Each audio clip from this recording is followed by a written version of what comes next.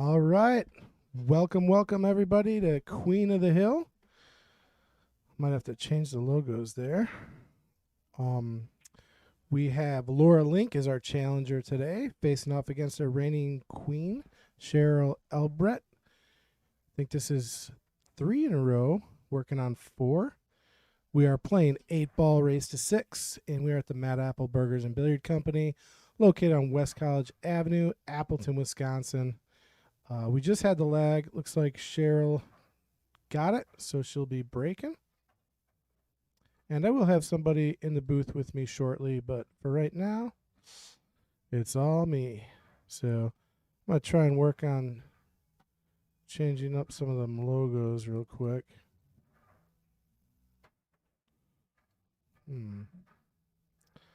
Got to figure that out.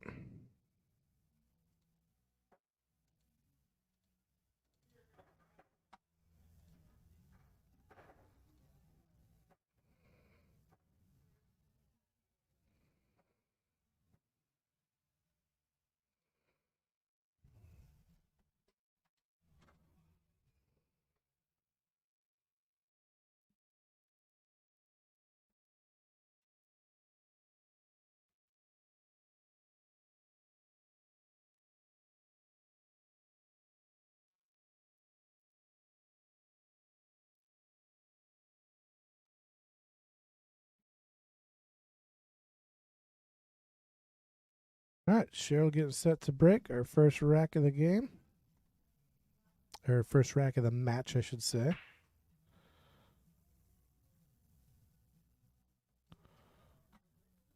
Looks like a dry break. Did not see anything drop. Gonna bring our challenger, Laura, to the table.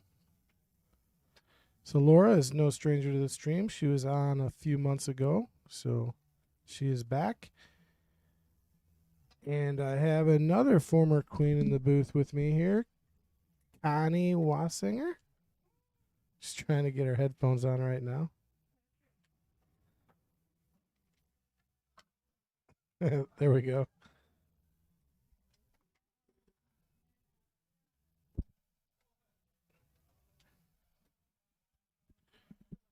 Big head. Good morning, peeps. There she is. Welcome to the Mad Apple. Gotta figure out the headphones. So it looks like Laura's on stripes right now. 13 ball looks like a nice breakout for her to bump that 12 ball down the rail. Got L. Jordan going for Laura. David Dale here at the Mad Apple says he's sweating for Laura. Surprised she picked 8 ball. I thought maybe we'd see some rotation today. Although, well, she was practicing 9-ball before we went live here, and I think I heard her say she just wasn't feeling the rotation today. Huh. So you were probably correct. I think she was going to pick 9-ball, but kind of a last-minute decision, I'm thinking. She's doing pretty good right now, but she did get a little stuck here on stripes. This is a possible scratch shot. well, let's see. Let's see what Cheryl's got to work with here now. Got Jackie McGinnis. Jackie Good morning. McInnes. Good morning, sunshine. I don't know if you know how to work the computer over here, but Right on. we might be at. Oh, that's King. I'd have to switch that. All right, give me 1 second, folks. I gotta do a little technical stuff or whatever it's called.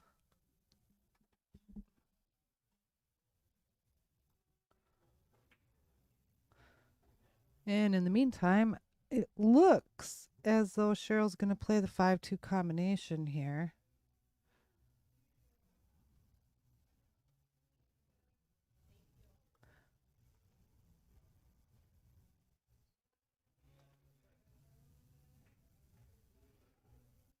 Yeah.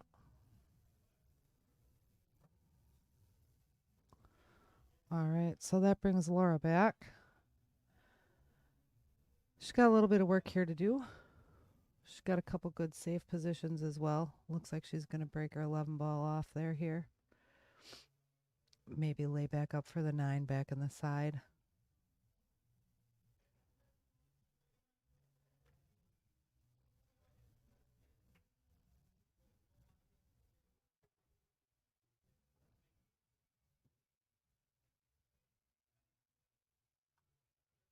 Hope all you dads are having a great day. Happy Father's Day. For those of you tuning in, thanks for joining us.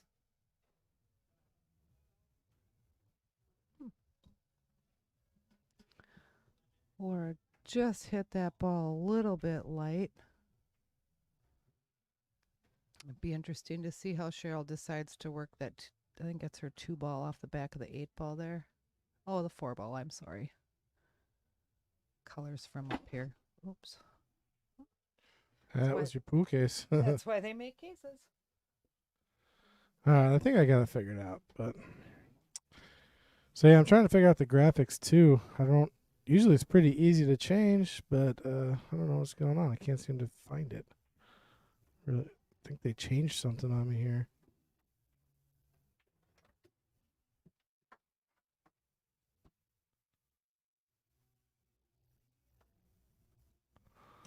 Did Chris G hide it on you?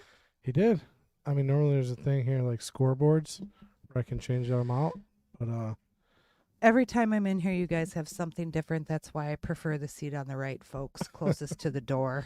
I'm telling you, it does. It changes. Well, hopefully it's changing for the better. I mean, things get better and better, I think, which is a good thing. But it's hard to keep up with the how do you change stuff. So we're just going to have to live with the scoreboard. Hopefully I can get it fixed for the Jesters. You'll be all right. So where are we at? We got Laura at the table on Yeah. stripe still. Yeah. Oh, why does the scoreboard? That's odd. You're at 4-3 already? No, Game 1. I might have to. The scoreboard was reading 0. Do you want me to run out there and look? Yeah, if you could go see if it should be reading 0-0.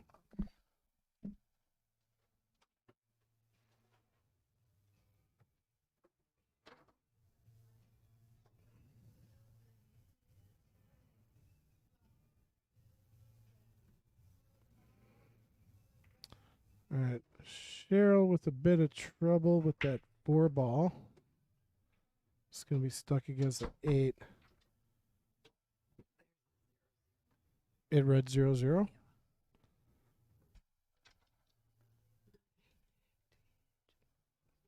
Oh, man.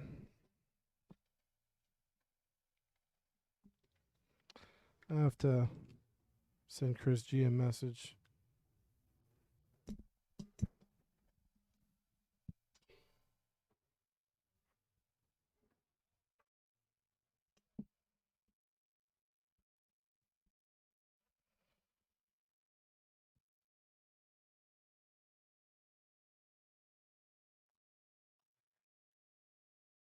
All right, folks, I'm back in the chair.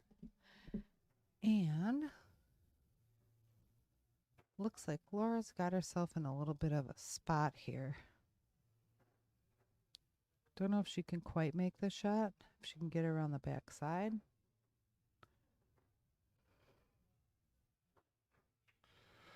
Oh, M News Subkiss, what's up? I haven't seen you in the chat booth for a while. How you doing out there in New York? Sup, kiss. She was here every week with us for a while. I haven't I seen her know in a bit. she was. Hope all is well out there. Yeah, we playing 8-ball, race to 6. The score is wrong right now. I'm trying to get the scoreboard fixed. It is currently 0-0, and looks like Cheryl has ball in hand. She's gotta fix that 4 ball. That's the key ball here.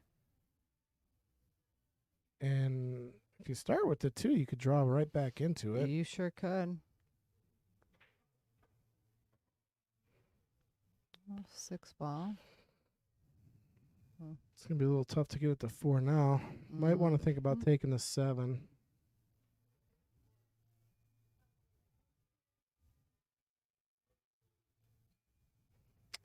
Oh, that's right. She took a trip to the Philippines. Awesome. How was the Philippines? Ooh, I bet you got a good tan. Oh, interesting. She's going to try to kick the 5 ball. Oh, safe. Right. Did you run into Efron Gotcha. Ooh. or Carlos? Ooh. I wish. I wish Oh, I could go spend some time in the Philippines and learn how to play on tables that are stuffed full of humidity and, you know, their playing conditions over there are so much more drastic than ours with their weather. I don't think everything is air conditioned. So Laura's going to take a pretty good kick shot at this here. oh, okay. She didn't go there. She just has friends there. Ooh, that's a good attempt. Gave it a good ride, but unfortunately did Cheryl's work and busted up that 4. Mm. So now I think if that 2 squeaks by the 3, or if it doesn't, the 3, either ball's good here. Yeah, 3 ball's gonna lead right to the 2 here, Mm-mm. or the 4. She's leaving that 2 ball for her last ball. Maybe not. Well, Subkiss, what's the name of the stream that you guys are doing? I'd like to check it out.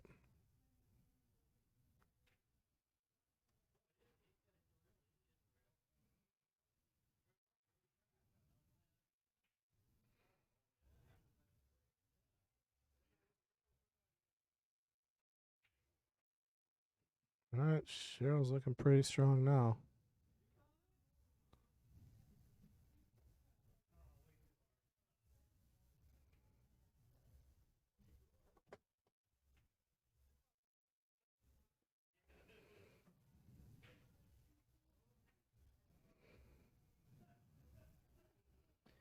So we have Cheryl Erbrecht up there shooting with the Jacoby. Her shaft is the Master Edge. She plays with the Kamui Clear Medium. She dislikes jump cues, likes a template rack. She's got a 7-foot valley table at home.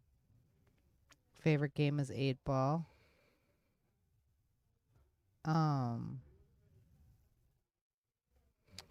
She says she was about 15 when she started playing. Well, she's on the 7 right now, and she should be able to come across nicely for the 1. Would probably like to get a little straight if she can, or at least a very limited angle. So, like I said, yes, Upkiss, the score is wrong. It's still 0-0 right now. I'm trying to get the scoreboard fixed. It's going to take a minute. But looks like you're having the same type of weather we are. Kind of like April weather here in June. It was 55 the other day. 50 degrees at the end of June, middle of June, which is odd. Normally a bit warmer.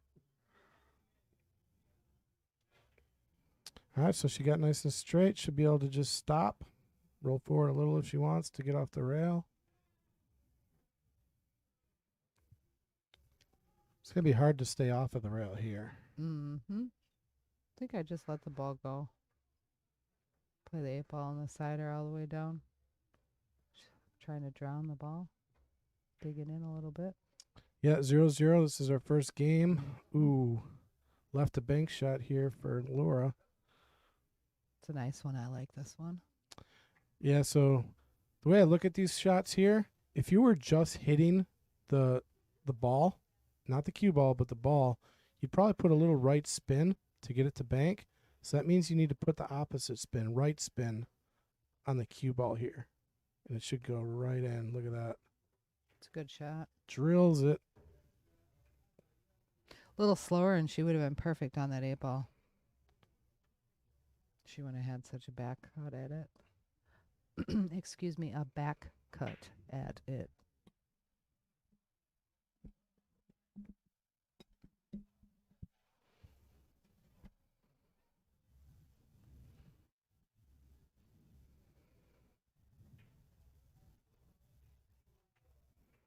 Good shot. Oh, wow. Really nice back cut there.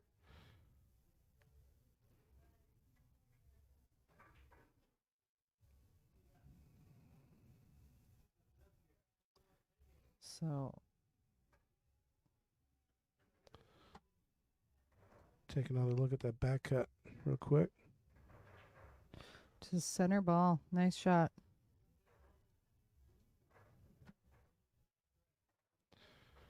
So Al says make your way down to Waukesha. 85, but really 73. I was just down there. I was out there in New Berlin Thursday and Friday. I was trying to get over to Romines, but never made my way over. Didn't get that far. I've been in Madison the last few weeks. Also, never got a chance to run into The Rock, is it? Maria Ioana's place, I believe. I was at the UW campus for a couple weeks there. Yeah, not too familiar with Madison. I don't make my way down there much.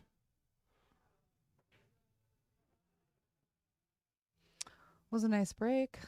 Unfortunately, nothing dropped. Oh, okay. I think solids look. My bad, Al. I just did my dyslexia thing when I saw it. I just read Waukesha, but it's Wasaki. Wasaki. I just looked at it and all the letters looked like, hey, that could be Waukesha. I like Wasaki. Okay, yeah, I haven't been up to Wasaki yet. Very familiar with Waukesha. I grew up down in that area. So it was automatically Waukesha to you, wasn't it? Yeah, I saw the. You saw the WAU and it was It's just Kasha. Yep. That's how my brain's programmed. It's all good. All right, so Cheryl's gonna shoot the 2-ball. It's the 4-ball. Yeah. It's purple. I am colorblind this morning, folks. Sorry. I'll try to say the numbers for you. So who took that first game, Laura? Yes. Okay, so it is 1-0 Laura. I'm trying to get a hold of Chris to fix our scoreboard here, if he can remote in, but I do not get a signal in here at all. How do I connect to the Wi-Fi? You think if I'm on the Wi-Fi... Mad Skills, I think, is the password to the guest if you do that one, I think. All one word, lowercase. And a good shot on... I think that was a 7. Yeah, so I'm connected to the Wi-Fi.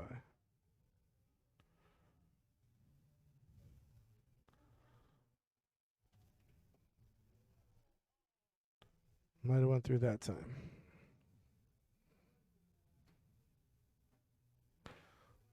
Wasaki. That's what I thought I said. Wasaki. Well, you assumed it was Waukesha. Well, yeah, I know. It's Wasaki. It's 10 miles north of Crivets. Okay. It is. I'm familiar with Crivets. They have an ice cream stop there. They got a nice little ice cream shop by my house. Like, it's not even a half a mile. I can walk there. Frogs in Sherwood. Really? Yeah. Nothing beats, though. Best in Wisconsin is Leduc's. If anybody knows about Leduc's, it's in Wales, which is just west of Waukesha. Nope. We got Leon's around here. That's in Oshkosh. Yeah, Leduc's custard. It's just, I mean, people come from all over, and the thing is, the lines are, they're usually pretty long, but it's worth it. I don't know if Cheryl's gonna try to walk the way. No, she is gonna shoot that 3-ball out and come behind the 13, I think, and play the 1 maybe in the side.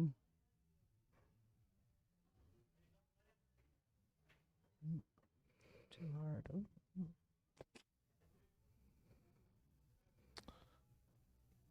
Yeah, the score right now, Anthony, is... Oh, you know what? I may be able to fix it right now. I'm going to go out to the booth real quick, and I'm going to see if I can fix it that way. Otherwise, it is... Yeah, it's working in here, so it should be working out there. But let me step out. I'm going to go try to fix it out there real quick. Let me take these off.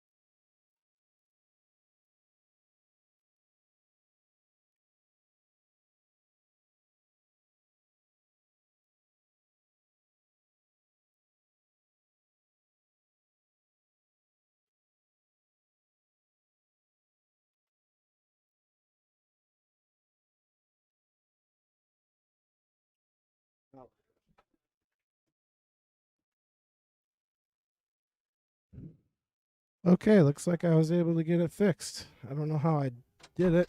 Don't know what I did, but it worked.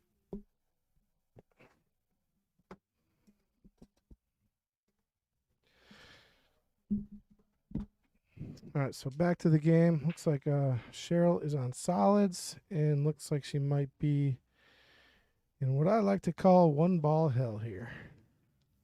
Oh, wow. She's almost able to get that to go through.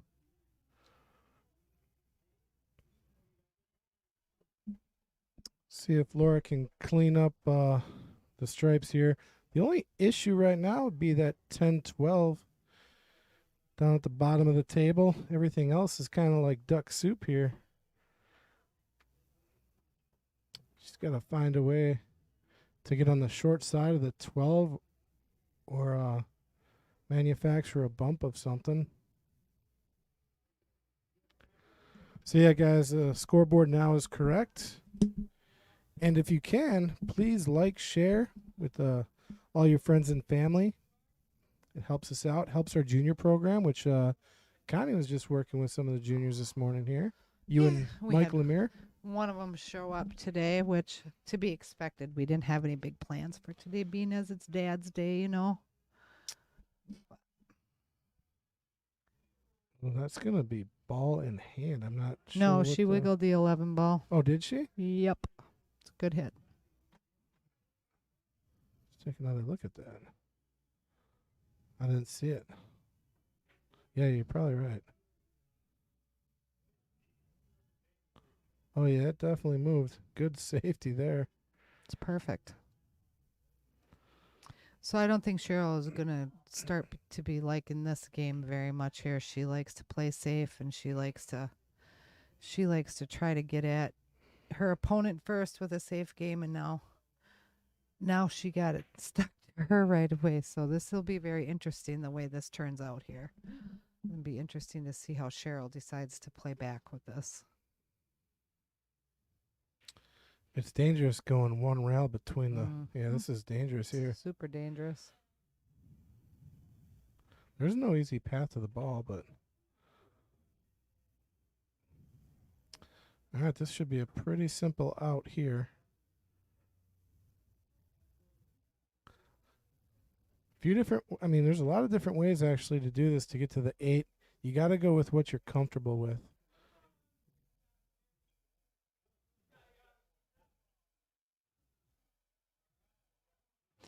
$12 ball, $10 Let's see. 12 ball, 10 ball. Dun, dun, dun. 11 ball. Dun, dun, dun. To the other side of the table. 13 ball, 9 ball, 14 ball. Or what is that up there? 14. Yeah, that's a 14. And honestly, that's the ball that I'm trying to get on as early as possible. It's a clear pattern. Yeah, I like taking this 11 and playing the 14 next. Well, I think she's looking at the way the 9 and 13 are so they're on the same line. Yeah, the reason I say the 14 is because if you miss that ball, you still got some balls left on the table, which makes it possibly tougher for your opponent. If you shoot that 14 last and miss, I think safety right now too is good. Tighten up her 5 ball. Start surrounding her. Start pushing her. You know what I mean? Start pushing her 5 ball around.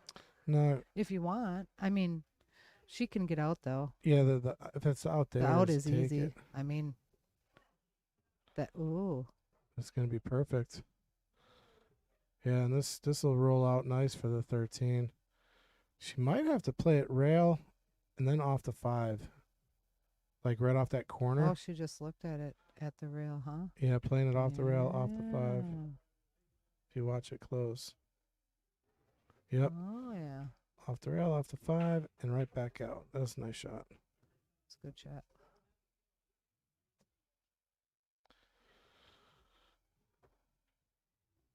Right, again, a few different ways to do this. See what she likes. She's going to play nice and easy. Yep. Nothing fancy. Kind of on the 50-yard line. This is not an easy shot. No.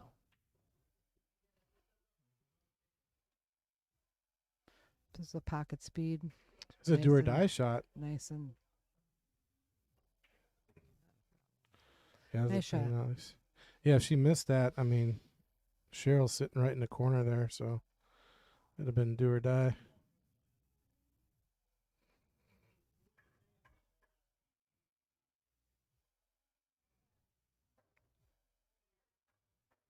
I don't think Cheryl jumps. I don't know who made the comment about jumping out there, but I'm not sure that Cheryl is a jumper. She has a distaste or dislike for jump cues, so she'd be more of a kicker, I think, than that. Even with the position she was given there, had she had a chance to be able to get the ball up and out, I It, don't think she would have tried to jump out of that. it should tell us on. I don't know if that question's still on there. We ask them if they prefer jumping or No, if they. yeah, she doesn't. I was Yeah. looking at that. On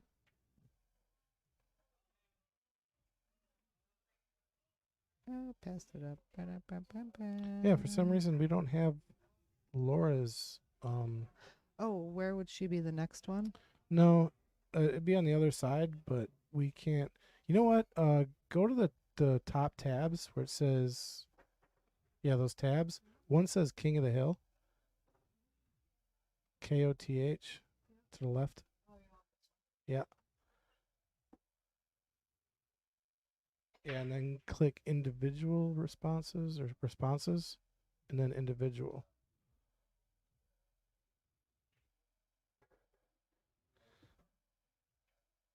Yeah, now there's arrows up there, and she might be on this one for some reason.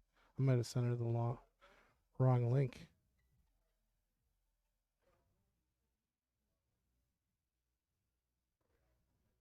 Nope, she is not on that one. Okay, so something must have happened. I know I sent it to her. She filled it out. So So she's probably on this one. So let's go back. So I read you Cheryl stuff. Bum. She's never trained with anybody. oh no, you put one of those jingles in my head. What Uh, is? That's a Shoot, commercial. sorry. Do you want me to give you some? Yeah, it is. Do you want me to give you something else? You wouldn't.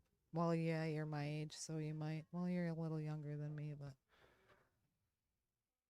I'm trying to think of what that's I from right know. now. I was like, Oh, oh, dang it, can I Bonnie. tell you? Should I tell you? No, because I want to see if my brain Oh, still holy works. cow! You'll get it. See if the folks at home, what was Bonnie just humming? Or I'm sorry, Connie. I just said Bonnie's my mother-in-law.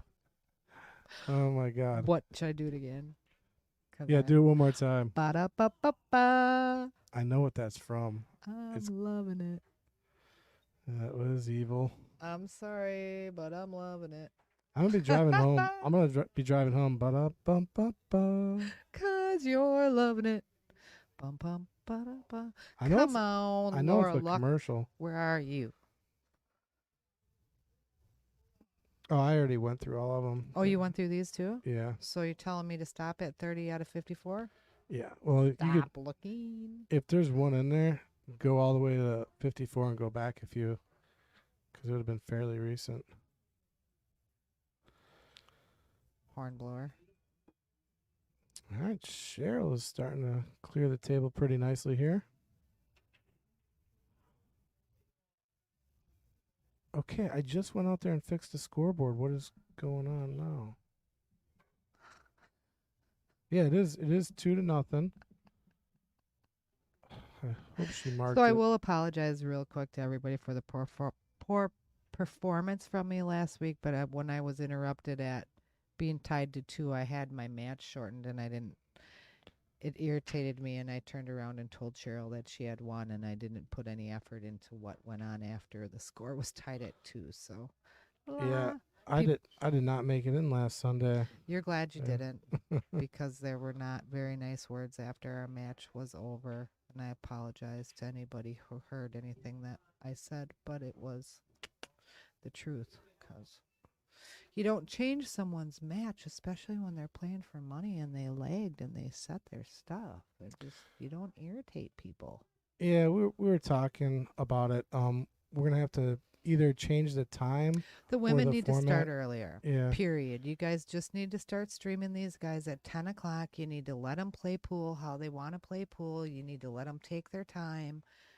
You just need to let it play out, because if it's it Yeah, I just mean, it they just they people should deserve to be able to relax when they're down there and focus on their game oh, and what they're definitely here to do, agree. and not have to worry about time restraint and anything else like that, Yeah, because because there's we other do got matches that happen. we got the So jesters that start at it a it certain time, it and just simply yeah. really needs to start earlier. The only problem with starting them earlier is that some of these girls do travel a ways, and Understood. and we thought about it. And we're like, so like let's say they live 4 hours away. If we start Oh, at I get 10, it. they'd have to get up at like 4 in the morning. Nope, I get it. Yeah. I So totally get it. And like my opponent last week was mm, Cheryl Erbrecht. She lives in Weston. She's an hour from yeah. us. You know, she traveled an hour to be here too. So just it was yeah. We need to we need to fix that. All right. So we We got just Laura back to the table on. Wow, that's a nice break. nice back cut. Two is still in trouble. She's got some work to do on the table. I think she was hoping that that two ball was going to float out of there just a little bit more. Didn't quite. I mean, the two does bank given the right angle, but it's still this table's tough. I think stripes right now are still kind of in control of this table. I mean, let's see if she can make another great back cut here and develop something. Hopefully, she can run into this three ball because that's in trouble as well. Ah, just missed a three. She would have made that. I bet you she runs into it. Mhm. Still not a bad leave. Some work to do.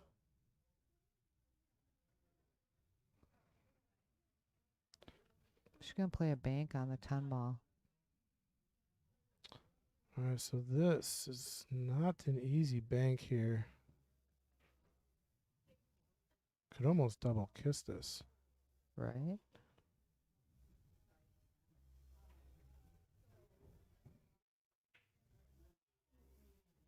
Goes wide. Yeah, so Tighten that up a little bit. yeah, and the way to tighten that, because you would need left, or I'm sorry, right spin on the ball, Mm-hmm. means you need to put the opposite spin on the cue ball, and then also hitting it faster. Correct. We'll tighten it up, but Speed. yeah, speed will tighten it up. Not a whole lot, but it No, will give you a little bit. but more than just Yeah. your normal stroke. Ooh, there's a You good got to shot. give those a great shot. If she was able to hit the two ball, it helped out. Yeah, still, solids are still in trouble here.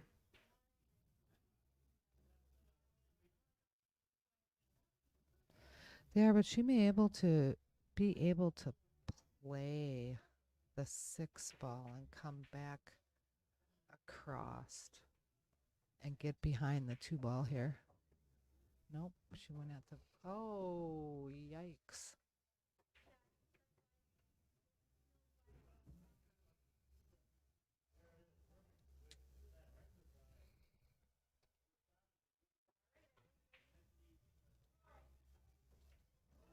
So now she's in a little bit of a stick. I guess she's going to play safe here.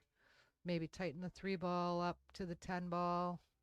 Maybe just block her so she can't get in it anyway to kick at this. I don't think she'd attempt to jump Cheryl. So if Laura were to put her in that, it's probably the best position to stick her in, I guess. Tap her 3 ball.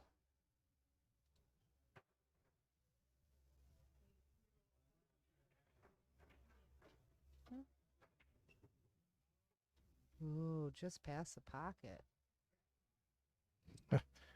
I fixed the scoreboard finally. Thank you, Patrick. Well, I mean, I fixed the graphic anyway. Oh, I figured that out. I still got to figure out why it's not two. I think hopefully it was just that Laura forgot to mark it. If she did mark it, we might have to keep score from the booth.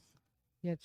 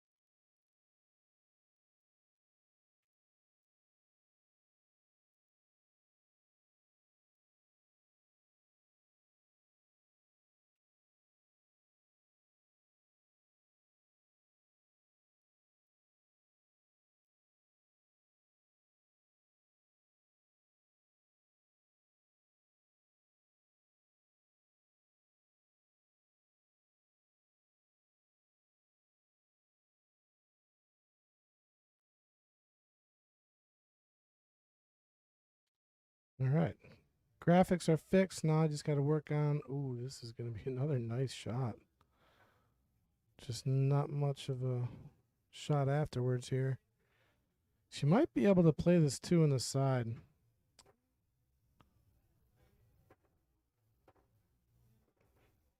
It's close. See what she can manufacture here.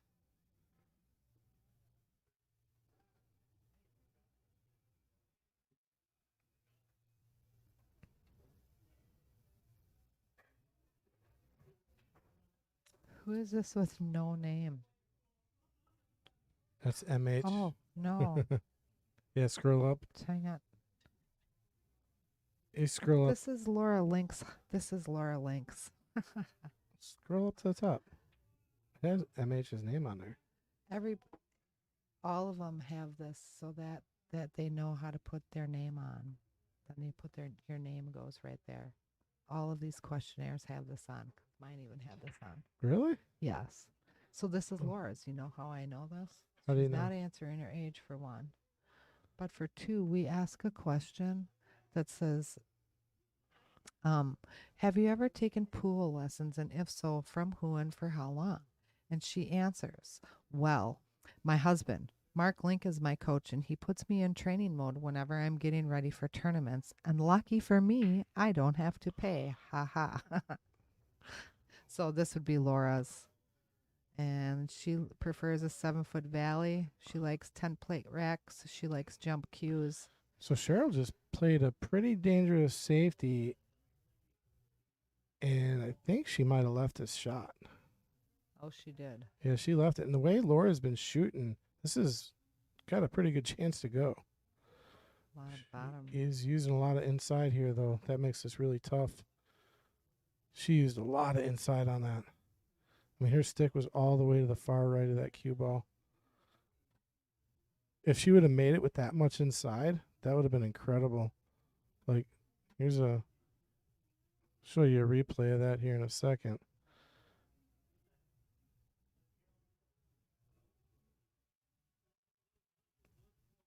Got to roll forward here to get to the 11. She got there. Got a little bit of a cut here. So yeah, look at how much inside she's putting on that. Ooh, I see it. You see it? That's a lot. That makes that shot extremely difficult. She would maybe went to the top of the cue ball. All right. Needs to give it a nice ride here past the 8. It's automatic shape. I mean, there's nowhere on the table she can really get where she won't have a shot unless a miracle happens and it gets stuck behind the 2 somehow. I mean,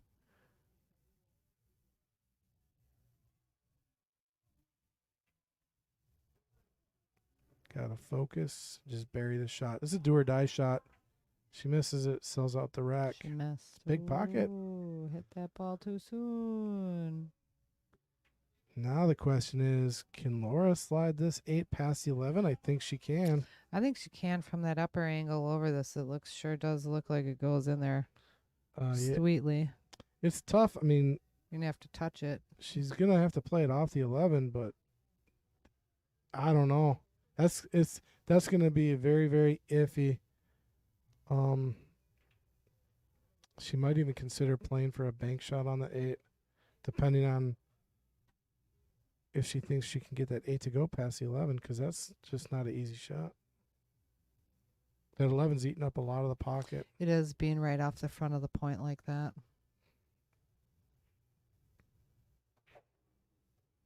Oh, she tried to go at the 8. Yeah, she did. That would have been incredible. That would have been a wow shot. Wow, this is a wow shot, leaving herself that long. Well, her plan was not, I mean, to hit the 8. Right, know? I understand, but still, holy long. Oh. Yeah. Where's that 8 going to go? Right in front of the pocket for Cheryl. A little bit of distance here.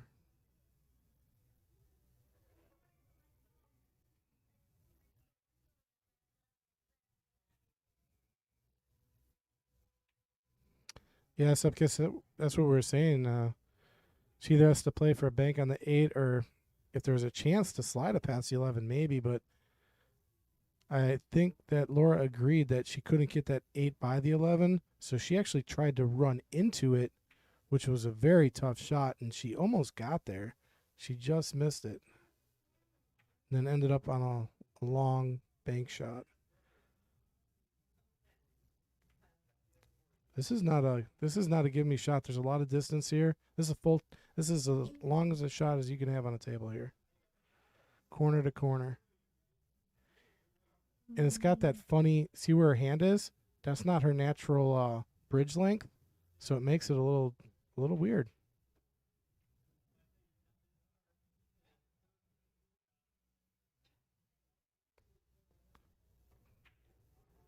Oh, did she hit that good? That's it's a really frustrating shot when you come to the table because you can't get your bridge hand right. Yep. I mean, this is a great shot. I don't think anybody's making 10 out of 10 on that shot. Unless you're maybe an 800 Fargo. One of the Styers would. Yeah, possibly. I know I'm not making 10 out of 10. Not with that.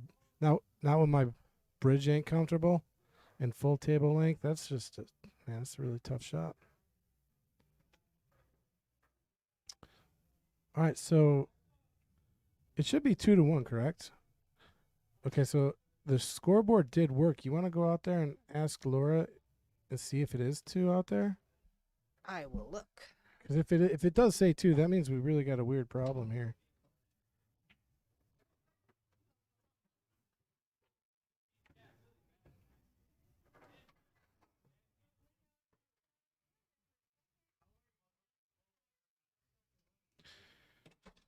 All right, Cheryl getting set to break.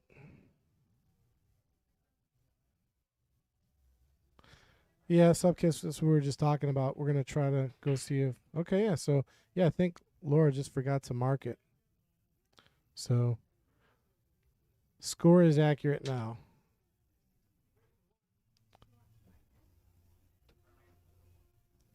Appreciate it, Subkiss. Really do. Nice break by Cheryl, but I think it was dry.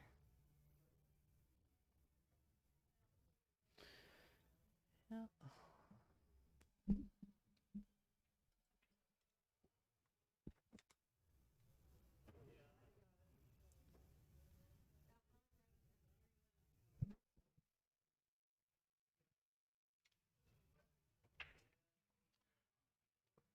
So did Laura say she forgot to mark it? No, it was right out there. It said 2-1 on the outside. Well, it says 2-1 now. Yours? Well, it was 2-1 by the time I got out there. The outside one. On the table. Gotcha. So as you were walking out there, Laura must have hit the button. Yeah. Okay. She must have beat me to it. So we had you walk out there for no reason. We're dropping everything in the booth today. I've dropped Connie's pool stick about 3 times. No, she's dropped it once. Let's be clear. The case. The case. Yeah. My case. I think this pool, the streaming booth was designed for one person with 8 arms and 2 heads. That's about all the more space that there is. I'm not a very big person, and like I'm tiny and I feel like a sardine in a can. Yeah, how do you think I feel? I can't I'm even like, imagine. I'm like 3 of you. I oh, good Lord. All right, let's see what Cheryl's going to do. Ooh, open table 2. Stripes were looking good minus that 10 ball. They were. Solid's got some trouble because of that 2 ball. There's no real good way at it either. Maybe this 5, if she plays this 5 right, she can come out to it, I think. Oh, no, the 4 ball's right. I thought that was the 8 ball. Okay. See these stinking colors, I'm telling Yeah. ya. I was like, yeah, okay. That makes sense. And now the 2 is nice and open, so. It is, but I think she's going to play, what, the 5 ball? She's got the 2 ball. 5 is work as well, but it's going to be tough to get to another shot. That 7 ball is, yeah, still That's a sitting tough funny. shot.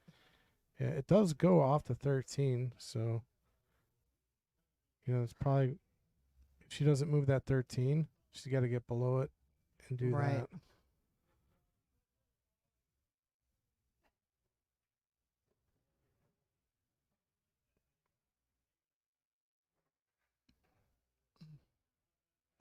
Two ball coming in off 13 now. Making way for the 7 ball down in the corner. Follow that up to play that 6 ball, and she'll have a clear shot at her 8 ball back down in the other corner there. I think. Could be wrong, but I think. So what is your shot here? I think she's going to run the 2 ball up to the 13 and bump it in the side. Clear the path for the 7 so she can walk the 7 ball down this way. She'll have the 6 ball, and then the 8 ball she'll have nice. She's really good. If she's going to do that, she's got to hit that 13 pretty full with the 2. Because if this might go if she skins it. We'll see. This is kind of hard to tell here. It's hard to tell from our view, but that's what I think the shot is. Oh, and she just missed it. Dang, that was a nice try. Just missed that. Yeah, the thing is, I think she had to hit that 13 full, or she actually was trying to thin it so thin she missed it. I'll agree, yeah. And I'll agree with what you said about playing that ball a little full. She had to play that ball full so that, like I said, so she would have been able to walk that 7 this way. See if Cheryl can clean this up here. She shouldn't have too many troubles. Yeah, I call this duck soup here. I mean, everything's in the wide open. There's not one trouble ball on the table as of right now. So the only way that she doesn't get out is if she gets herself into trouble here. He's got to control the cue ball. Every shot you take, it's got to be deliberate. Where am I going to? Always.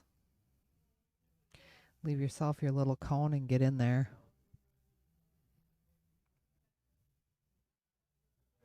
That's what I like to do with my white ball. You playing in the Sunday Fun Day today? Thinking about it. I'm curious to see how many people show up because it is Father's Day. I know, me too. That's why I was kind of thinking about it. I'm like, maybe if not too many people show up today, maybe I'll stay. I haven't played and stayed for a while. I've had a house guest.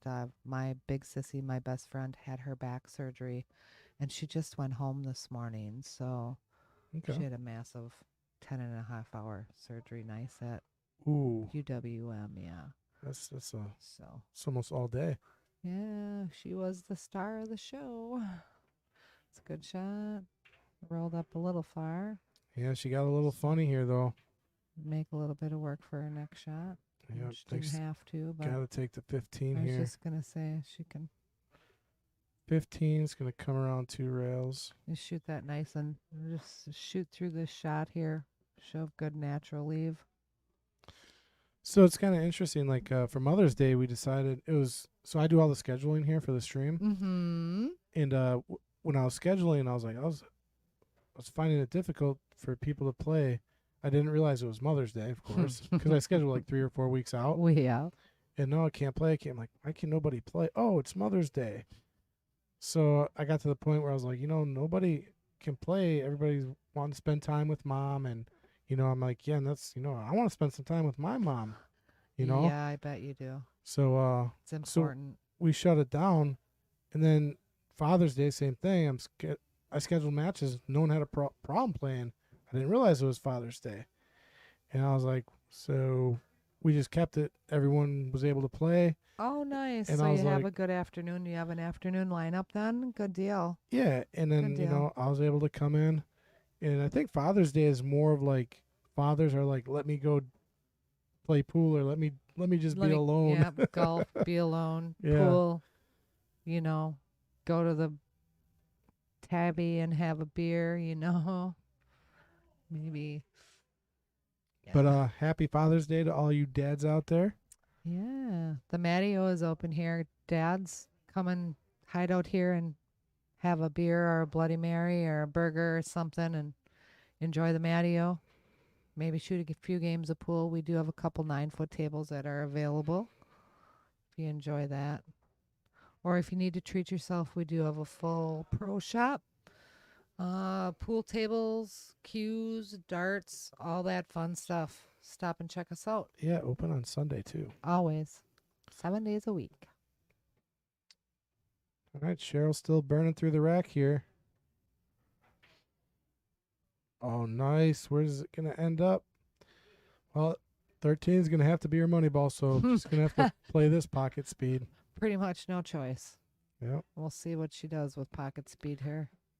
She's had some not so easy shots on this rack. I mean, she's kind of taken like what I call the hard route out. Right.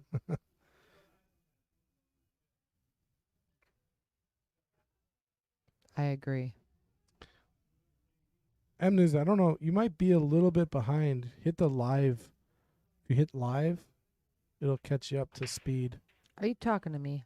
No, M Okay, News. good, because I don't got nothing to tap over here anymore. I put the mouse away. Well, hopefully, we don't need it anymore, other than transitioning. I was kind of losing my mind. Like, oh my god, the scoreboard's not working. The graphics are wrong. I'm like, I'm all over the place. I just backed the chair up to the corner, folks. Here you go. All right, let's see. How's she going to do this? I like just drawing this a little bit, stunning it over. Do ya? Yep. Listen, relatively good spot for the You eight could ball, so it doesn't really matter where, You could this play is- natural off the bottom I rail. was just going to say, natural mid-table, your should be gold. Yep, that's the shot I was talking about. Just draw it right over. You could have just played middle ball all the way to the Mm-hmm. bottom rail and back up. That's the speed. If you don't get the speed right, you could get in trouble, leave yourself on the rail. If you hit it too hard, you could fly past the 8. Still a good shot with the eight ball, and where the eight ball is sitting, just about any angle on the table, you should be able to put it in the hole. Nice looking out there by Cheryl to tie it up 2 apiece. Current queen not going to go down without a fight, that's for sure. Racing to 6.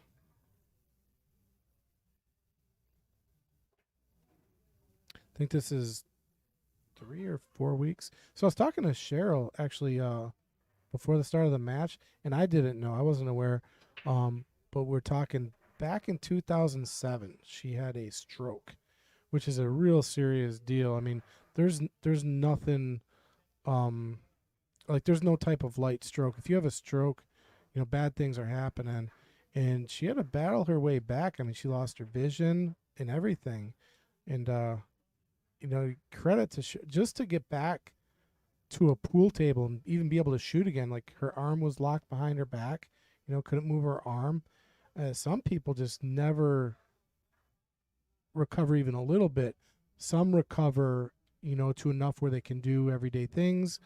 But the recovery that Cheryl has made is really, 1 out of a million type of deal, I think. And I'm not a medical expert, but if you have a stroke, it's hard to come back and get to a level of doing stuff that you were prior to. Absolutely. So. It's just a testament to her strong-willed Love of the person game. that she is and what she likes to do. And well, now she has a table at home too, so she gets to play all day long, if you know what I mean. And I think it helps her too, because doing something that you love and knowing that it's keeping you going and it gets you going and gets you fired up. And I have MS, and not to be comparing or anything, but now I also have terrible arthritis in my right hip and need a new one of those.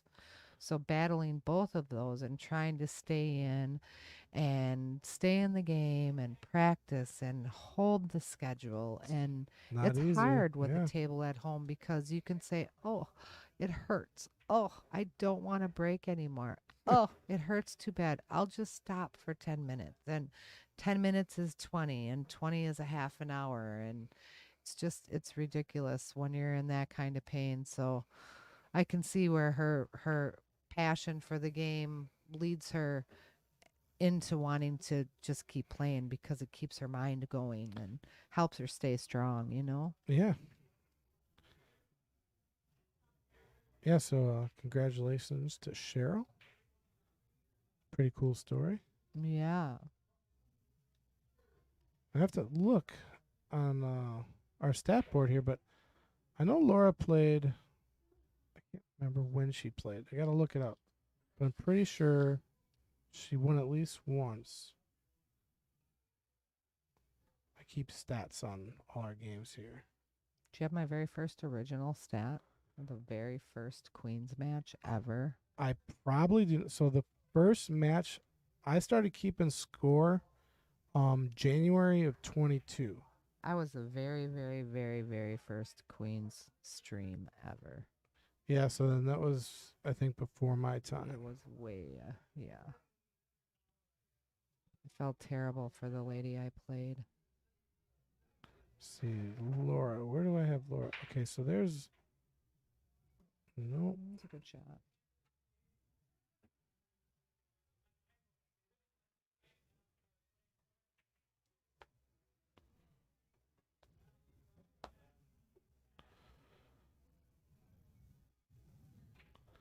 Okay, maybe I was wrong. So it has been longer than I thought. She played back in Let's see. February of 22. Yeah, I was gonna say I feel like it's been a while since she's. I could have swore she recently played. Yeah, I just felt like it's been a while. No. I'll take one more scroll through it.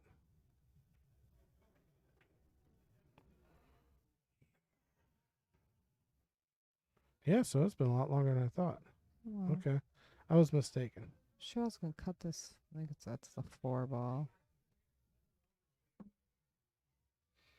I was playing it safe. She's playing safe. All right. Yep, Yeah. controlling both the Got 4 in and the there. Q there.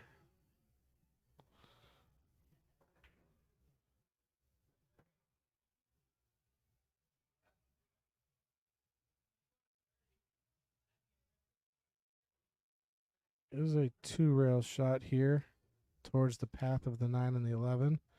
Going through traffic, so it's not easy. Yeah, it's going to go that 2 rails. She's likely to hit a ball here, going to 2 rails at least. If she calls a ball. Okay. Oh, look at that. Boink. Boink. Well, she got a hit, and her stripes are controlling the table right now. Solids don't really have a way out unless you can manufacture something really good here. Because that 6 is kind of locked. No real good way to get to it.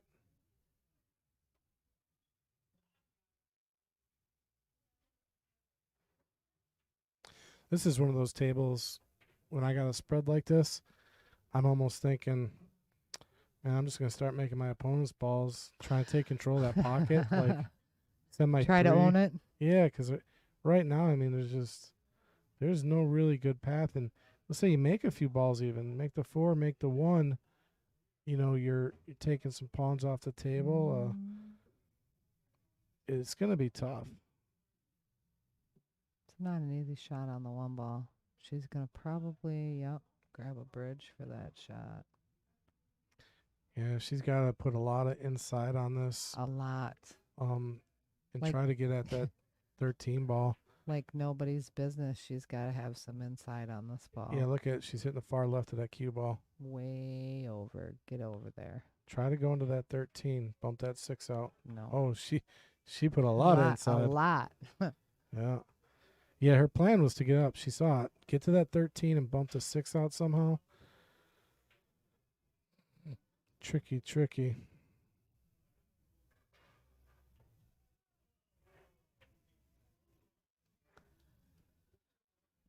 Don't you hit this ball in here like this? Nope. Like the 13's in the way. I wish we had a little pointer where I could like be pointing on the table. Well, she can hit the 6 and develop it, like get it out of there, which is Mhm. probably her best bet. And while doing that, try to make that 9 ball and punch everything else out. Just rearrange the furniture for Exactly. stripes. Rearrange that real estate. I would try to be punching off of here and let my white ball float up into this area here. Who cares? So she's She's playing safe here, and I don't think she's gonna get there. no.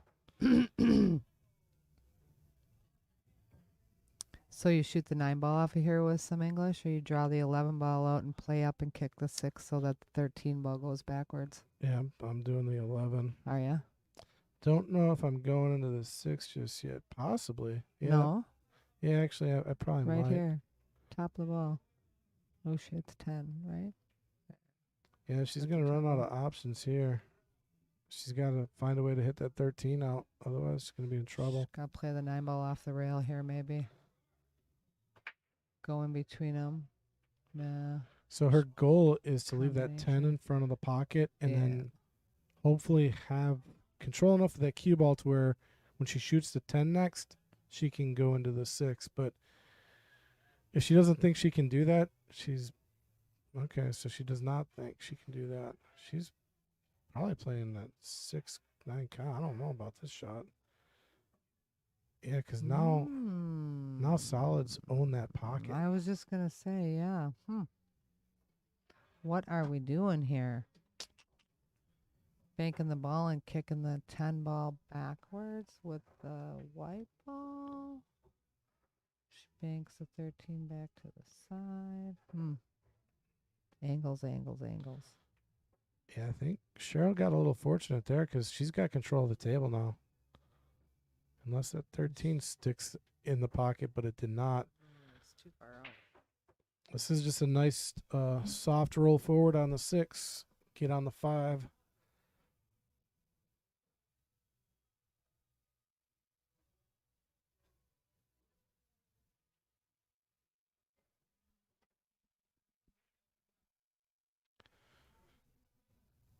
Did you guys all catch our King of the Hill match on Friday? That was quite the match we had last Friday. Went hill. I fell asleep at very early on. It was like 4 something. We the went score was. we went to 12:15 a.m. It did go that late. It did. And you say we take too long shooting a 10 ball match down. Well, they were playing. They played 29 games. I understand. Yeah, they played 29 games. And Understood. yeah, that's a lot.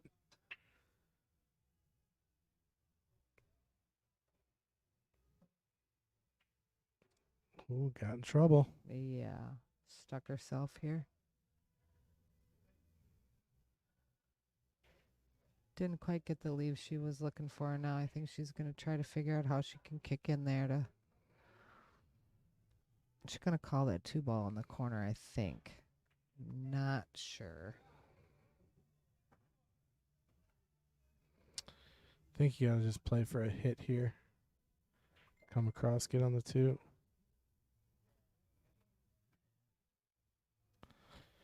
Yeah, John Giles, he'll be back next week. We got an opponent ready for him.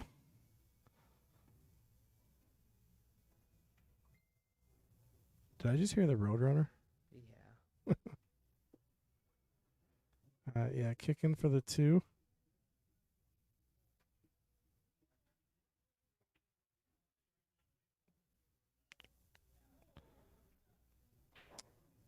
I gonna leave Laura a shot here. Not an easy one, but if she hits it right, she should have a shot on the 13 next. Oh, this is a fun shot. This is a tough Top of the shot. cue ball. Follow that ball. Pocket speed. Bring the white ball to the 50-yard line on the table or past, and you're awesome. Yeah, just gotta play this pocket speed. Just in case you run into the 8, it doesn't go too far away. Yeah, there you go. That was good speed. And almost works as a two-way because it doesn't sell anything out here. So I think you're going to probably see Cheryl play safe here.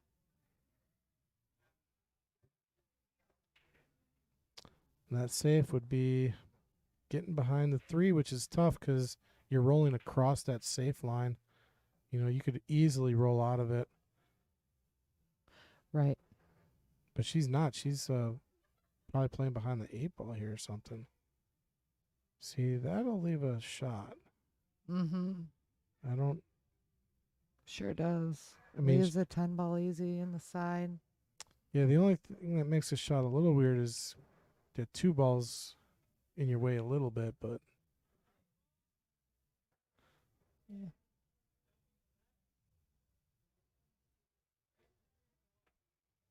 It's a good shot. really nice shot there. Just got to make a nice one here to get to the 8. You play this soft. You could play it in the side. If you go too far, you can play it in the corner. You really just got to just make let this the ball. 13, yeah, let the white ball do what it's going to do. You're going to be in shape either way. You're going to have Yeah, a she got line. kind of on the 50-yard line here, though. She would have just rolled that slow. She'd have been really good. 50-yard line. Yeah, she's cutting us in the side. And nice shot that was. Holy Moses, great shot. Nicely done.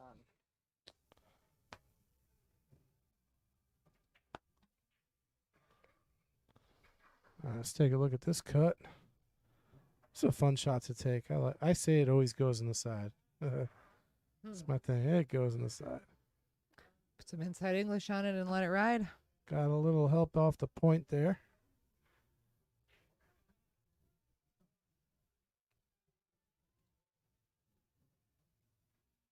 All right, so I haven't been keeping score, so I'm just gonna let the scoreboard do the talking. It's either 3-2 or 4-2. Ladies out there are responsible for the score. I know M News Supkiss is out there keeping score for us. She'll let us know if the score is right. Thanks, Subkiss. I'm pretty. It is 3-2, right, or is it 4-2? I think it's. I don't know. That's an interesting break. A little bit of trouble on both sides of the ball there. Ooh, that was a bad transition. It froze on me. Let's say what happened.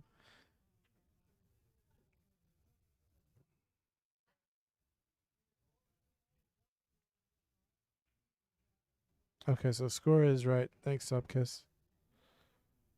All right. So she decides to take solids. Looks like that 7 ball is going to provide a little bit of a challenge. It does have 1 pocket, but she rattles the 3. Ooh. And stripes look good minus the 10 and the 14 just because the 3's blocking 1 pocket. But, man, if that 10 goes in that left corner, things are going to be looking really good. Mm-hmm. She might want to consider giving it a bump right now. She could do it. Roll forward with a little bit of left and... Oh, never mind. She's not got the angle I thought she had. Rolling down for the 9.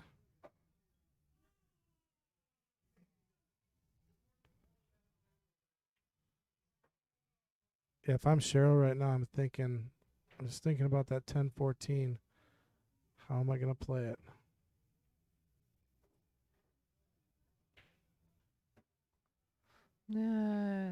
Don't think that's where she wanted that to be. I think she was trying to either push that ball out or get around it so she could have the 11 in this other corner here. Yes, pros do rattle balls in the pocket. We all do. I was watching a match with Shane Van Boening. Can't remember who he was playing. A great player, and was about to beat Shane. They were hill. He was 2 balls away. He ran the whole rack, got down to the final 2 balls, and he rattles the 8 ball. Rattles the 8 and leaves a 2 ball out for Shane. It's just crazy. Yeah, I mean, he had the match. and God, he was just devastated. I think it was for the 10-ball world, 10-ball world pool championship, Hmm. I believe. So what do you think? She's gonna roll up this 15 into the side, roll up for the 11, and go to back down for that 10, 14, and you think she's gonna come back on the, try to get back towards the 10? Man, No, it, 11.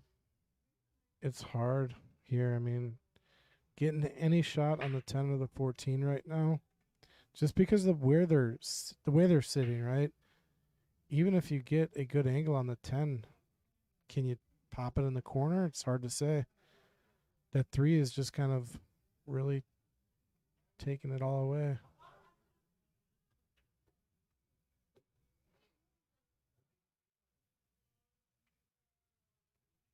Yeah, like if she doesn't find a way to bump the 10 or the 14 here, it's going to be tough. I mean, she could play the 10 in the side if she gets short side on it, all the way above it. That's a shot. I'd try to get all the way to the top rail here. That's just such a hard thing to do, though.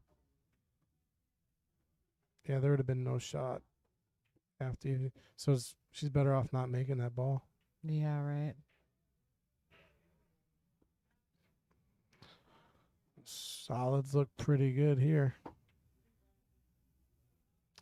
Oh, it's starting to fill up here a little bit at the apple. Yeah. I gotta order some lunch if I'm gonna stay and play this practice session. Get a free meal in the house, sitting in the Oh, booth, that's right. I forgot. do some commentating. Kendall gonna buy you a meal. Woo-hoo. I might have to have a twisted turkey sandwich. Oh, that's It's my favorite. is that the turkey club? It's got bacon and apples on it. It's really good. Yeah. Got bacon and apples, and I love it. Yeah, when you talk on the side of the mic, we Sorry. can't hear you. Y'all got me thinking about that sandwich now. Yeah, now you got me hungry. Terrible Sunday morning. You throw me in here with no food on an empty belly.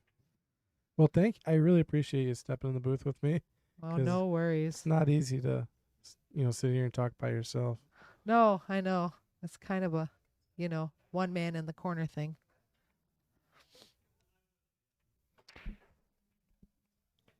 All right, so this is a little tricky here.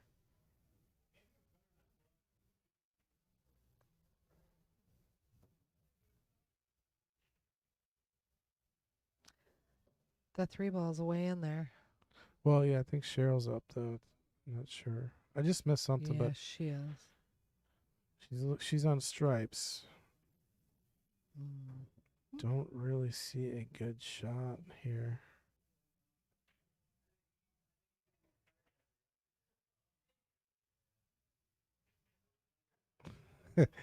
Mnu says, I talk to myself online all the time.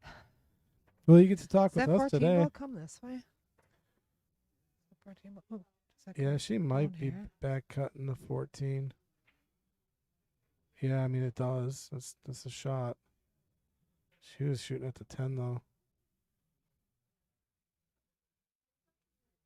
Yeah, I think the 14 in the bottom right corner was really the shot. I think so too. She might consider playing a. Okay, this 3 ball's deep in the pocket. You It's gotta be way careful. in there. Gotta be. That's. Yeah, so I still did it far in there. last week. Yeah, I did it last week. That's way in there. yeah. That's why I was saying she might consider playing the 7-3 combo, because when it's that far deep, even if you make it, unless you really know what you're doing, Mm. it's tough to get shape on the 7 there. That ball, they say to always draw that ball out of the pocket regardless. Once it passes that first portion of the top of the point of the pocket there, Yeah, that thing is hanging. draw, draw, draw, draw, draw. I don't know that I would have liked drawing that ball out of there. Yeah, look at that. Look at that I ball. see it It almost looks like it's about like to fall in. over the shelf, it looks like. All right, ball in hand here for Cheryl. Oh, Should be able to get out. Yeah, I like starting with the 14 I did because too, but it's blocked by the 3 and the 7. Alright. So you start with it, make your way to the 11. I'm not playing it in the side though. I'm using a corner pocket down here, I think. No, you just roll forward here, Sure. straight to the 11. Yeah, and then now it's just automatic shape to the 10 here. That's perfect. It's just center ball. Yeah, I suppose. You want to keep a little angle though, so you really like that cue ball kind of like almost just to where the right of the 11 is. Yeah, that's what I was thinking. You know, like for a the diamond angle. over. Oh, sure. You know, but this ball's it's gonna go to the bottom of the table though if she follows it too much.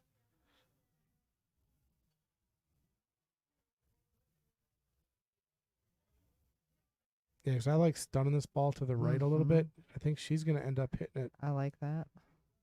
Yeah, see, she went to the bottom rail and up. So now, see, she's going to be straight. She's got some angle to work with, but that's... Not very much. Yeah, not the angle you want. If you got the stroke, you can draw this cue ball up table all the way to the top and play the 8 in the side. That's a very controlled shot.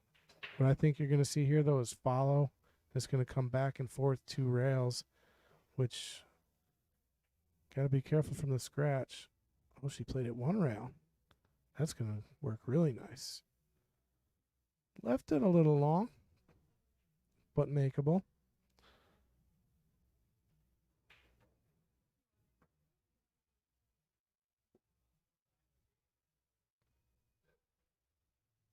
Yeah, Subkiss, I agree with you. I mean, when a ball's that deep in the pocket, I've seen pros miss it. Just trying to hit it, thin it, you know, just to play that shape on their next ball. But that's why it's his best just to, like Connie was saying, just hit it full and draw. As hard as you can. Yeah. A little bit of a tester here for Cheryl to tie it up. This is a good shot. She's got the 3 ball all day long, stopping her if she should happen to, you know, not quite give it enough. But I like to shoot just a hair inside on this shot. This is one of my favorite shots.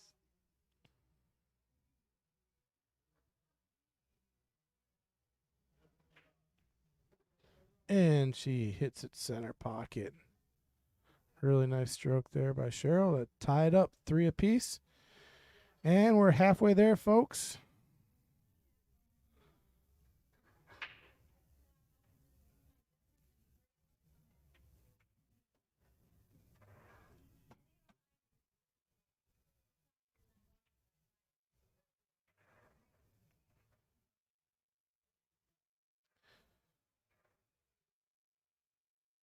Yep, people starting to trickle in.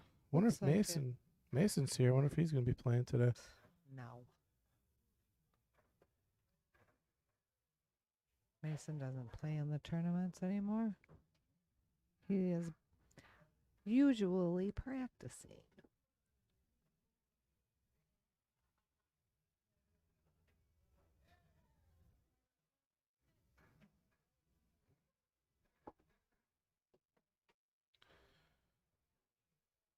That one ball really... These racks get a little tricky sometimes. FYI, if people would start flipping their racks over and use the racks the way the racks are meant to be made on these diamond tables, they get a lot tighter and better racks, a lot quicker and faster. Just saying. You know it's the wrong way for the rack, right? You know the rack's supposed to be flipped over. Were you here when Diamond explained why? No, it was not. Okay, so this is a theory and logic that Diamond has behind this and why they design the racks the way they design the racks. I know the diamond's got to be at the top. I know that helps. Right. The diamond has to be at the top, but then you flip the rack over so that the grooves are on the top side.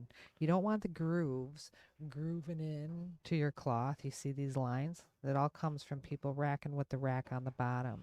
When you flip the rack over and the rack is smooth, it doesn't create that terrible of friction that causes your felt to pick up and make these lines and everything else in it. So Diamond actually designed their racks to be flipped over, people, with the groove side up. And if you look, there's actual lines in the bottom of it where your fingers and everything fit to set your hands so you get a perfect rack every time. Well, Try it. You might like it. Diamond should have designed it with the diamond on the right, on the top side then. I think that's just a bad design. By design flaw with that, But it makes sense. Do you want those groovies running over your surface of your pool table, Well, or then do they you should. want the smoothie running over the surface? You know what I mean? That's what I'm saying. They should redesign the rack then, because just take those grooves out, or at least put the diamond in the right spot.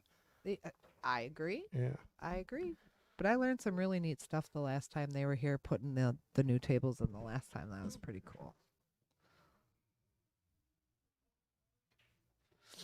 Nobody ever knew. All right. Show getting set to break here. Go to our or our break cam. Full view break camera. We're trying to get Y'all this should. is in the future, but we're trying to get more angles, so we'll get like a side view. Like I'll go to a side view I here. agree. But like our side view, what we're going to do hopefully in the future is we'll be able to pan from left to right Sure. and get different angles. We're going to put like a camera on like a track. Yep. Which would and Like then the football games. yeah, and we can zoom in and out. That's like way down in the future, but Let's get a drone. that'd be because the thing about when you watch pool, the best way to watch pool is with infinite angles, because the player down on the table, they can see all the angles, and they'll know if a ball goes or it doesn't. When we're watching it on the screen, sometimes it's tough to tell what the angle is if a ball goes, because we're limited to only a few angles. Right. But when you can pan a camera, you create a lot more, a better view basically. Right. Right. So, like, I remember I was listening to Earl Strickland one time, and he said it, and he's like, the best way to watch pool is with infinite angles, like a player sees it. But we can't do that because they have limited angles. Right. They And that- limit us Yeah, to how we can see it. and that's why he says he struggles commentating. I mean, he commentates, but he's like, but I can't see all the angles. I can only see a few. And I agree. I totally agree. It's commentating while watching it on a screen is very, very tough. It's difficult because we think we can see Yeah. what we can, and all of a sudden the player plays it how we thought it was going to be, but so much different, like so much further off Yeah. or over, or especially like when thinning balls. Our view of the thin side of the ball is like right here, but the actual view on the screen, it looks like it's over here. Yep. It's crazy. I don't know. I like this view. Yeah, I the like to top look view. at it from, yes, just over all of it. Yeah, I love the top view, but I do like the other aspect too. I don't know. It's hard. I don't know. But I love the way that we stream for sure. I mean, you get a replay and you get the top view all the time. Mhm. I Yeah, love that. that works well. Yeah. Yeah, it's hard to watch a stream when there's only just one view all the time, and that's all you get is just that one view. I like the change of pace. Yeah, I mean, we can at least, go to a side view. Like, this is a good view. Like, if they were shooting that 14 ball right now, this would be a nice view to look at that shot, Right, right. Um, I agree. And then this is always a good view too, right here. Yeah, I Oh. like this view. Speak of the devil, there you go. Look at that. That's just view. bad production work by me right there. Look at, we have it. We have this view and that view. I like 9 ball.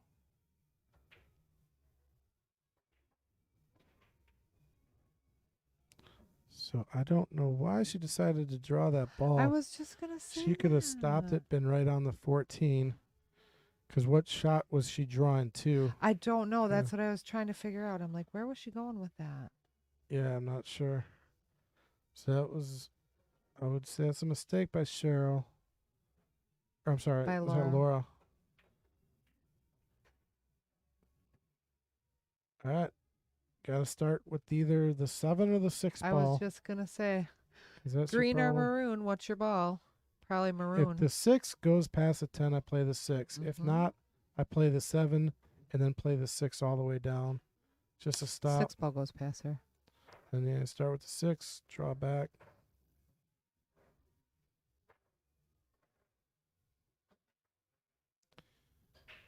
Kendall's in the house. What's up?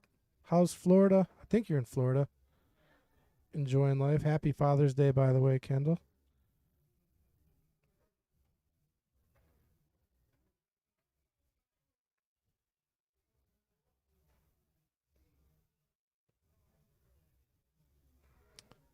He said she was drawn to the 10. I don't know if she was drawn to the 10. But either way, she drew to the side pocket and scratch. So I think Cheryl's got a pretty good looking table here.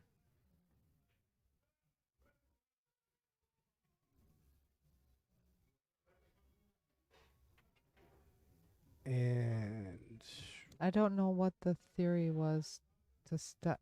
Oh, did she play safe? she played safe. Okay. Why? That explains. Maybe she did not like the layout of the table, but What didn't she like? Oh, maybe she didn't like the 5 ball. I don't know. she probably didn't trust coming around or something. She thought maybe she'd get funny on her next ball. That's probably the reason. Oh, he's in California. Okay, that's right. California. It's 65 in California? That's crazy. Thought it'd be like 80 and sunny out there. You brought the bad weather with you, Kendall. Way to go. You brought the Wisconsin weather out to California.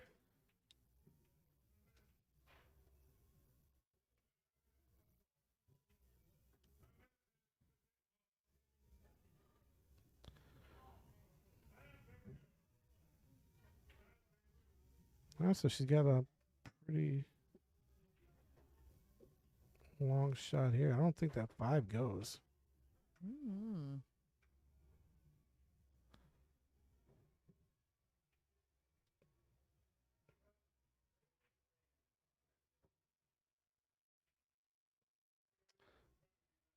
Is that 5? Shooting at the 7 or shooting at the 5? Shooting the 5, but man, if that goes past it, she'd have to ride this off the rail, all of the pocket. Right. This would be incredible if it goes. That would have been incredible. She'd have used so much of the pocket. So much of it. But a little more behind there, and she might have had it. it's either way, it still works out because she blocks the pocket. So I think what you're going to see here is Laura probably taking the pocket back. She's just going to play this 10 right into the 5 and try to keep that 10 in the pocket, which is not going to be totally easy.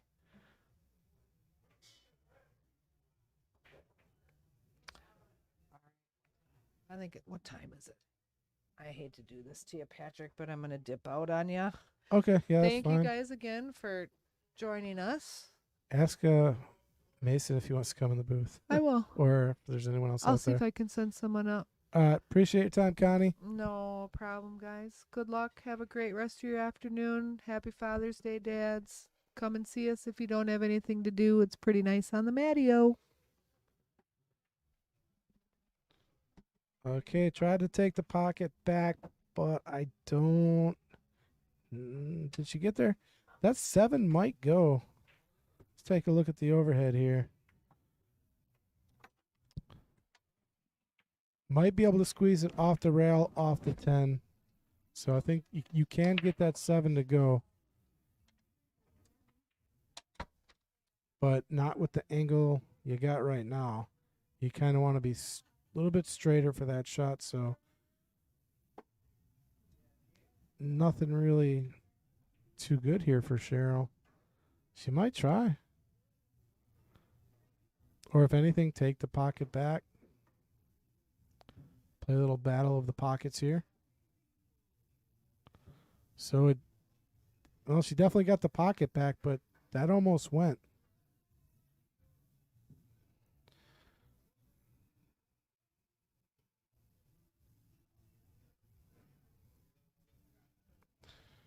So you guys are still in the 60s, Supkiss. Well, July's coming. Maybe you guys will get to the 80s.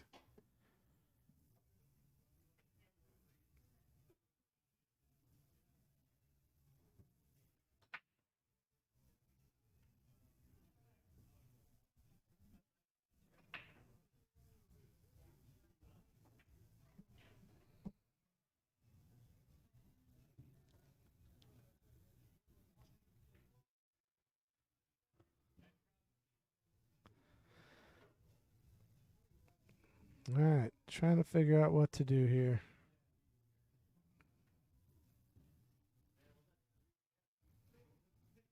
You almost got to think run out or you're in trouble.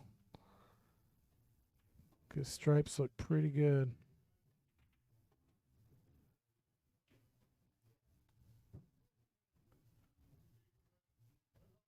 She's banking at the 2 here. Can't imagine cutting this ball.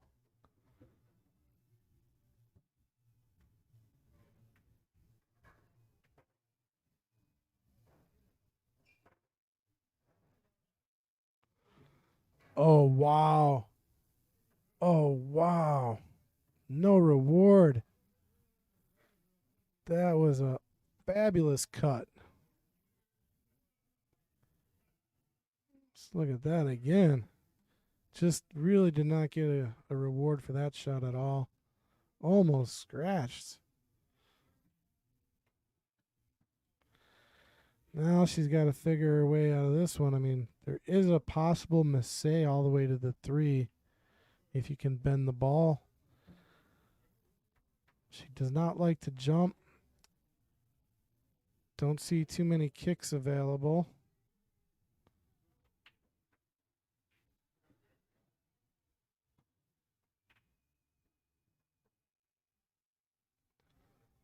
Oh yeah, that mistake would be a lot tougher than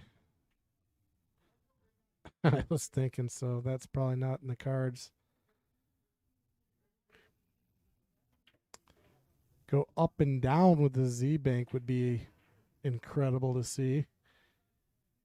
Because there's maybe going Z bank at the 3 or see what she does here. 1 rail into the 1.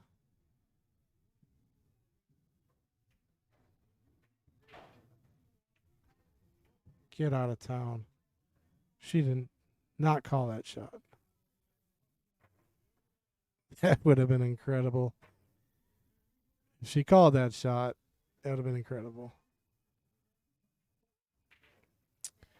Either way, got a good hit, though, so great effort there by Cheryl. Might have left a piece of the 10 ball. Indeed.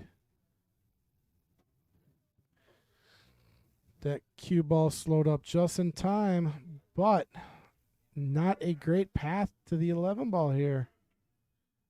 Might think about playing safe and locking up on the 8. Yep. Safe shot. Did she get there? Don't think she got there. And that's what she was doing. She was trying to lock it up on the 8, and that would have been the right shot. But going to give Cheryl an opportunity here. And I like using all 3 rails here, kind of come around to the 8.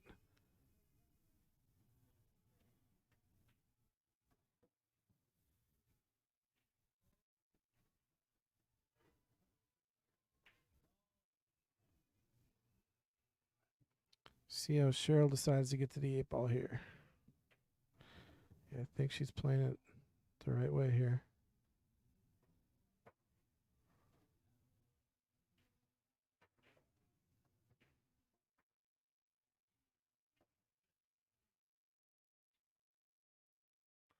If she's going to leave a long shot, I don't know about that. See, if she would have hit that harder, it would have went 2 more rails, bottom, then to the left side, and came back out to the 8. But she kind of just slow rolled it in. It's going to leave a tough shot here. She made one earlier, not quite as tough as this one, but not an easy shot. So this is really going to test your stroke here. Almost right on the rail, just a half an inch off. Really got to get your hand back on the table.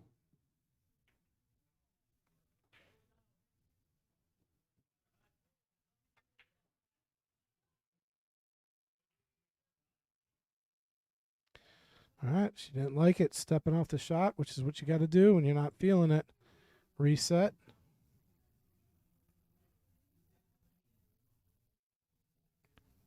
And how's your stroke?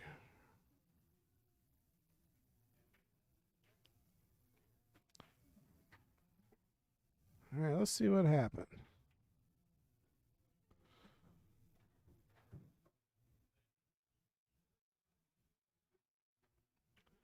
Did she follow through? That's the key to this shot is follow through.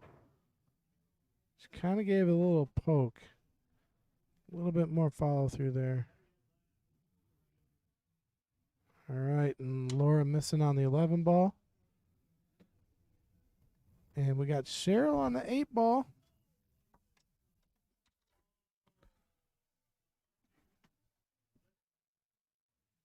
Got to be aware of the scratch here. And holy cow, ladies and gentlemen, do I have a treat for you. I got Mr. Mason Stone Cook Hello. joining me in the booth. What's up, man? How we doing today? Looking for help in the booth. You know? Oh, no. Oh no. Yeah, so she just had a long tester on the rail, Oh, but didn't totally sell it out. You know, Laura's got to come No. with a shot on the 11 here. yeah, that 14 sitting where it is making it tough. Yeah, she's got to come back and forth. You know, putting speed on the shot makes it a little difficult. And you know the 8's there, so it's kind of a bit scary. Do or die. Look, she hit it great. Yep, she did. Laura is a strong player. She plays with some kind of fire, aggression. Yeah, and Cheryl's playing great today. Laura is keeping her on her toes. Yeah, this is a good matchup. Yeah. Yeah. It's 3-3. Race to 6. Yeah, we had a shot earlier. You know how when a ball sits really deep in the pocket? And, you know, your gut's telling you, I got to thin it so I can control the cue ball. And, you know, we're talking about it, and it came up for Laura where that ball was so deep. And I've seen pros do this, and they miss the ball completely. It's so deep in the pocket. Oh, totally. Yeah, it can get to that. Ooh, morning. There we go. Yeah, it gets so deep in the pocket, and you know what I was telling viewers at home is, you know, if it gets that deep in the pocket, sometimes, you know you want to thin it, gotcha, but sometimes it's safe to just hit it full and draw out of it. Totally. I tend to like that. I used to play a lot of rail first shots, but I got away from that. It's just too many points of contact, Exactly, and that too many things to judge. The table can be playing differently. yeah, So if you're just aiming at 1 point on the ball, nothing can really change for you. So just get a good draw stroke. yeah, you take the variables out of it. Yeah. All right, so we got Laura back in the lead. So we've gone back and forth. Ooh, nice break, huh? Look at the spread. Yep. I know a lot of players that'd be happy with that break there. Drop 2 stripes. And stripes don't look too bad, but there's not a great starting shot at the 14. Yeah. Yeah, 14's okay. Solids work. Yeah. I think you could maybe thin this 3 ball in or bank it. Yeah, I like starting with the 3 just because it's not as tough as this 14. You really No, got, but it is a pretty extreme back cut on the 3. 14 was more head on, so you could hit the ball full. yeah. Sometimes that feels more secure, even though honestly it's probably the opposite because everybody knows how hard straight in balls are. They feel like they should be easy, so you Yeah, they naturally gravitate towards them, but yeah, they look easy. I think a thin cut might be sometimes easier. The toughest part about straight, like when you're really straight on a shot, you know, you got no angle, so you really got to play that speed. Like Right. she had a small window to play to the 13. Right. Yeah. And in doing so, gave Cheryl here the 10 angle, which was probably the only real problem. Oh, she went for solids. Yeah, going for solids. All right. Thought she might have went on the 10, getting rid of that as a problem. What she did now, she chose solids and has left stripes open if there happens to be a mistake. So you have to think either you're going to make the ball for sure or kind of dip out early, you know, and decide to save. So she's been back cutting very well today. I wouldn't be surprised to see her back cut this on the side. Oh, wow. Almost. Pete Besta in the house. What's up? Happy Father's Day to all, he says. Yes. Happy yes. Father's Day to you, sir. Pete should be here. Thought you were talking to me. I was like, there's something I don't know. I don't know. You tell us. And then Sup Kiss, how many games to win? It's a race to 6. Okay. Race to 6 today. Does it depend on the game the same way as King of the Hill? Yeah. So, Chosen. Yeah, okay. yeah. So I think 8 ball is 6. 9 ball is like, I got them all written down somewhere. I don't know. I know you do. Yeah. 8 ball is 6. 9 ball is a race to 10. And 10 ball is a race to 8, which we're thinking about adjusting. Yeah. Yeah, because play 10 ball. Yeah, 10 ball can be a It tough game. Really can. And it runs, a little Yeah. too long. Yeah.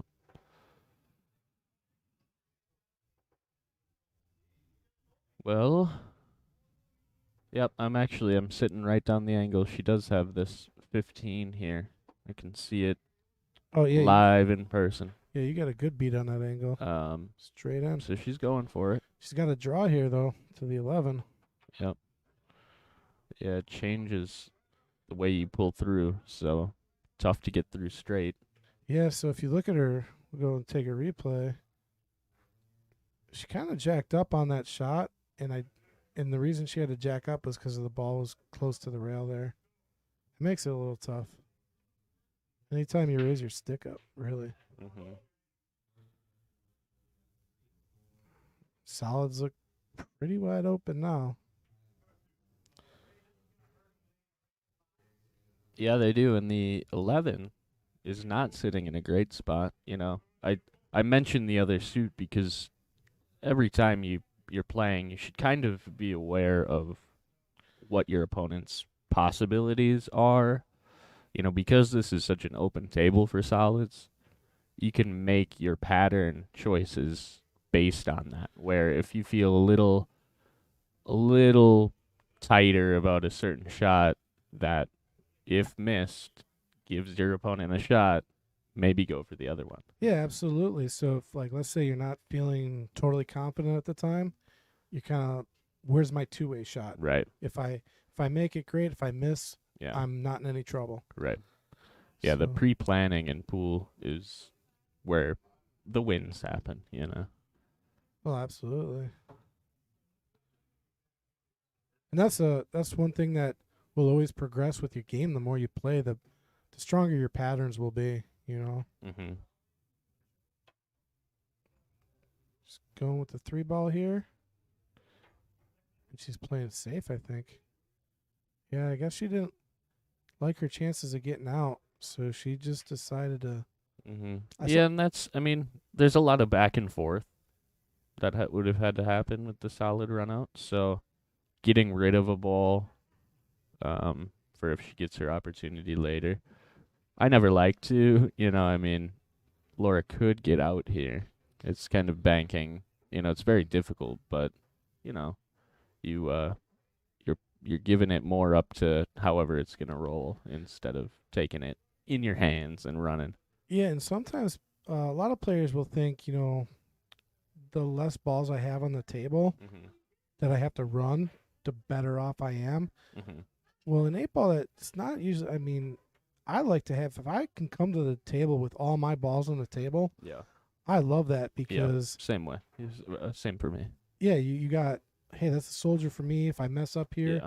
you can really pick your patterns. If you come to the table after your opponent gets done shooting and you only got 2 or 3 balls left on the table, you're left at their will. Yeah, like how Laura is having to play right now, shooting at bank shots, going for tougher cuts, and you're not having an open opportunity to do anything. Or like Cheryl right now, she had control of the table. She could have chose to go with the run out.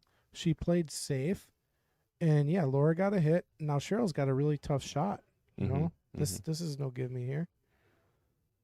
She has been cutting ISO, so I'm expecting the 5 to go here in the side. Mm. She stood off Yeah, we it? had somebody walk through there. Oh, no way. Really? Yeah. We do not have the ropes up, huh? Not on that side. I'll have to get those set up. I can go out too after this game. Yeah, I think we should. I mean, yeah, Before the game or what? we should be good. I don't think. I mean, most people know that whole area is kind of blocked off, like not to walk Yeah, I through there. suppose. It's just the new people, you know. Yeah. Oh, that's a Nice nice shot. shot. Nice shot on the 5. Uh-oh. Okay, she's okay. Yep, she got away with it. Yeah, if that locks up on the 11, it makes things a little difficult. Mm-hmm. But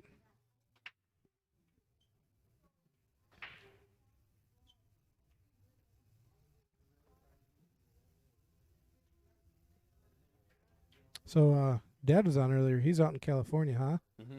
Yep. Yes, he is. So if you'd like to, he's watching. You could say Happy Father's Day. Yeah. Well, happy Father's Day to everybody, but yes, to my dad also. Yeah, I give a shout out to my dad. He never watches unless I send him. I'm like, hey, Dad, I'm streaming. I'm like, here's your gift. I'm in the booth for the Queens match. I'm in the booth all day today. Yeah. Yeah. This is like my Father's Day. I get to spend just doing pool, which I enjoy. This is like my Zen time, you know. Yeah. This is I'm envious of your a lot of people perception on it. You know. Yeah. Well, people like they get to go to church. You know, that's this is my church. I'm at church right now. Yeah. Yeah. Like, Nice. People ask me like, "Oh, where do you go to church?" I'm like, "Well, it's the Mad Apple, located on West College Avenue in Appleton. It's a great church."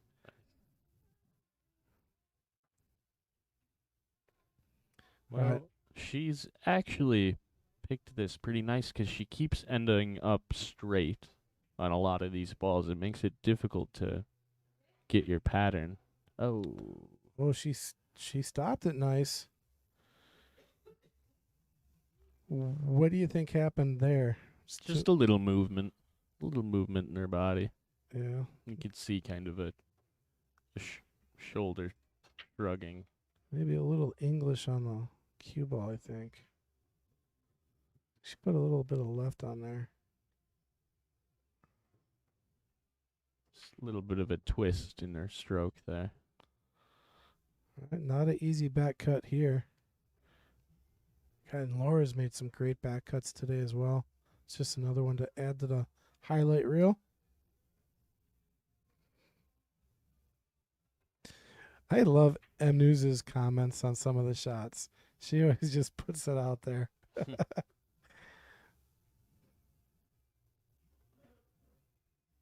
Ooh, tried to walk that one down. Shocked at that choice. But Yeah, I thought if you bank it, isn't that kind of like a two-way shot? yeah, I thought so. Let's take another look at that.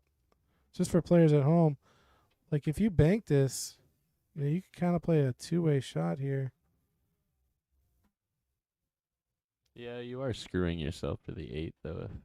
You know what I mean? Yeah. But you probably won't be leaving your opponent straight in, you know? So that's is kind of a bad roll here. Third attempt here, I think, on the 8 ball. She got right where she was last time on the 8 for the 8. But the 6 went this time, so This will tie things back up.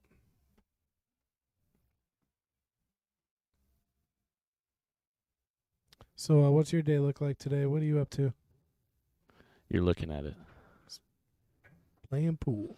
No, I don't I don't really know. Just yeah, I have to get I always have like these random like minor checklist things and then I forget about them and then they add up. That's And what then I have to list them out and then That's what I do on my phone. I make these silly alerts on my phone for everything. Yeah. Somebody taught me that hack, and the problem is I just don't like putting it in my phone. Yeah. I've got it on my phone. I've got it in Post-its. I've got it on calendars. Post-its. Still tends to slip You ever through the crack there. But You ever see that movie, Bruce Almighty? Yeah. Put prayers on Post-its. Oh yeah. That's This is a good hysterical. movie. Both those movies are actually pretty good. The sequel was too. Not bad. Oh yeah, Evan Almighty. Yeah. I feel like you could have, that's concept easy to water down, but they did pretty good, I think. Yeah, Jim Carrey, he's good. And who's the other guy's Steve Carell, Steve Carell, that's right. Yeah. Yeah. which I think's a little underrated. I haven't seen him in he's a pretty good. while. I obviously like The Office type stuff. Like, I mean, Yeah. he's a certain type of comedy that I think is pretty good. And you know, that's the thing about comedians is they have about a 10-year run. Oh, scratch on the break. Yeah, so most comedians, great comedians, you look at all of them, whether it's Jim Carrey, Mhm. Bill Murray, Dan Aykroyd, Chevy Chase. I mean, you Right. could go on with Mike Myers, Mm-hmm. anybody that made it in movies in Hollywood. They got like a 10-year good run. Yeah. There's very few, and I really know of one that just kept going and going and going. He's like 30 years into it, is Adam Sandler. Mm-hmm. That guy was a machine. He's still Yeah. Netflix and I like his producing stuff. drama work like that. Had you seen the Uncut Gems movie? Oh yeah. Super Yeah. good. Super Yeah. good. Super anxiety fueling, but it's like it was well positioned And you know, it's not like a comedy, but there are some No. scenes that are drop Yeah, dead right, hilarious. in a sick way. Yeah. And supposedly that's based on a true story too. Oh yeah. Yep. Yeah, we see it every day in the pool hall. No, just it's about a con man. There's no if you don't know the story, There- No, it's definitely a con man. I mean, he plays an idiot, but it's I have to rewatch the movie. yeah. He's always borrowing money to pay debts, to sell something to pay a debt, to Yeah. yeah. All right. Laura's looking pretty strong. Oh, I think she finally got in trouble, but I don't know. has a She's still- shot. Yeah, she's technically got the 13. If she wants to. I think she's gonna go But to she wants 15. she wants to get rid of this. Might punch It's that just one a lot tougher of a shot. into trouble. Wow, that would have worked out so good.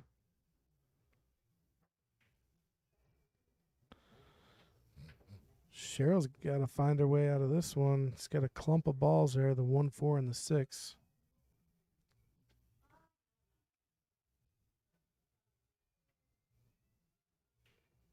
But yeah, appreciate you stepping in the booth Yeah, man. for a little bit. Chris G was he was gonna come in today, but Father's Day, and then he had some company. His daughter just graduated, which congratulations. Oh, nice. I think they had a party for her and family staying in town. So glad he got to spend some time with family. He spends a lot of time in here, so Totally. No, it's good. Good to go. Just have a day, yeah. I think I saw Kyle. Is he coming in? Kyle? Yeah, Kyle, he should be here for Jesters and Knights.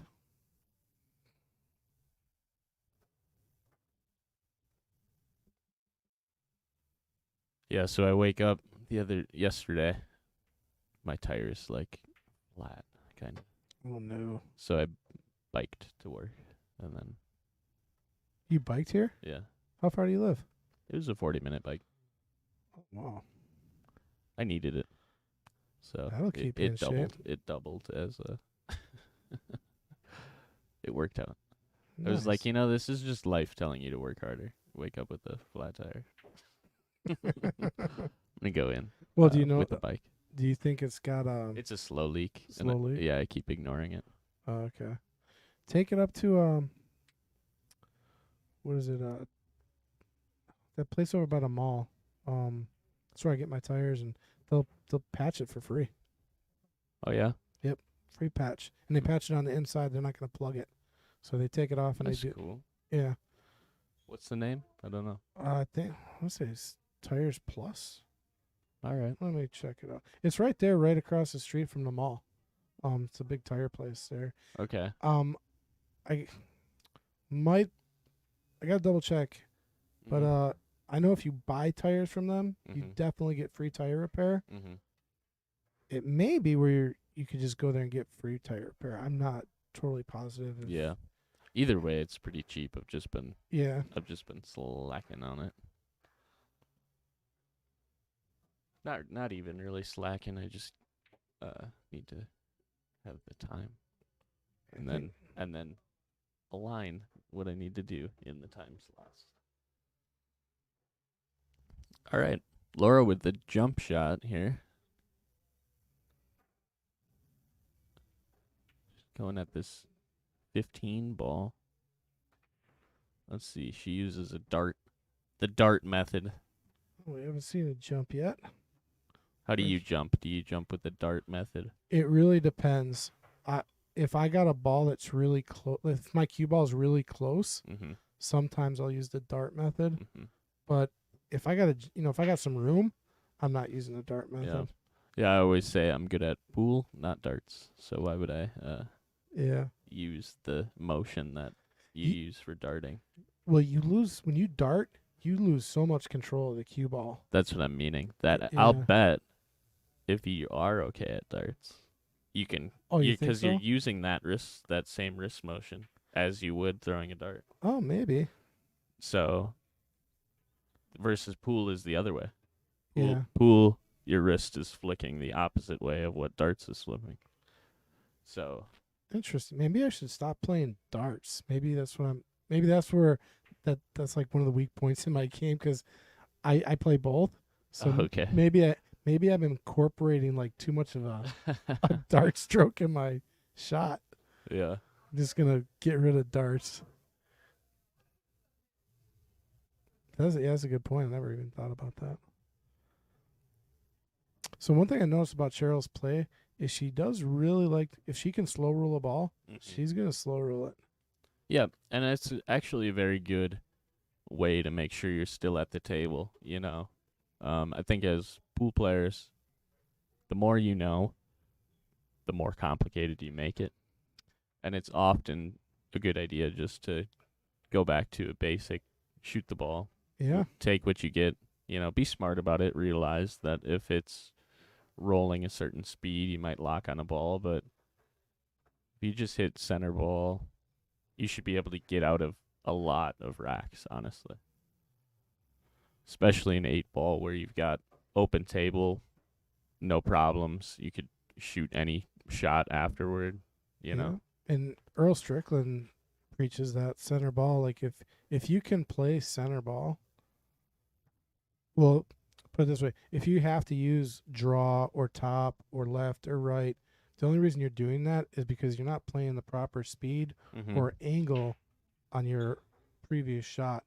He says if you're playing right, you're playing really good, like the best pool you can play, you can play every ball center ball, and you do get more control with that. Right. Because it's like it's taking away a variable. Because when you play center ball, it's one less variable. Anytime you put any type of spin, anything, that's adding another variable to the equation, which makes it more complex. Right.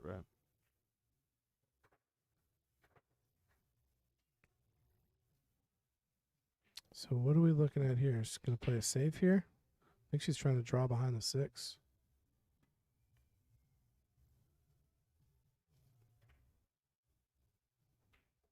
Yeah, she knew she could go for it because if you look, she's blocked Laura at any stripe.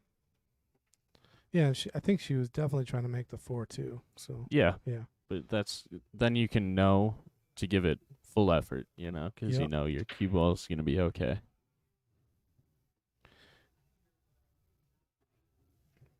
Yeah, put Laura in a pickle here. Think she can see the edge of the 15, or does she got a kick here? I think she can see the edge.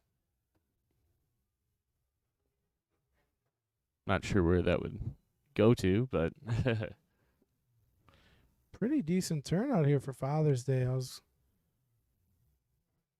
kind of expecting to see less people here. Well, one of our wait staff made a good she made a good point. She said, Mother's Day, it's probably dead because That's what they're like, we were talking you're about it not earlier. gonna go do Yeah. that. But Father's Day, it's like, this is what I want to do today. I want to go Ye- play pool. Yeah, me and Connie were talking about it earlier. That exact same scenario. Yeah. Yep.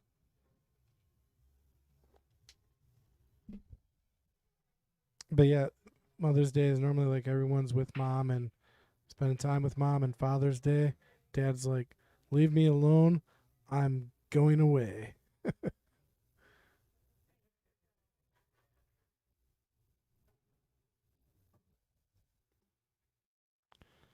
All right, on the 4 should lead nicely to the 6 here.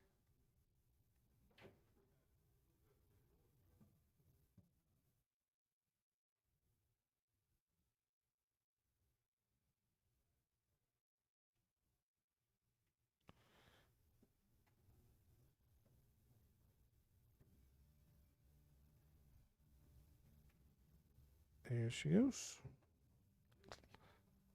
And tough angle here, Woody. Man. I think with top English on this 6, it's actually fairly natural to come in between the 8 and the 12. Gotcha.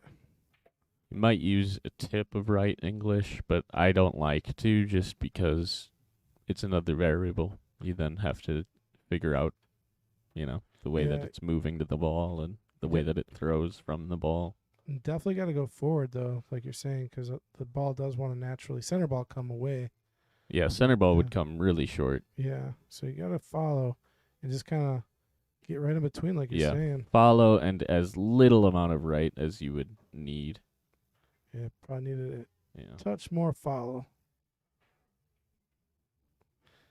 Now she's going to have to go to the kick here.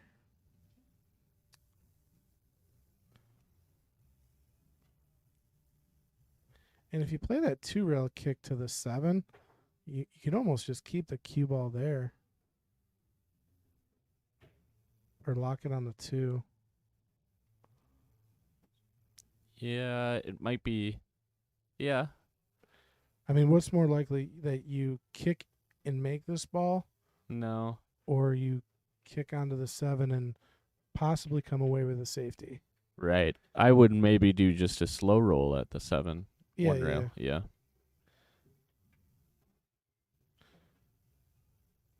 You got to hit the 7 first then, though.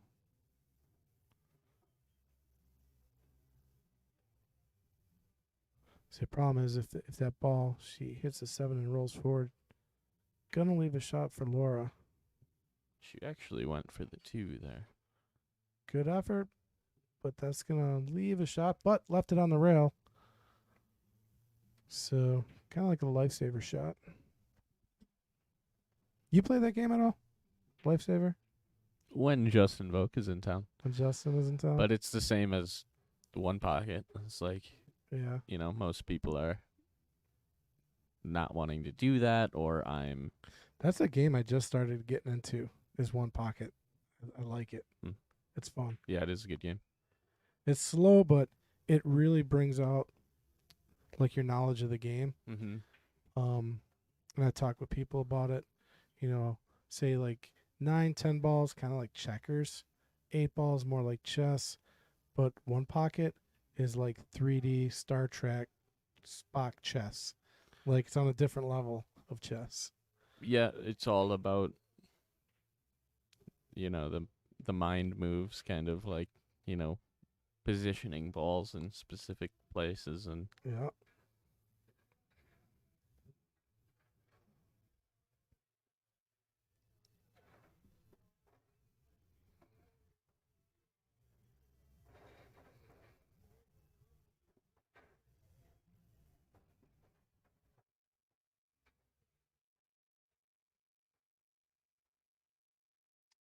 Trying to get a decent hit here again on the 2 ball.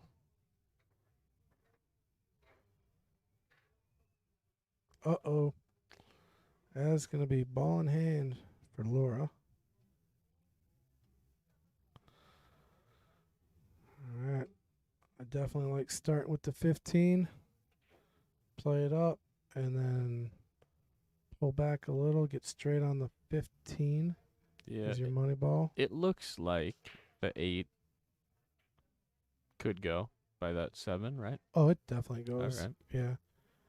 So if you could get straight on the 13 ball and just play a stop shot, Mm-hmm. you're golden.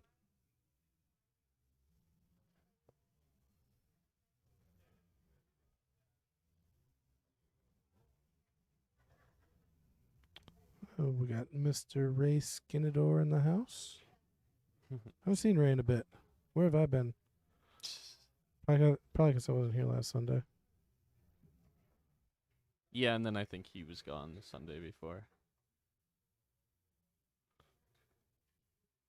All right, here it is to get on the hill.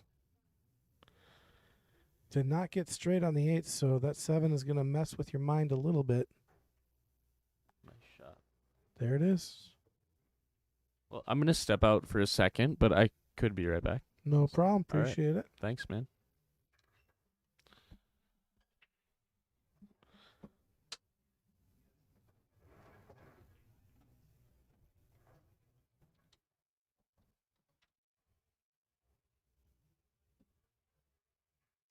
I'm back all by myself. Now you guys get to suffer with just me. Sorry about that. Got Laura racking on the hill. Getting ready to break.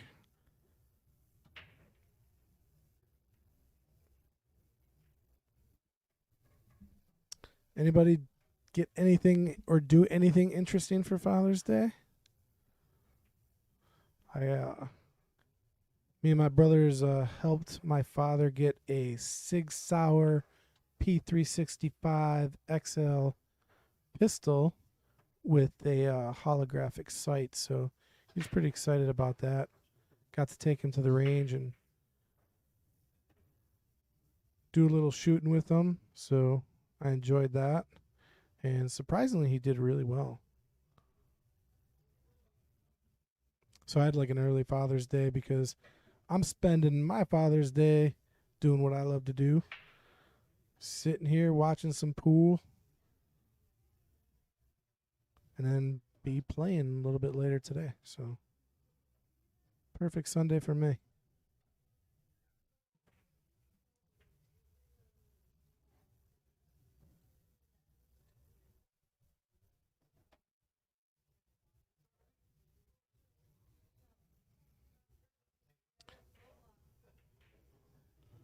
All right, looks like we're going to have an open table here for Cheryl. The break did not spread apart too well. Got a clump of balls there, the 8, the 9, the 6, 15, 14, 10, all kind of just grouped up there, so may need to rearrange a little furniture here.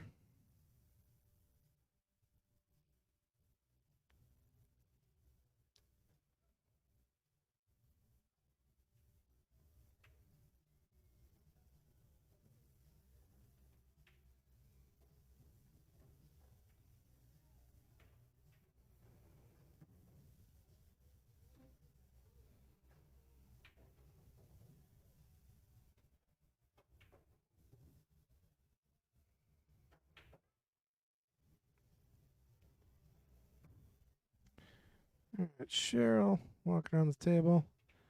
She's going to take the solids. 3 ball's going to be... Oh, no, she's going after the... was it the 15 ball? Or... I can't make out what ball that is. It's a striped at 12 ball. All right. So I do believe it's still open table.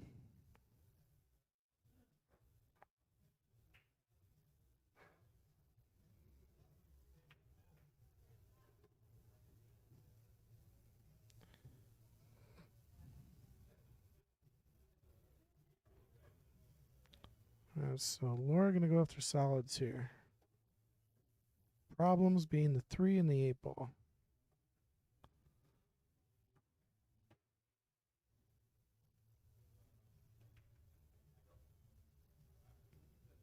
Ah, 5 is a little tough. Does go in the corners though.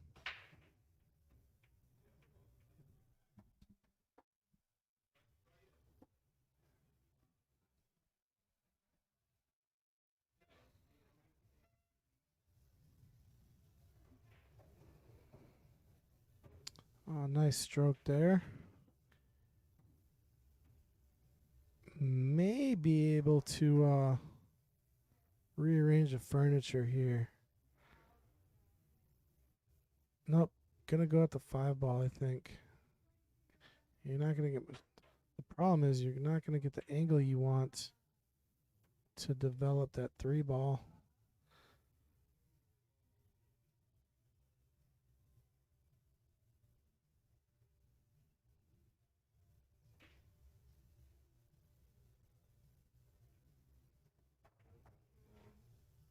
Oh wow. What a shot that would have been. That was a great shot. I mean, she did not make it, but I mean, to cut this ball all the way down, develop the 3, and it ran. I mean, she overcut that ball. That's impressive.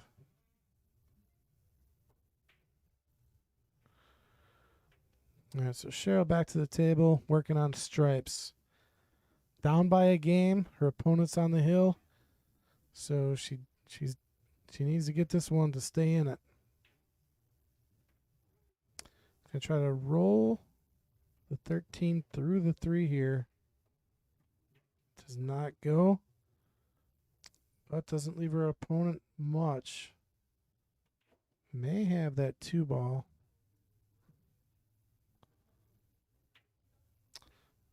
Not sure that she does, though.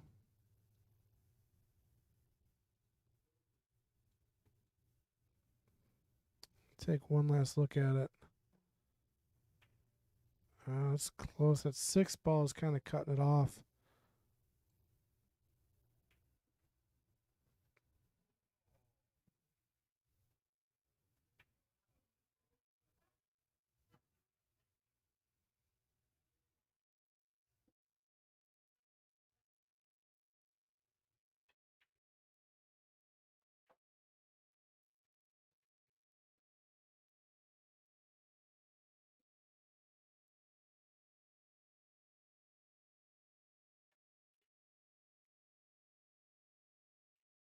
Oh, good attempt on the 2 ball there. Used all the pocket. Just rattles it.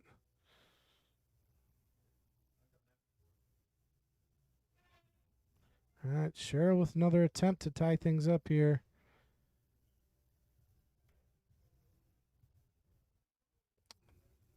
No easy starting shot. She's got the 15, which is probably her best bet.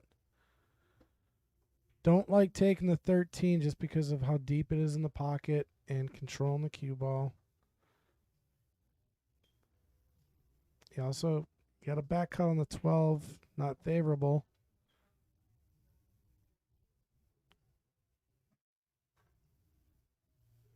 She thinking about cutting it in the side off the 11. It's a big pocket, and it develops the 11. I mean, you don't need to move that 11, but it is a big pocket for the 12. All right, so that works out great. It's a great shot to get the rack going. Everything has a home here.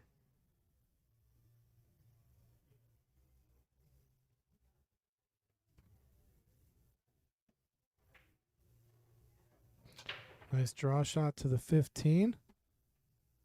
It's a shot that I liked. Now you can just roll up to the 9, and you could play the 9-13 combo. Generally, you don't want to play combos, but I really don't like where the 13's sitting.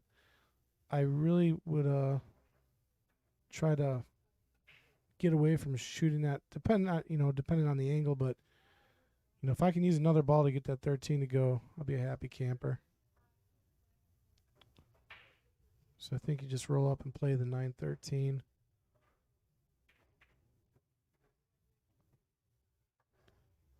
All right, now she might. So because she got straight, she's got to make sure that the 9 does not fall in with the 13, which should not be too difficult. Hey, Lisa Heckman, what's going on? Welcome. Welcome back. You were with us all night Friday night for that long match. Great match.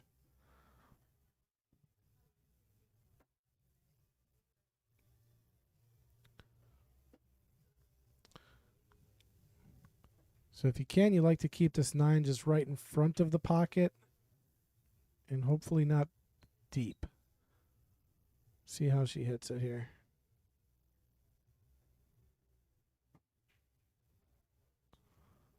Okay, she hit that perfect. Hit that really good. Kept the 9 in front of the pocket and not deep, so she's got angle to work with.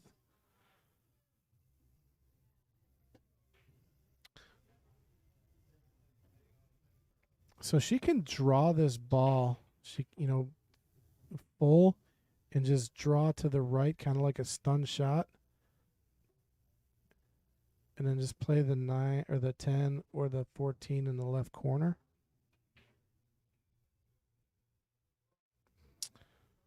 Yeah, great hill match Friday night. One of the best we've seen in a while. It was a nail biter. Mr. John Giles taking it down. Took the last 3 games.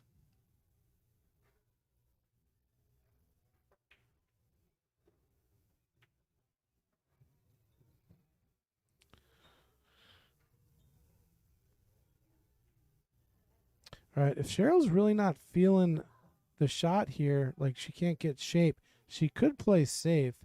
It's very easy to just thin this 9 and roll right behind the pack. She can do that. She's looking at playing this 10. That's a dangerous shot in the side, but she could play the safe there and just roll up onto the 8. That's probably a better shot. Just lock it up on the 8. Call safe here. Just don't push that 10 too far. Ooh, wow. See, that could sell it out because Laura has the 2 ball. It is deep in the pocket, but if she plays it right, she can get out to the 6 in the side, and then that's going to be it. She's just got to play the shot right here. It is a little buried in the pocket. She played it pretty good. She needed to roll out just a little more. So she left herself a tester here.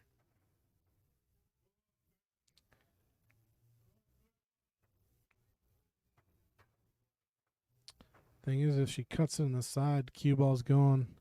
She's got to roll it all the way up here. What's she going to have left on the 8, though? That's going to be the question.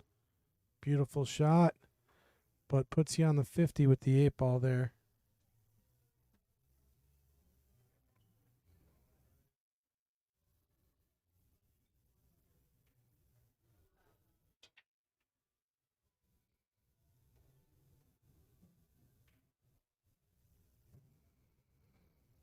So we do have our Jesters match starting at 1:45, which is only a few more minutes away. So we're probably just going to keep the stream rolling. If you guys want to stick with us, we got another great match coming up.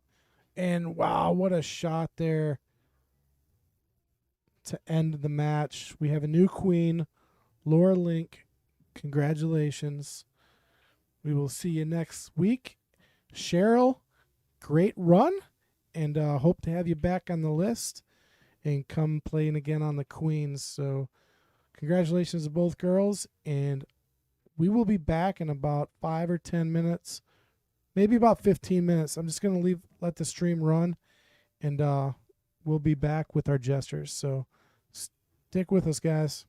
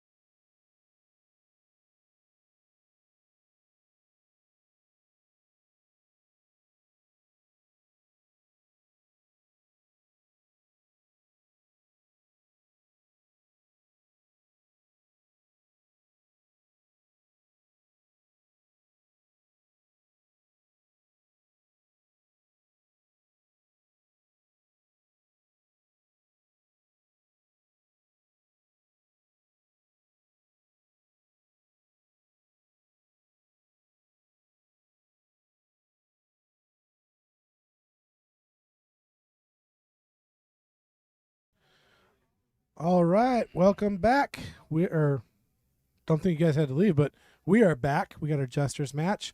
We got our challenger Keith Cross going against our reigning champion Steve Lange, and we are playing 8-ball race to 7 at the Mad Apple Burgers and Billiard Company, located on West College Avenue. I'm Patrick Glenn, and in the booth with me every Sunday, Kyle Drake. You know it. What's up, guys? How you doing? Happy Father's Day to everybody out there who's a father and who has one. Absolutely. Well, everybody has a father, unless they figured out something. that I don't. Well, there's a difference between dad and fathers, but Right. Yeah. I forget which way it goes, but you know what we're saying. All right, so we got Laura coming off a nice win. We are now into our Jester's match. Looks like Keith won the lag. So he'll be breaking first. How many weeks does Steve have under his belt now? 4? 3 or 4 at least? I think it's 3. This will make week 4. Yeah. Sounds about right.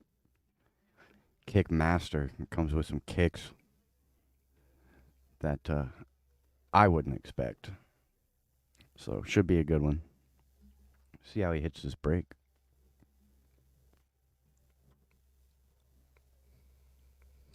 Oh, he sets the tone for the match, the first break. Let's see. This will let us know. If it's a good break, we're going to have a quick match. Kind of 50-50 there. Yeah, it's not a bad break, but it's not a good break. No ball dropped, and they're all on the top side of the table. I like solids. Yeah. Oh. Source of peace, I guess. Right. Honestly, that 9-ball sits pretty good to deal with the 4-10 if you wanted to take stripes. Well, that's what I was looking at. And the 13 right now. He might go for the 13 and go into him right now, too. Yeah, because the bad ball for solids is the 2. He's going to go with the stripes.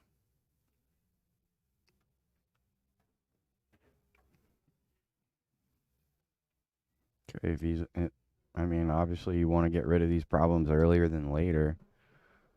Just interesting to see how this comes off. It looks like he's going into the 10. Which it could get sticky. Push that 10 over towards the... towards the 1-5. Oh, that's going to work out real nice. Right. He ended up on that ball, which is tough to do. So now it's just a nut. Does that 9, like if you get the right angle, you think you could cut it in the corner? Or does it go on the side right now? It goes in the corner, for sure. Past the 5, no doubt. But getting there is kind of the issue. Because right now, obviously, you're going to take the 10. You don't want to run into the 1. That's going to push you over towards the 4-ball-ish. I think he might be looking at the 9. Yep. And that leaves the 10 as kind of a positional issue, unless he can draw back. I agree. Yeah, 10 ball's going to be trouble. Nice little bump there on the 15. But he's kind of in a situation now, right? If that 15 passes the 8, he can get to the 11. Yeah, I mean, right now I'm looking like, what is the ball he's going to use to get to the 10? He's going to be using either the 11 or the 12. And, I mean, I don't know where. Is he cutting the 11? I think he's cutting the 15. Or no. What? Does this 11 go by the 7 in the corner? No, yeah, he cut it. Cut Okay. it to the side. And realistically, hit it pretty good. Hit it pretty good, but that's going to give a chance to Keith. He's got the 1-5 to worry about. Those balls might throw in. They're a little close to that point to get the action you need.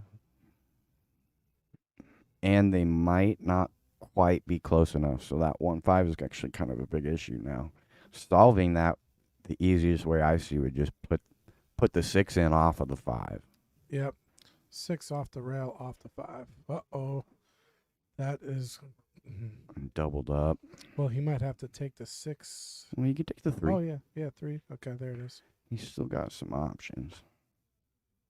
Yeah, definitely don't want to move the 6 because, like you're saying, you kind of need that to open up the 5. Okay, he's going to open it up now. I don't mind this. It might go. See, he was able to throw it in. Hey, Ding, what's up, man? How you Mark been? Bell.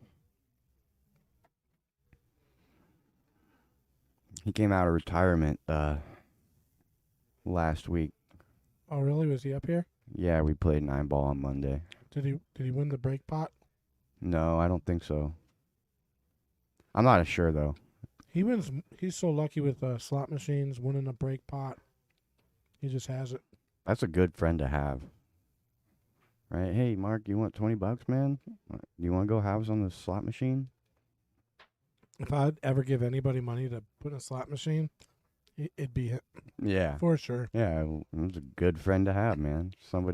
A lucky friend is always a good friend. At Derby City, I swear he was walking away about once an hour. He's like, "I'll be right back. I'm gonna go to the slot machine." Hey man, you're never gonna believe it. I just won $900. Oh, I got another $450. I just hit the 1,300. Man, I mean, every time he came back, just a wad of just cash. win like $6,000. I know he won at least 2 or 3. Yeah, that's ridiculous. I would never be able to pull that one off.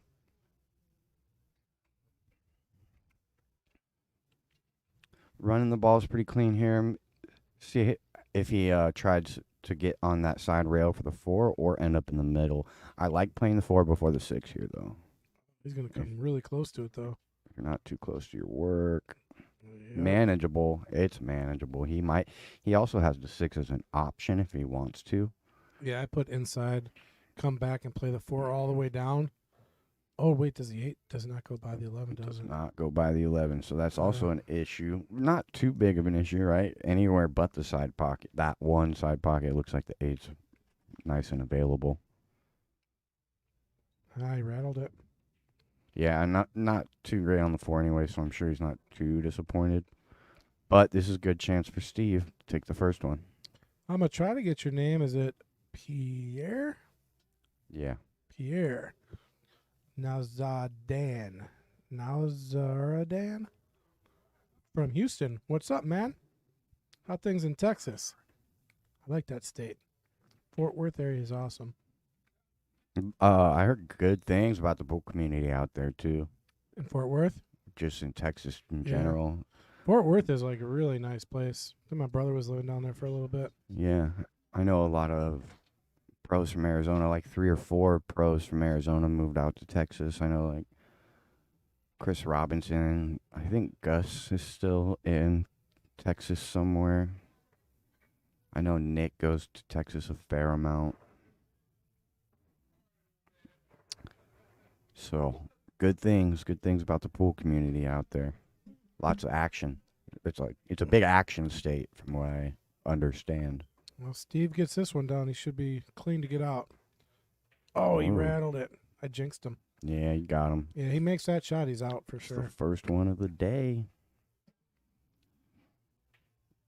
Still a little bit funky to get right to like the 6 to the 8 can get a little sticky with those 2 stripes down there. Yeah, You know you're gonna have an angle on that 6. Yeah, you're just playing and taking the angle shot. Yeah, and really the worst thing that can happen is you run into one of those stripes and have to hit an awkward 8. I don't think he'll hook himself on the he 8. hooked himself on the 8. Maybe. I think Nope, he did. No, he's got it. Okay. Yeah, he's got it. So I think let's see if he loads up here. Yeah, this is one of those like See, I like this decision too. Just draw straight across the table. exactly. Yeah, because otherwise you don't want to risk going into that traffic or through it and something weird happening. And that makes that ball missable with Yeah, with the draw. Yeah, it always makes that ball a little missable when you're trying to touch draw from that much distance. I think that's what happened. He just didn't quite get through the cue ball with enough spin. This isn't the best effort. oh yeah, he left himself on the 50 here. Might even consider playing safe here. I don't mind that. I mean, it's a big 8 ball to get behind. Yeah. But I don't think we'll see him do it. I think we'll either see him hit the bank because he's so aggressive. He really is an aggressive player. Well, yeah, it's a pretty routine bank, right? I mean, this Yeah. is pretty all day for Steve, I would think. But if you're not feeling it, looks like he is playing the safe. Oh no, all day. And he gets it to go. Oh no, that makes it a little tricky. In off the 6. I think that's what you gotta kind of play, Right. and that's It's a pretty big pocket, right? You just try to cut it in, knowing that the 6 helps you make this ball. yeah. He's gonna lose the cue ball though. Exactly. I was just going to say the same thing. The cue ball wants to go straight down to that bottom right corner that we're looking He at. almost now. has to shoot straight at this 6. Look at that, because he's got to hit a little full. He doesn't want to thin it too much; it'll hit the point. He hit it sweet. There it is. And he didn't lose the cue ball. He controlled that nicely. Nice out. Pretty solid first game from both players.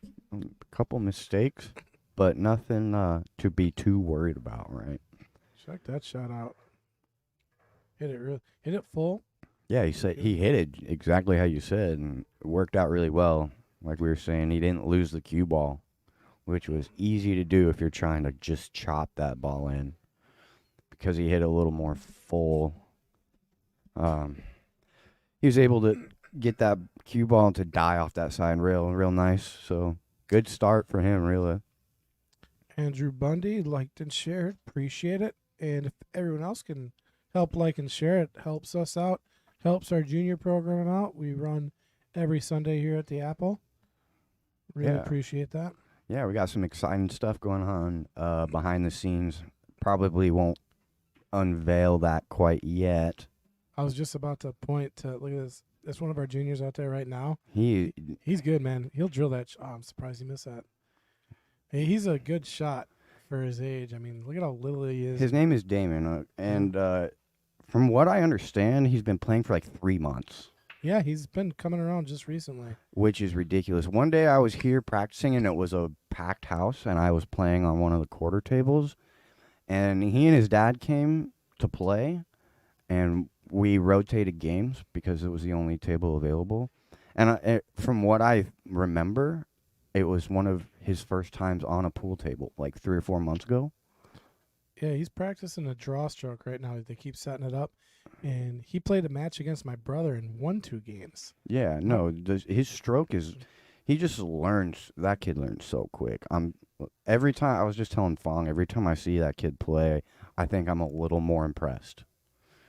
And so, great young talent, very smart, very adaptable, he's going to learn, he's going to pick things up that it would normally take one of us pool players who already have bad habits and everything and kind of set in our ways. He learns so quick. Well, there's a difference too, right? Like I remember when I was his age, I liked playing pool, banging balls around. But that's like, all it was. That's all it was. There's when there's someone like him, and you can see it just the way he's like a steward. He's obsessed, right? He's got that obsession with the game. Bit by the bug. Yeah, I mean, and he's just that's like this is what he wants to do. He's into it, and you can see it. And it's rare when you see a kid like kids like playing soccer, but then there's some kids like they live and breathe soccer. Yeah. And he's like one of these kids that kind of lives and breathes pool. He just loves it. And like I said, 3 months ago he was just beginning. So the progress we see in that is unbelievable, and we appreciate you guys out there helping. One reason that he gets the opportunity for all that growth is because of what you guys contribute. Keith just kind of drew himself into a pickle here. He might be able to back cut this, or can he hit it? I think he might be able to play it in the bottom right. Yeah, he did have enough. Where's that cue and ball it going? goes. And he got the cue ball to die. But I'm not sure he can't see that 13. 6 has got him for sure. Oh, yeah, he's in trouble. Yeah, and there's no kick. I think he's got to play off the 10 and get it behind the 11 ball. Come off that top round, just play that safe. Yeah, I like that. I mean, you can definitely roll out of. You can definitely leave a shot here. Yeah, with the kiss, I think he did. If anything, he's got the 1. He's got the 7 in the side. So options for Steve coming up.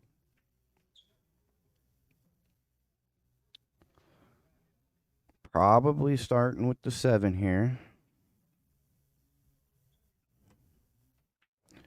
And then I guess I don't necessarily mind just floating this one in and taking the cut on the 1 next. Or realistically, you got the 3-4 to work with as well. What's the trouble ball? The 5?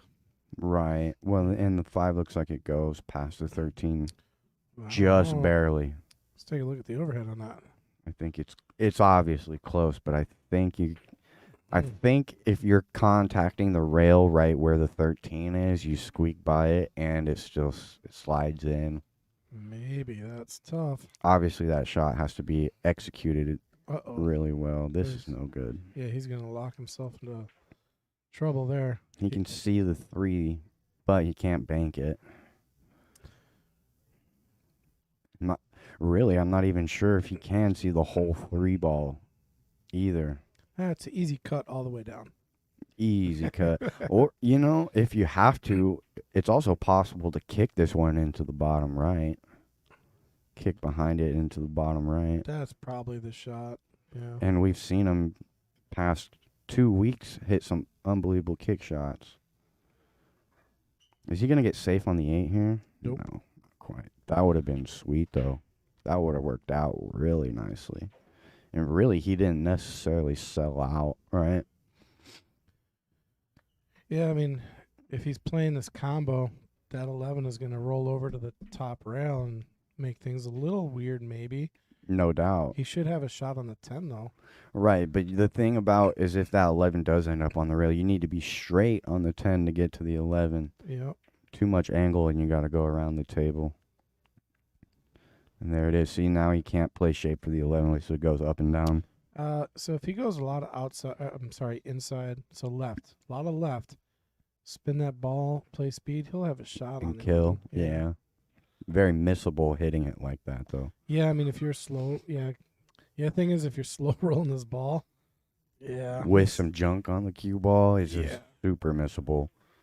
Might need to go up and down here is probably I the way to think play it's the higher percentage shot. And the cue ball naturally wants to float towards the 3 ball. Might run into the 2. Yeah, See, that's perfect. beautiful. The up and down. Wow.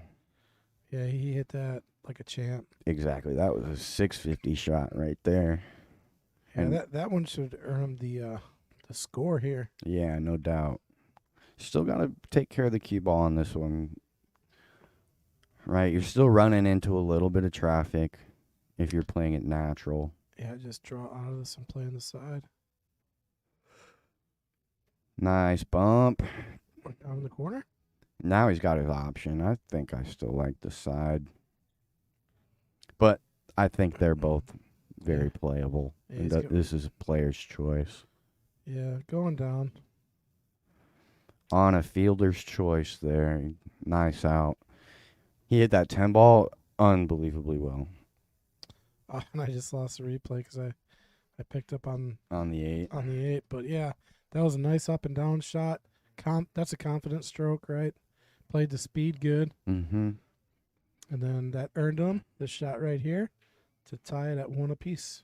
Yeah, he hit that 10 ball. Sweet. So our challenger has the hard part out of the way, and that's getting on the board. Once you're on the board, well, Yeah, rest no is doubt. up. Yeah, I mean, the hard part's over. Now Get that you first one. start to settle in, starting to feel comfortable out there. I feel like once you get that first one, you're like all the anxiety goes away of being on the stream. You kind of relax. You get a better feel for the table. You can just open up your game a little bit and see what you can really do. These are great challenges for these players because, a lot of them don't have a big match to play like this at their level, where it's televised to add pressure, where it's a decent amount of money to add pressure. A lot of these guys travel, so they don't necessarily know this table very well. Yeah, a lot of players are from out of the area when they come to play on the stream here. And so all of that is a factor, no doubt, as far as getting comfortable. And that first game really signifies that comfortability. Got the balls to move a little better on that break. Yeah, no doubt. Still a little dry. See how he makes adjustments later in the match. Let's see what you like. I like the stripes because of where the 5 is at, and the 7. So I'm taking stripes. I'm trying to find a reason to disagree with you here, but I'm not seeing it. Let me know. Yeah, let me know if you find one. I mean, the 10 ball every stripe goes for the most part, right? The 11's kind of a issue.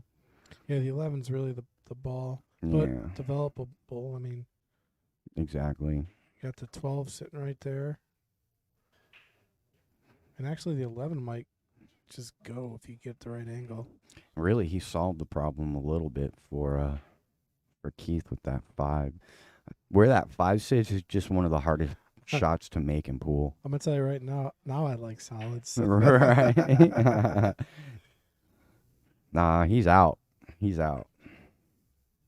Still a little work to do here. Nice I shot. would say a little Oh, more that's than a gonna little. hang. Wow. I didn't think that was gonna hang when he first let it rip, but yeah, 7 ball's gonna be kind of the area you gotta focus right now. Right. And now that 5 goes in the side, right? But Yeah, and he's got the. I mean, if he you wants to develop the angle on the 2, he could go and bump that 11 or the 7 here, right. and he'll have a shot on the 1 regardless of what happens. He could choose to play the safe shot, which is the 3, but I think 2 is bang for the buck here. Well, are you going forward? Forward, yeah. Yeah, Off okay. the bottom the rail. end rail. I think that's what he's doing.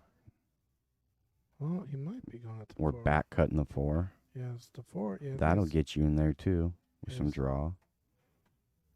And that's not necessarily bad miss.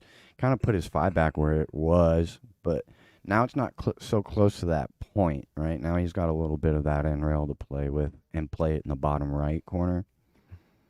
So I like where that 5 ended up as opposed to where it was before. It was much closer to the point.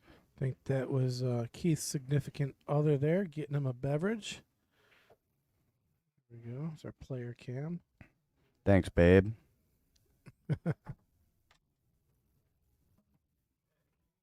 Oh,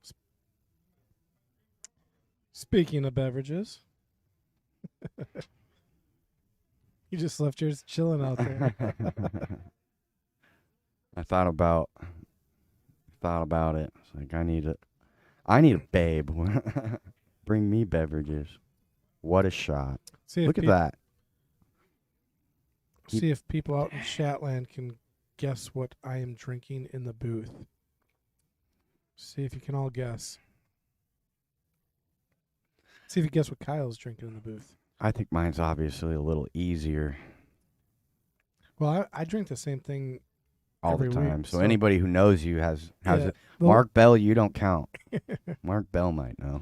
Here's that shot you were just talking about. that Yeah, he drilled hit on the this side. sweet. Really closed the pocket when you try to. Yeah, and he almost cheated the pocket a little bit to get Oh, that angle. Look at this roll. He gets to get to the 14. Beautiful. That's nice because it gives him the ability to just roll forward here and have a shot on the 9. But he's got to play a little bit over the 3 here. Yeah, I don't mind a little bit. It requires a good stroke, but I like this little stun run here. I think it allows you to stroke the ball a little better than if you were to try to just slow roll it. I like the stun run. You get through the ball a little bit. The cue ball doesn't move, but you get to hit the ball with a little bit of authority, and that will get you on the 9 as well, right? Yeah, he just can't roll too far forward. And that's why I like the stun run. A lot of the times you can really kill the cue ball. See, Yep. he got Too behind far. it, but he missed it, so not a big deal. Let's see what he leaves. He leaves the 2. I like starting with the 2 here. The 2 ball, you say. Yeah, 2. Maybe even bump the 1 off that end rail. Can he hit the 2? I think he's got the 7. I don't know. They both go, it looks like.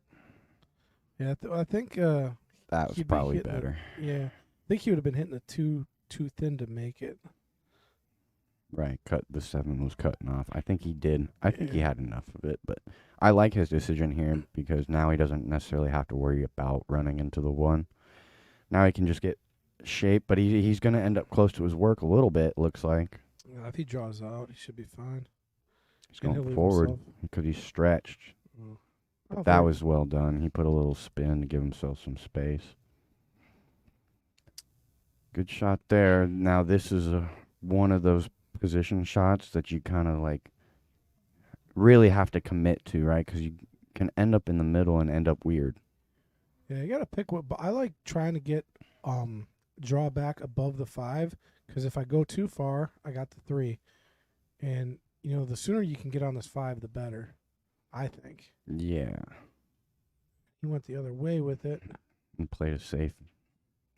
That's one way to play it safe.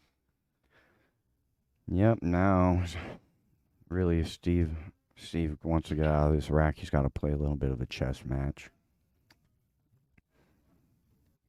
Because you got nothing. Yeah, and you can't give up ball in hand here because that allows your opponent to play a 4-14-1 combo. So he's thinking about just taking this pocket. But the thing is, Keith doesn't need this pocket Right. at all. And Keith still owns the pocket. I mean, realistically, if that 1 ball goes in, that's a pretty good shot. 'Cause it looks like he might have the 6 ball, but if he doesn't, he's got to take the 3. So it was a good move. Obviously, you want that 1 ball to fall. And this kind of puts Keith right back where he was. You got to commit to your position here. And Keith's going to be getting to that 5 ball. And that's what I was saying. There's a lot of, even though all, 3 or 4 of those balls are open.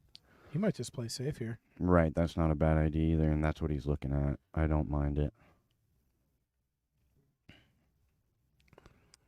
Tough to play a real lock-up safety here. Easy to play one that you don't really sell out. Yeah, he ain't locking anything up, but if he gets that cue ball just to the top rail and uses the big 8 ball, he'll be fine.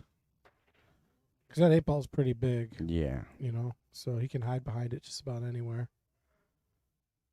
Oh, that's not going to get to a rail. Yeah, that was a miscue. Unfortunately, stretched out a little bit, so Q got under or over it. So yeah, probably got to start with the 9 here. Yeah.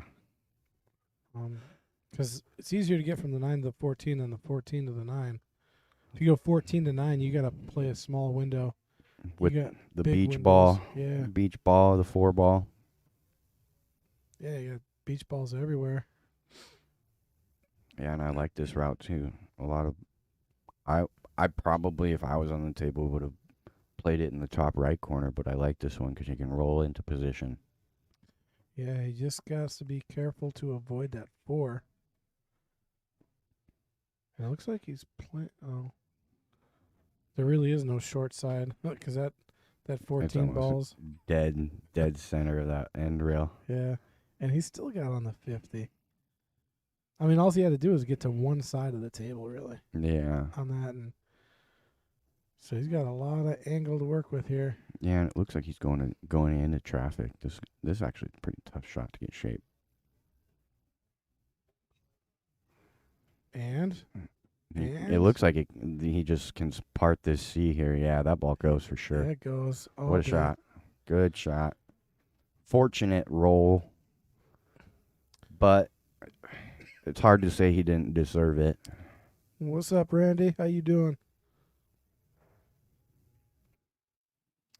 Yep, there you go. He really squeaked it by that 6 ball too. So we got 2-1. Current Jester in the lead. Race to 7.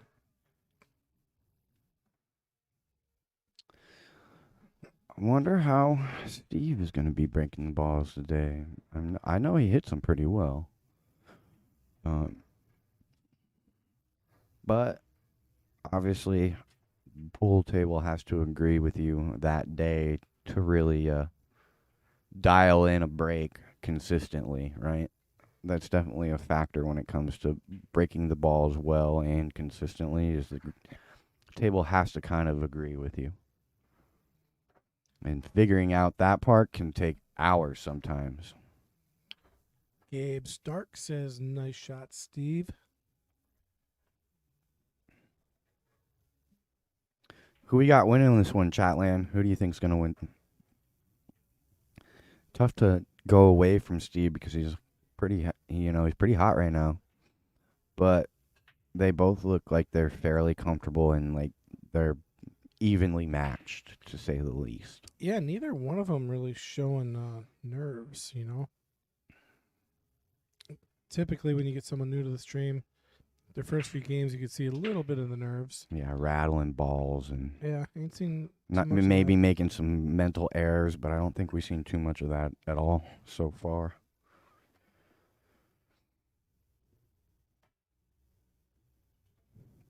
Another dry break. So yeah, see that's what I'm saying. I would like to see one of them try a 2-ball break to see what works.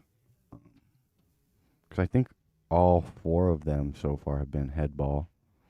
Yep, and I think all dry. Mm-hmm. So that would be a good game plan to kind of experiment with the snap.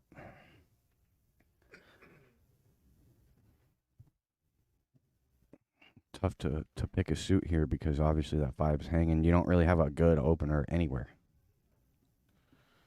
That's like one of my pet peeves. I come to the table off the break, all the balls on the table, and there's not one decent shot. Oh, that drives me nuts.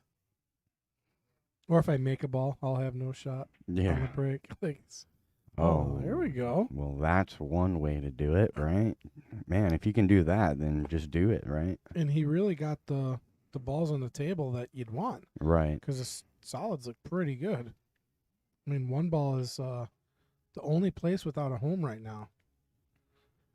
Yeah, and the 6 is near, He had to develop it. so very workable ball.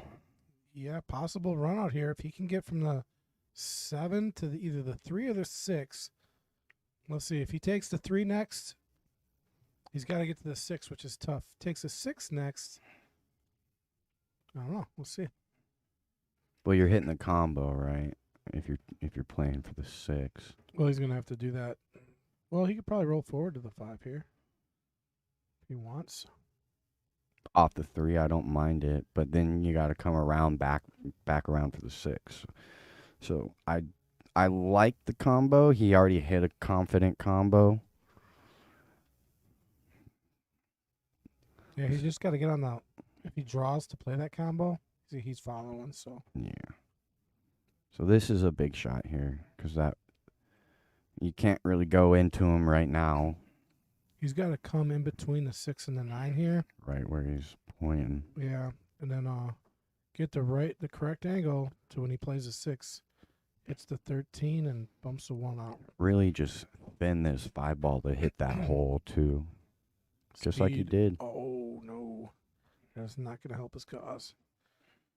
He needed to come a little bit more to the left with that cue ball. That would have been just right.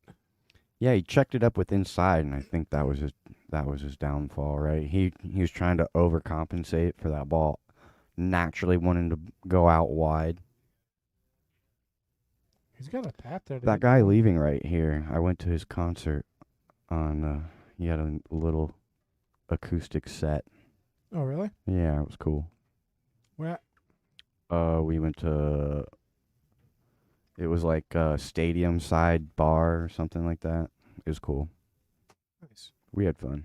Me and Mason went, actually. It was on Thursday. Yeah, I got your message on Thursday. You called me up and you left a message on my phone. Yeah. I was spending Father's Day with my dad because I wasn't going to be there on Sunday. But it was, I got your message. Bored. It was funny. It sounded like you guys were having a good time. Well, what happened was, okay, so this is one of the weirdest league matches I've ever played. It's a 2-man league, right? Me and Fong, and we played Mason and MH. MH had a table job in an hour, so he was trying to get all of his matches done. In the format, you play 2 singles against each player, right? So you get to break and they break. Yep, and then teams, and then Scotch And then doubles. Scotch. So we tried to get all of his singles done. Fong has to go sub for another team while he's trying to play our match. And then we played one team game, and MH had to go. So we tried to finish what we could with Mason. So I think Mason got all of his singles done. But obviously at that point MH is gone and can't finish. So we say, okay, we'll pick it up at 4:30. That didn't happen. So we ended that match in the middle of a match. So we still have to finish that match from Thursday. And we are trying so hard to get through it. Who's your partner? Fong. Fong? Yeah. And Fong was playing 2 separate matches, right? Because he had to sub for a different team. Oh, wow. So it was literally the weirdest league match I've ever played, and we're still not done. So on Thursday, I think I got like a half a doubleheader. It's weird. Yeah, it's just awkward. But it was fun. It was super fun, right? Because it was MH and Mason. And then Mason was like, yeah, I'm going to this acoustic show. And I was like, I want to go. Yeah, it would have been fun. I took the summer off for league. During winter, I was playing three leagues, and then I was doing Sunday in the booth. So I'm like gone 4 days a week for pool, and my wife was like, "So when do I get to see you?" And I was like, "Well, right. if you put it on the schedule, I can fit you in on Monday." Come play the Queens. That's the only way. I've tried to get her. She won't. Nah. She won't play. No, yeah. All right, ball in hand for Steve, it looks like. I don't think anything was touched, so it's going to be duck soup here. Yep. 13, you're right. I play the 9-10, just leave the 9 in front. No, then you got the 13 as a problem. Yeah, you can start with the 13, then play the 9. There you go. You got to. Yeah. Yeah. I like that. Start with the 13. Right. The 6 ball cuts that one. And really, the 11 ball is kind of a problem, too.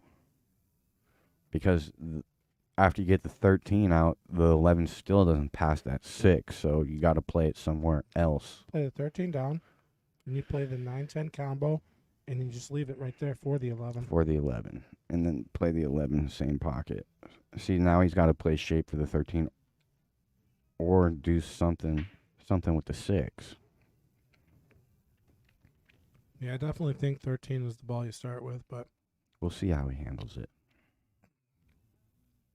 unless he's calling safe and rolling forward, which I really don't like here, Yeah, then you leave a kick.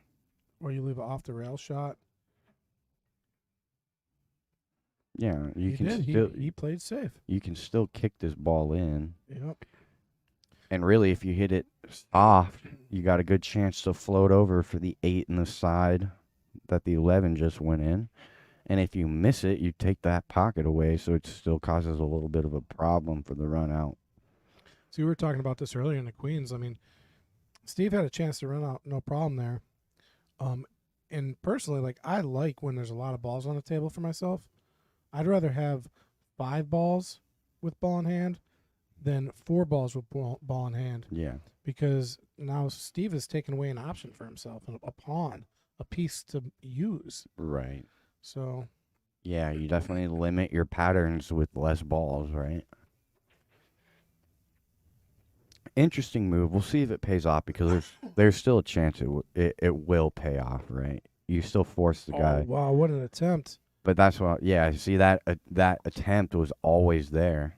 And now, really, how do you get the 13? You can take the 9, 10 right now and play for the 13. Yeah. And now the run out for Steve is harder than it was a minute ago when he had ball in hand. No doubt. And he could have started with that 13.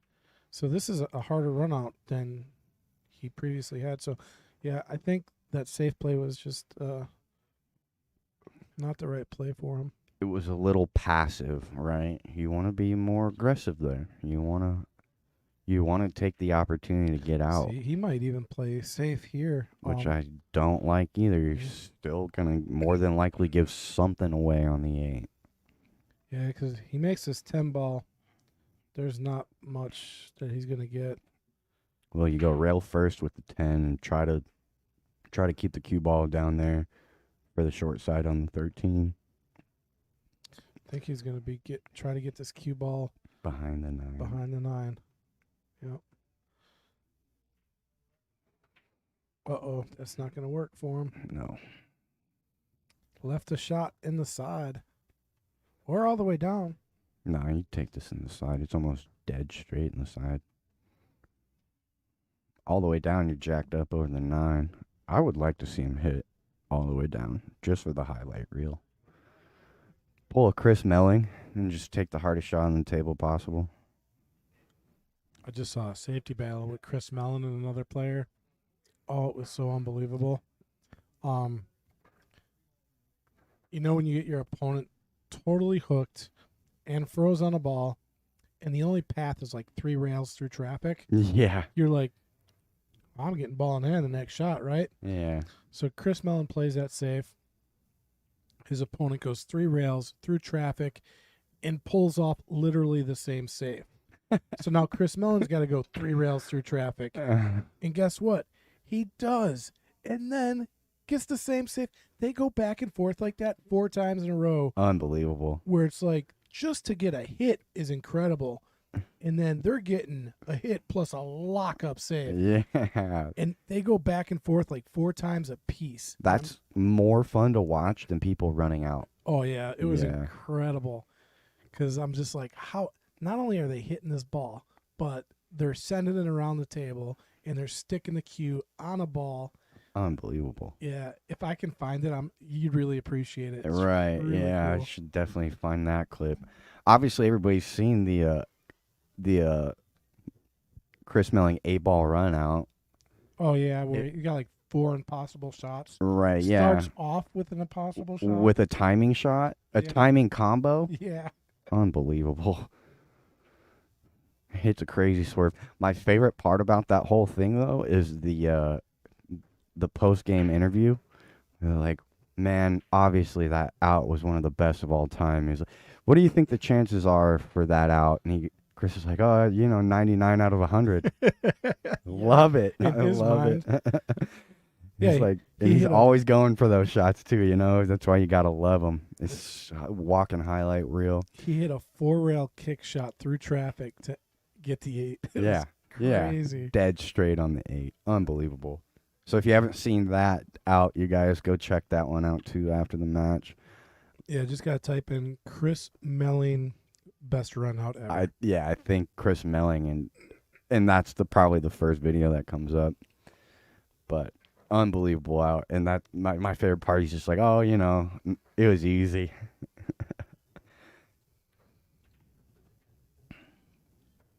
Oh, I tried to get the hostess.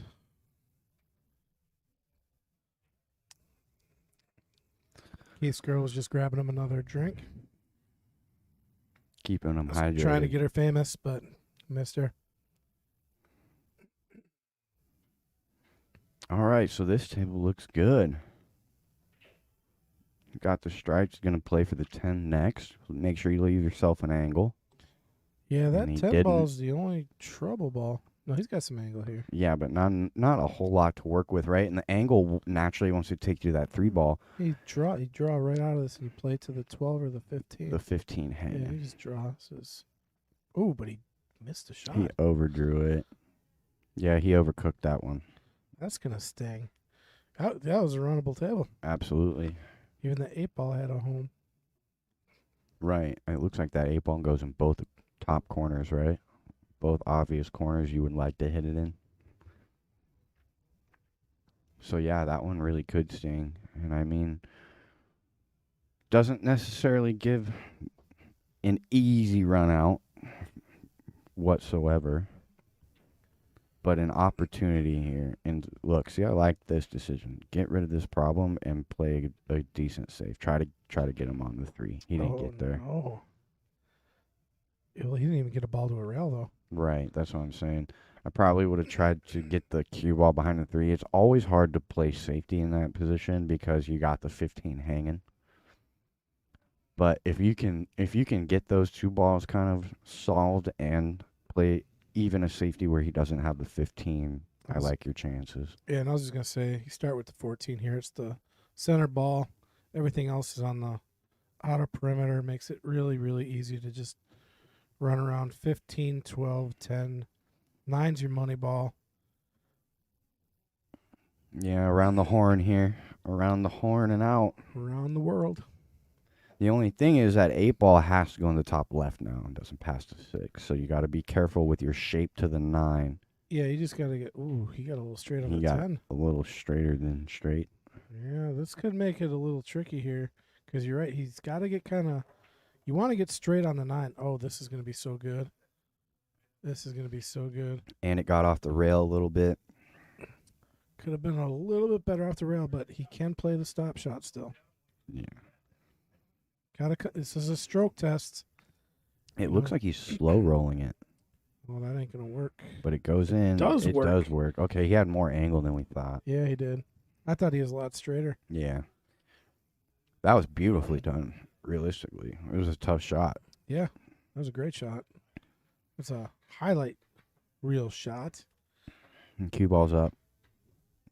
A little flirty there with the side pocket, but no problem. Nice out. Realistically, should have been a break and run, but he got it done with ball in hand on his second inning, so not too much to complain about. You know, he's feeling good. Yeah, if he wouldn't have rattled that ball down in the corner, he would have... I would have liked him to get out as well. Break and run for sure. So you got to limit those, though, because they can come up to haunt you later in the match, and we know that, you know, it's still a close match. Obviously, you only have 1 game lead.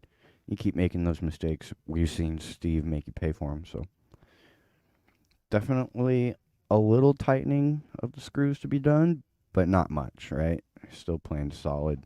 Not necessarily something you're thinking about. Just keep doing what you're doing until it becomes a problem. Getting the rack nice and tight, and I tell you, it's difficult to get a good rack, man. I struggle sometimes to get a good rack. There it is. Yeah. I really struggle to get their balls tight, man. I'll tell you what, I feel silly out there sometimes. We'll call this our rack cam.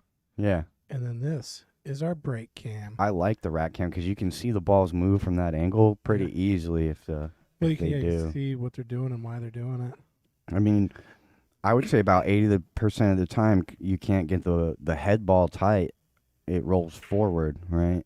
A lot of the times it's not those back two. Sometimes those back two want to split away from each other, but most of the time I feel like it's that head ball that comes off. That cue stuck right in the corner pocket and rattled, so not going to be an easy starter shot here for Steve. Safety break. Safety break. Again, my pet peeve. I come to the table and I'm like, this is what I get? Stuck. I mean, there's shots on the table. I mean, there's nothing good to start with. What here. suit do you like here? Ooh, I'm going to have to go with solids. Well, let me see. Stripes, we got 13 might be a problem.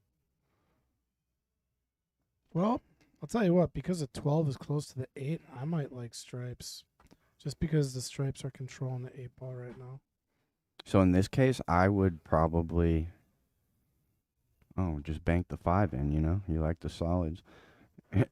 Now what though? You got the 2. You got a long straight one on the 2, and the 1 ball's obviously a problem. There I might have considered looking at trapping my opponent into solids if I wanted stripes. You know what I'm saying? Yeah, well, I think stripes are the balls right now.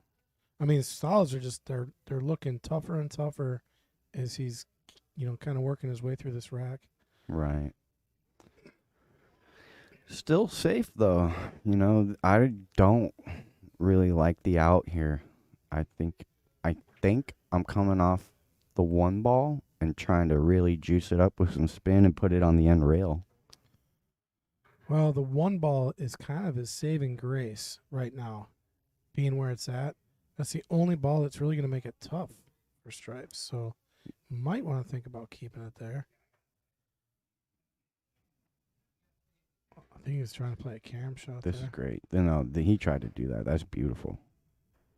That is beautiful. Now, all you leave is this 13, right? He'll probably play this 13 and try to get the cue ball back to the top end rail. Because that's the only ball you can see, and that solves a big issue for your solids.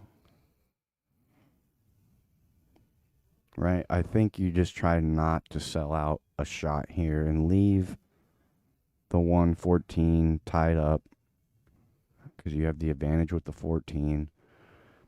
Play off the 13, just get the cue ball to the end rail in the middle, and I think you're pretty safe. Really, anywhere on the end rail looks pretty good. See, that's just fine. And that was the issue with that shot I saw, is that angle that you want to shoot for the 13 kind of pushes that 12 to the 14, being careful that you don't break up that 114. And he did it nicely, didn't sell out. We're going to see a chess match for sure here.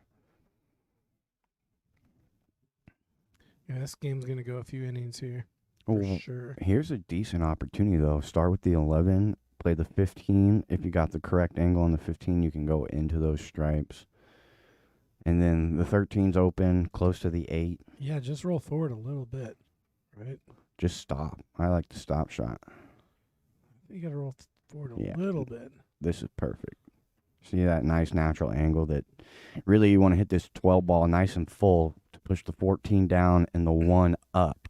Yeah, he's going to have to follow here on the 15, though, because the natural angle be missing. Like, if you go center ball, you're probably missing. I think it lays well. He's not even going to mess with it yet. Yeah, I think the angle is just going to be a little lower. Where that 10 works nicely to it. Not from that angle, though. It's fine, though, right? You're really still making... You're not selling out a run. There's no run with that 1. I think he's got to bump that 8 at some point or get the 13 out. I like almost just putting the 1 in front of the 14-12. Wait, what's going on? He must have called the save. And they got the pocket wedge. All right, well. You feel like there's not a whole lot. You can either make this 13 and try and get shape or play safe, right? Yeah, and a lot of people would want to keep that 9 there for a blocker, but realistically, you might as well just take it and try to run out here. That's the 9, not the 13. Yeah, the 9. Yeah, take the 9, get shape, and, run out. If you're leaving that as a blocker, then you're forcing yourself to get back up there. So I like taking it, even though some players would say leave it as a blocker. They want us to go look ref. Yeah, do you know how to do slow-mo? No, but it should be a clean hit. I'll be able to call it. Okay, go ahead. Kyle's going to go out and watch the hit.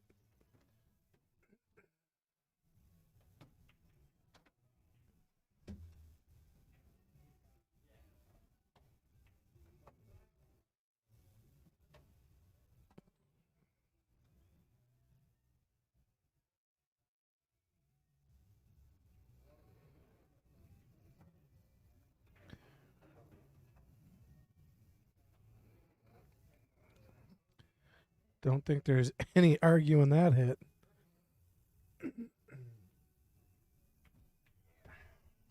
So I think he took the right shot there. Definitely playing for the run out.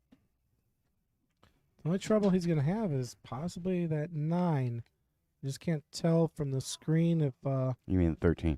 13, yeah, sorry. God, my... Me too. I did the same thing 2 seconds ago. Color blindness. Oh, he rattles the 10. Good news for him is he didn't leave much of a shot. There is a 7-3 combo. Yeah, if he can see the 7, that's a big combo. And a nice easy combo with your 1 ball open, right? You're going to get shape on the on the 4 up there. You might have to put a little right spin just to spin it a little. Hit it perfect. He hit that sweet. Yes, he did. Now he's got a nice open table, right? So yeah, you got to decide here. Where's my money ball? 'Cause that 8 is. I think you got to move this 8 or the 13. You got to develop it a little bit because unless you can get pinpoint perfect on the 8, you know. I think if I didn't want to move the 8, you got to end with the 4. Because the 4 leads nicely to the 8 in the side. Right past the 10. Yep, agreed.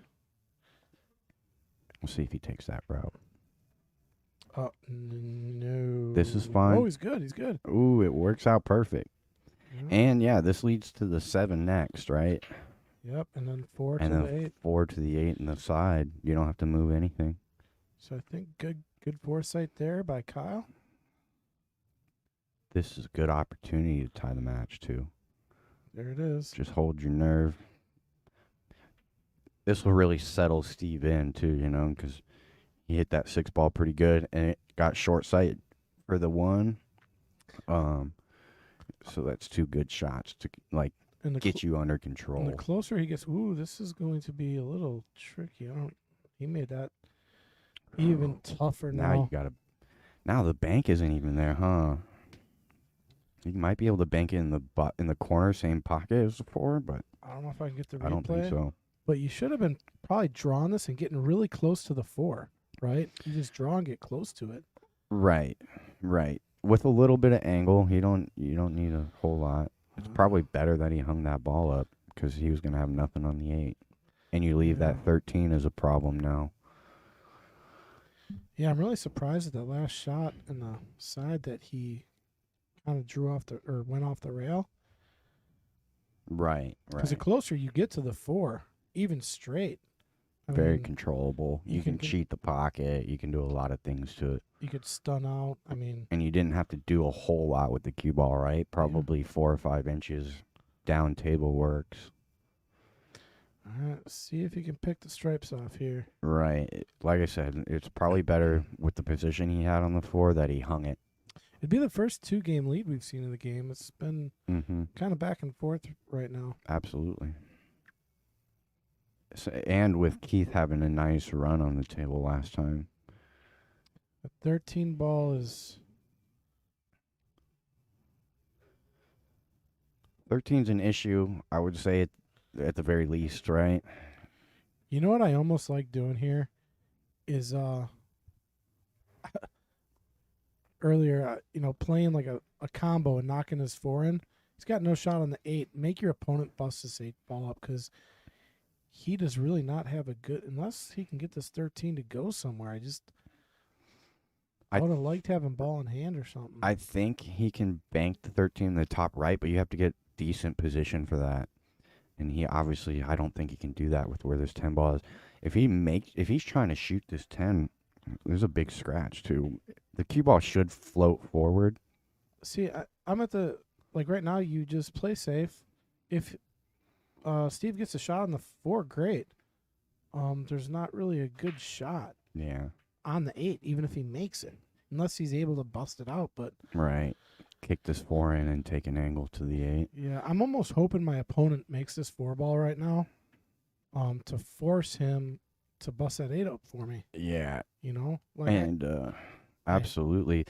This 4 ball is hanging deep too. It's tough to rail first this one if you can't shoot it straight. Yeah, honestly, right now, if my opponent's kicking this 4 in, I hope it goes in. Yeah. I hope it goes because they ain't got I might even call 8. safe if I'm Steve, right? And just kick it in and call safe. There you go. Yeah. And then force him to, make the 10, bust the 13 out because that's just as difficult. Luckily, he didn't hit don't hit the 8. Luckily, he didn't hit anything there, which is, now you're still forcing Keith to come with a good shot because the 4 ball takes a lot of options away from the 13. It's tough to break this 13 out and get a good shot.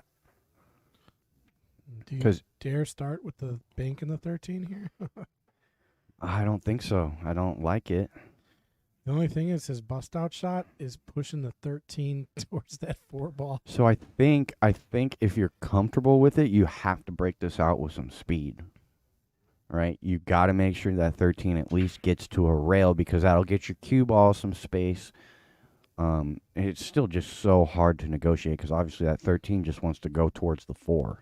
Yeah. So you gotta lay into Might it be here. a safety again. Yeah, but that does you no good. You're gonna be stuck with the same shot if you get ball in hand again. Mm-hmm. He went at it with some speed, and he's going to get a bank with it, right? If he goes into just the 13 there, I think that 13 makes it all the way to the rail for a straight-in shot up at this top right corner, though. Yeah, this is a do-or-die shot. You make it, you're good. You miss it, your opponent's getting out. Very makeable. Oh, Did you see that ball sit, too? it did. The only chance Keith has in this rack is that 4 is a little buried. I don't think it's buried enough to where it's going to matter for Steve here. And he has a nice angle, a kick angle. Hit that really good. Yeah. That was beautiful control there. A lot of players don't know how to play that shot. Right. Well, and a lot of players, yeah, you're right. A lot of people will lose the cue ball there Yeah. or miss the 4 ball completely, trying to get a little too cute with it. Actually happened earlier in the Queens. Not the same shot, but very similar. The ball was buried so much that they tried to shoot like Steve just did, which is the right way to shoot it. Mm-hmm. But because it was so buried, you missed the whole ball. You still miss it. Yeah, you really got to aim at the point. You got to aim almost to not play a rail first. Chris G taking control over here. Updated the title for us on YouTube. Appreciate that. And happy Father's Day to you, Mr. Blue Light Special. I hope you're enjoying your Sunday with the fam. And congratulations to your daughter on her graduation. I think that's the last kid to graduate for him. Oh, there you go. There you go, Chris. Now You're free. You're free. You can send them all. You can send them all out of the house now. Nice. It's almost like he graduated. That's how old Chris is. Yeah. Couldn't tell by the way he acts. He still acts like a 15-year-old. We all do. Oh, yeah, that's why we have so much fun, though, right? We wouldn't be friends if we didn't. Exactly. Good snap there. Good looking snap there. And I think he played the second ball break. I'm not sure. I'd have to go back and watch. But this is an effective break, right? You got a shot on either suit. So you got a good choice. There's one cluster. Look, I think he made 3 or 4 balls here. Well, 1, 2, 3, 4, 5, 6. So I made 1 solid and 2 stripes. Yeah, so 3. It was a good snap. I like solids. Yeah, you got the 4 ball to worry about. And I think you're right. I think the 4 ball is more manageable than the 10 ball. And I think he agrees with us. So we'll see how he handles this Oh, rack. he took it off the 9. I like it. Yeah. All right, so I don't think this is the time to bust out the 4. I think you use the 6 to do it. Yeah, unless you can. And if you can do it now, there's no problem. Yeah, the problem is if you miss it, this happens. Yes, if you miss it, it's a big opportunity missed and tough to get back. Right? Yeah, and he did try to do like you said, but I think the 6 ball was probably the right ball to use there. Maybe. Does he got the 6? No, he's got to bank it. I think he's just going to safety, yeah. And this is a good move. It's a good move if you block the 15. So I like using the 11 here and then using that 15 next to try to get that 10 out. Yeah. So that's really the only ball you have to bust that 10 out. Right. Develop the angle on the 15.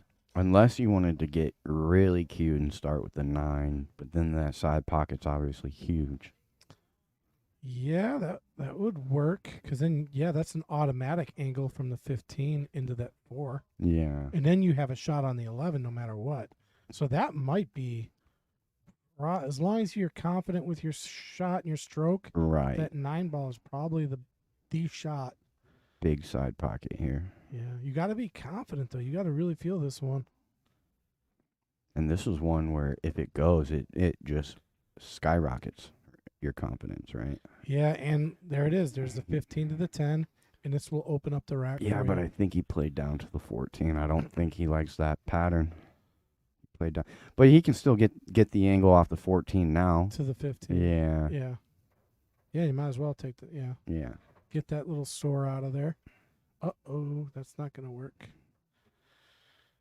He'll be on the 15, but now he's lost the angle. To get that 10 ball out. Yeah. 10 ball is a huge problem because that 11 doesn't go by the 6, right? Not even sure the 11 passes the 10 in the top left. Because if it does, you can just play a little pinch draw here. Yeah, and you can see it, but the 11, it goes, I'm looking straight down the pipe. Oh, there you go. It goes. So I like him pinch drawing this. You still have to end up above this 11. If you end up under this 11, you got to go 3 rails between the 3-2 around the whole table and run into the 10-4. So this is a big pinch draw shot. It's a fun shot to hit, though. Ooh, he got under it. He scooped it. He didn't foul Nope. and didn't break out the problem. So I would say that's a pretty fortunate miscue. A lot of worse things could have happened than did. And that's what he was playing. He was playing the pinch draw, and you have to really, scoop under that ball to get it to pinch and die. And you get a miscue a lot of the times. It's a very touchy shot. So I can't blame him. I think it was the right shot. Tough to execute. See what he's doing. And he kind of got away with it. So this is outable if this goes. If he can get this ball to go, he has a chance. Yeah. No, There's- I thought he hit that real well.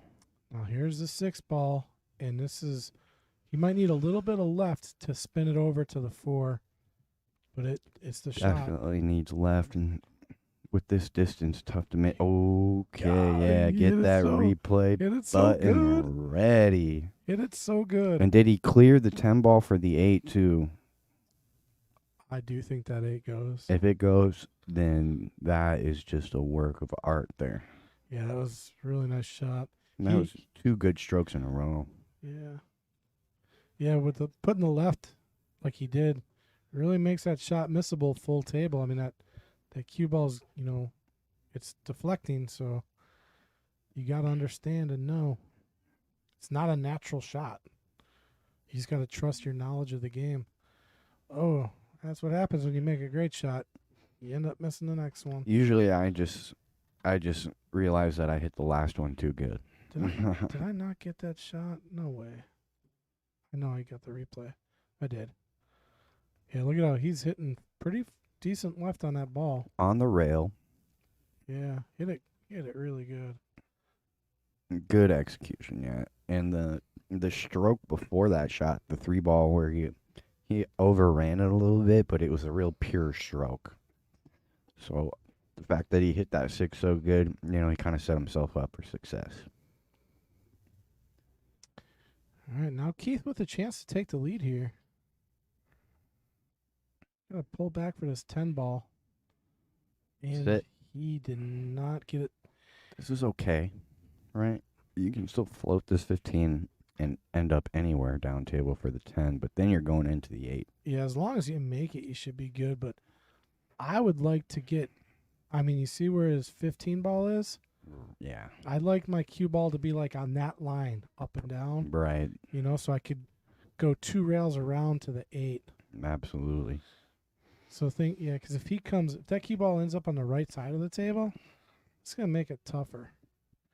Kind of wants this cue ball a little more to the left side of the table after this shot. See if he goes out off this rail all the way back to that line you're talking about. Because you can stroke this ball like a... There it is. That's the shot. Yeah, that's what he was trying to do. Yeah, that was definitely... The speed was looking good, too. Yeah. Right. But Yeah. yeah, that was the shot. And trying to get the cue ball there definitely made the shot more difficult, but it presented a reward. so it You was know, worth going for. You might be right about that 8. Does I that know go? on second look, it just doesn't look like it quite goes. Yeah, he might be just playing safe here because of that. Run into the back of it. Oh, that's not going to help his cause. Well, it cuts off that 10 ball, though. So you got to start with the 10 here. Yeah, the 10 goes right now. And the cue ball wants to float away, right?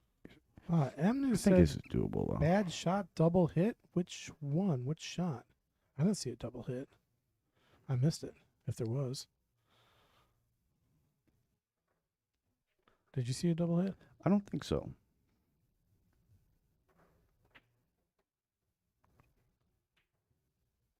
All right, got the hard one to go. Yeah. Now this is just simply rolling forward and maybe out a little bit if you can, which I think is natural. Really, I think I hit a stun shot here. I think your cue ball floats out about an inch. Well, it's just naturally going to come out to the right a little bit. Yeah. Perfect. Beautiful. And he'll retake the lead here if this 8 ball goes. I'm not saying it's going to go in for sure.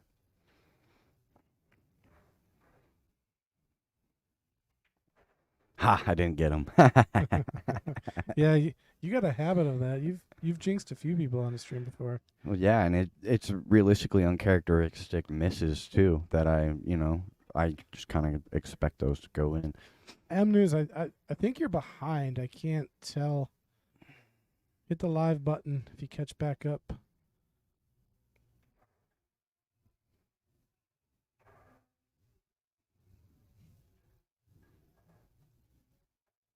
It's Subkiss. Subkiss, I think I saw you on Post Up the other day. I think I did. Oh yeah, I've seen her on a lot of different streams. Yeah. So we watch all the same stuff, and I've seen her like on the Shark stream before. Sharks is awesome. Yeah. I love the Sharks stream. She was doing some work. Subkiss, you'll have to let us know, but she was doing some work for the Shark stream or something out in the Philippines. She was talking about it earlier in the chat. Yeah. Yeah, I know, and they're making some changes over there too. I know they're trying to expand because they've really been advertising that they're hiring. Anybody's interested, there's a job in the Philippines for you, pool related. Even down to like they're hiring referees, Oh, really? Yeah. Yeah, just gotta be careful where you're going in the Philippines. Mm-hmm. The Philippines is a whole bunch of islands. Yeah. Out there. Look at that break. Looked 8 ball inside. Well, they opened up. Yeah, and that's the problem, right? Because you can't get one to go. I like the stripes off the bat, but you see the 11 ball there is a bit of a problem. You can solve it right now by cutting the 9. Well, no, I take the 10 right now. That 9, once you get the right angle, you can just play up and play the 11 all the way down. Yeah, but the 6 ball cuts a lot of position away from like a nice easy 11 all the way down, right? Yeah, it does, but I like going into the 6 right now, into the 6 or the 11 right now. let's see, I hate moving balls if I don't have to. Now the whole table is going to be different, Yeah, but it's for the better. it's better, yeah.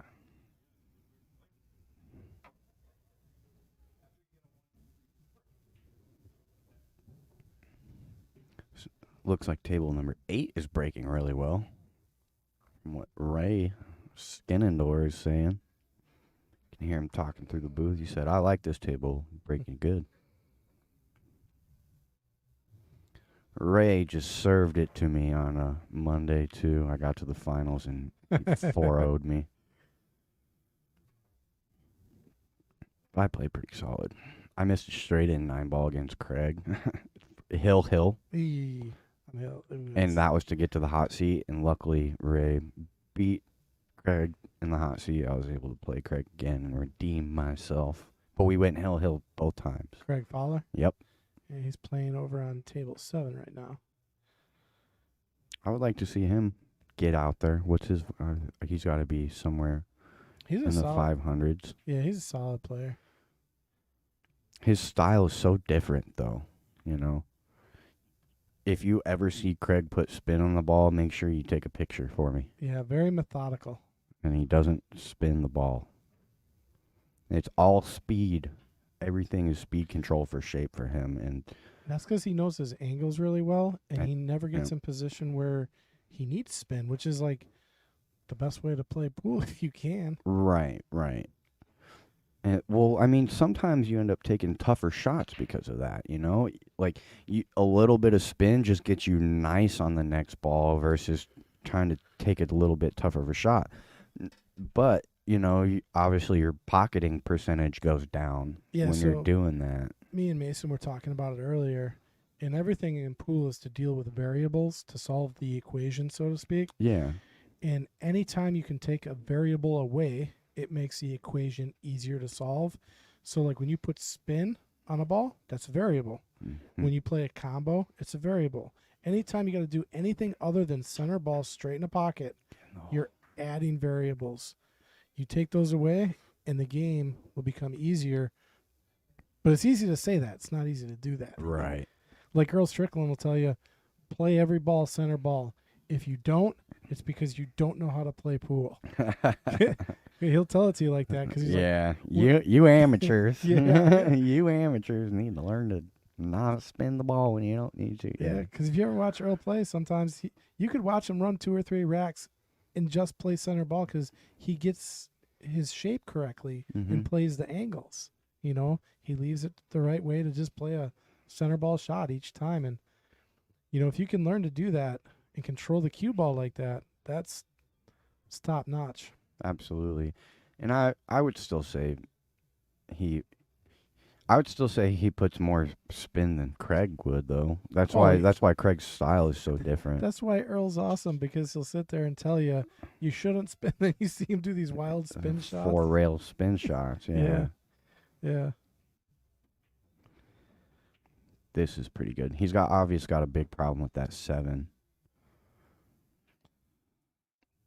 Yeah, 7's in trouble here. I think you got to use the 1 to go into it. You got to move the 7 too, because if you move the 14, you're not going to get good on the 7, right? You can't really move one of those stripes out of the way to get a shot. You have to move that 7 ball, I feel like. I don't know. And now it's very doable. Yeah, he's got some pawns to use now. That's if Steve doesn't get out. I mean, Correct. You got to play to the 14 next if you're Steve, right? That little window. God, it's such a small window. I feel like a stop shot on the 15 right now works, though. Yeah, I mean, you got to be the thing you got to think about. It's either that small window, or you potentially could go into it, rearrange it right now. So you got to pick your battle here. Like, which is tougher? Yeah, he tried to go into it, so it's like, what's tougher, going into it or getting perfect? On that, yeah. They were a horse apiece. you know? Right, absolutely. So, I guess there you go with what you're comfortable with. Mm-hmm. Like if you're comfortable getting into that tiny window, you do that. But either way, there I think is tough. There's no easy. Yeah, no doubt. Ooh, what are we doing here? Soft kicking? Is that 13 off the rail? It was off the rail. Must have been. 7 is still in a world of hurt. Right. I really like that shot because you don't necessarily solve any problems. But like we said, He's just gonna roll it back here. now Play that safe on the 3. that 1 and 2 are sitting there, I think he's got a good advantage in this game. Yeah, he's just gonna play safe there though. I like it. Now he left a sliver of this 13, so Steve can get out of it. But cutting that 13 with any kind of speed could pop that 7 out. Yeah. I like this. If you get the 13, you need to hit it softer though. Yeah, that opens up the 7. That might have sold the rack out. So that was a good save there. Actually, By what do you shoot Keith. right now? Well, you could shoot either the 1 all the way up. Not a fun shot. You could shoot either the 1 all the way up or the 1 all the way up. or not a fun shot, Or right? play safe. Safe is a good shot as well. You can play the 1 or the 1. Yeah. Yeah, so I like his decision kicking into that 13 though. That was pretty creative, and I think it Yeah, but the still. kick is not too. It's not too bad here. I mean, this is a 90% makeable shot here. And we've seen him do it. Yeah, I mean he's. We've seen him do it for the money. Oh, that's right. Last week. Yeah, there you go. Twice 2 weeks in Yeah. a row. And Remember did it he on a played kick? ball in hand, made that one ball, Yeah. and couldn't bank the 6, so because it was on the double kiss line, so he kicks it in with the 8-ball hanging. Yeah, don't let Steve kick, man. Yeah, You'll be kicking yourself. what exactly? Yeah. Exactly. He won't be the only one kicking at that point because you're gonna wish you had it back. The big shot here though, tough in the side, pretty small pocket, and he doesn't sell out again. Well, the 1 is much more inviting now, right? You're nice and straight on it. I think you're better off with the 2 here. Either one, yeah, you can shoot either one because they're both pretty straight shots. Oh, he's gonna lock him up again here. Why play the safe? You don't need to. He's gonna He's kick this ball in. gonna play it safe. I know. I'm talking about Steve. Steve's Sorry, gonna kick this. If he kicks this ball in, I'll tell you what. I'll give you $100. You give me 5. No. We'll go 20 to 1 here. I'd probably eat $100. I hope he makes it. So you're just. I like, hope he makes it too, man. you'd be like, I should have took Patrick's bet. Every time I should take your bet, though, Yeah. I do, and I lose. Uh, I'm like, hey, I got the odds, and then they never work. Go in off the 8. He might make the 8 here, too. well, he did make a ball. All right, so now Keith with a chance, a good one, to extend the lead by 2. Yeah, he's got to run them all. Start with the Almost. 3 ball here because it's crowding the 8. I agree. He agrees. Yeah, get the people away. Pretty straightforward here. I want to see him play some 1 pocket with the 1, 2, 7 too. All 3 of them in the same pocket. Yeah, that'd be nice. And the 8-ball's basically hanging. Yeah, I'd like him to use that 5 as his last ball, probably. Yeah. But I mean, realistically, you could use any ball Yeah, on the table here. It does not matter. I agree. So you really don't need to be focusing too much on a money ball here. Right. Just make sure you don't get out of shape, get out of line. Yeah. Stay in line. And actually, I'd be thinking about just don't miss my next shot. Like, just focus on making balls here. Mm-hmm. As long as you make, you're just almost natural to get on a ball. Correct. I definitely agree. And so, Here's the 1 pocket. Now he's got to draw back a little bit on this 2. and he's got a good angle to play this. Yep. All 3 in that pocket too. This is one of those ones where you don't want to slam the draw because nothing bad can happen because even if he gets behind the 13, he's still got the 5. So, Right. I The mean- only bad thing that can happen here is if you lose the cue ball and scratch. yeah. Right. If you overhit it and it goes 1 rail into the side, you don't necessarily get the correct draw on the ball.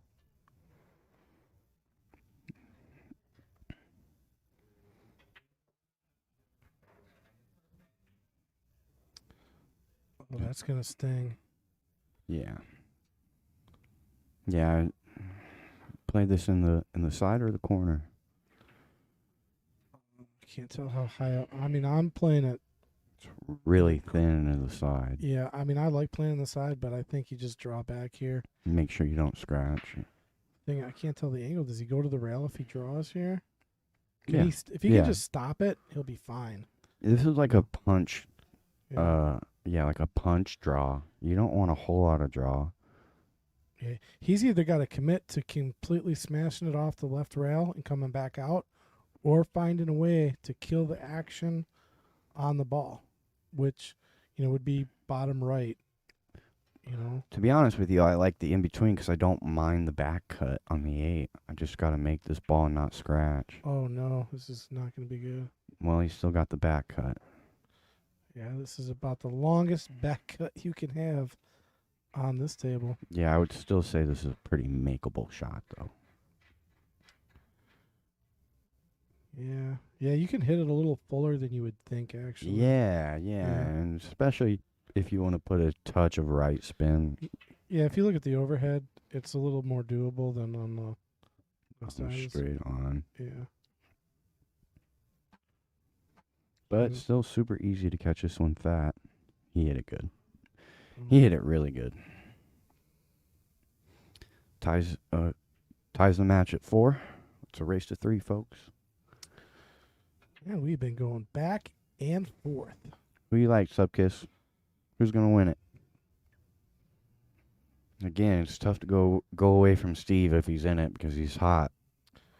Well, yeah, I mean, when you go hill, you always got to give the chair holder the edge, right? Mm-hmm. Because they've been in the seat. They understand the pressure a little bit better. You know? Right. They got the time on the table. So I think if you ever go hill, the challenger is at like just a slight disadvantage. So if I'm Keith, I'm trying to get to the hills first would be key.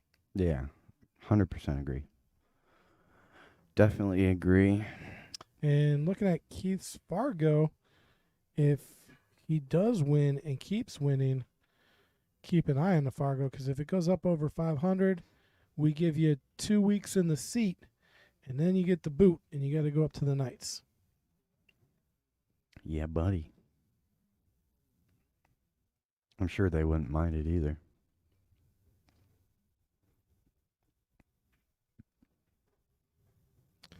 Oh, there's my lovely wife.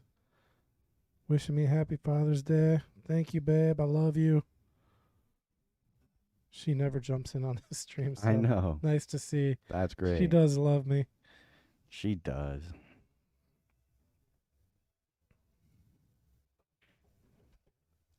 And thank you for letting me do pool on Father's Day, because this is what I like to do. Yeah, man. This is my church. There you go. That 9-ball wanted to get there, but it didn't, so it's a dry break. You like the stripes here. I agree. Stripes are the balls. I almost want to start with the 11. If I can make the 11 get back to the middle of the table, then you only got to work with one half of it. I like just stop shotting on the 11 and going right to the 12. Yeah. And then to the 9. And I mean, you're out. I don't like taking the 9 here. I like 11, 12, then maybe the 9. Because that bottom table, getting to the 11, yeah, see, you just kind of got funny here. Yeah, I'm not even sure can you see the 10 ball? We're about to find out. I think by his body language. Oh, see? Now I'm thinking against it. Now he's got to hit this weird combo. Yeah, this is a weird combo too.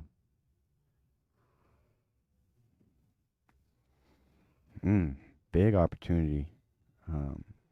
Kind of passed it back. A pretty big problem for solids though with the 2-7, right? Both of them hard to break out.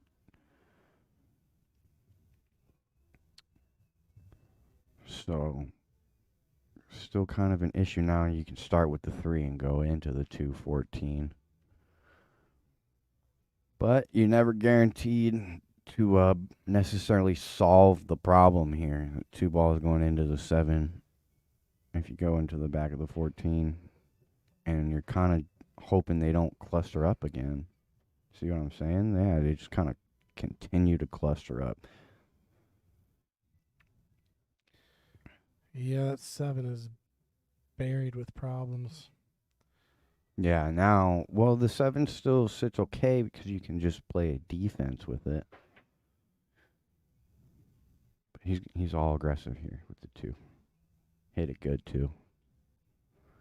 So now the big question is, do you just take the pocket away from this 15? I think you have to. And it's a little touchy because the cue ball wants to go into the 15, you know? No, that cue ball, as long as if you keep that 7 right where the 13 is, that's your goal. I mean, it's automatically going to make that 13. That cue ball should be spitting. Oh, you know what? You might be right. Right, if you want to roll it in. Yeah. And then once you put speed into it, it's hard to keep the 7 there. I mean, if you drew out of it, you'd be fine maybe, but I like his decision to stay away from it there. I don't think he had the correct angle to do what he wanted to. So, yeah, I mean, there's possibilities that he can get into it at some point here, but it's getting tougher. yeah, no doubt.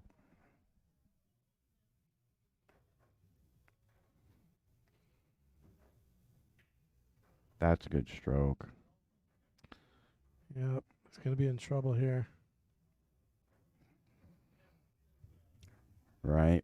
I almost just like.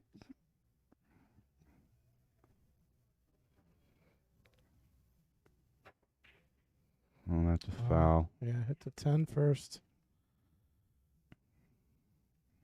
Okay, so I like this opportunity. Another nice open table. You just gotta control your rock a little bit, and like we said, you just focus on making the ball in front of you. You're gonna have shape on something. Yeah, I was going to say start with either the 14 and go to the 13, or start with the 13 and open that pocket up.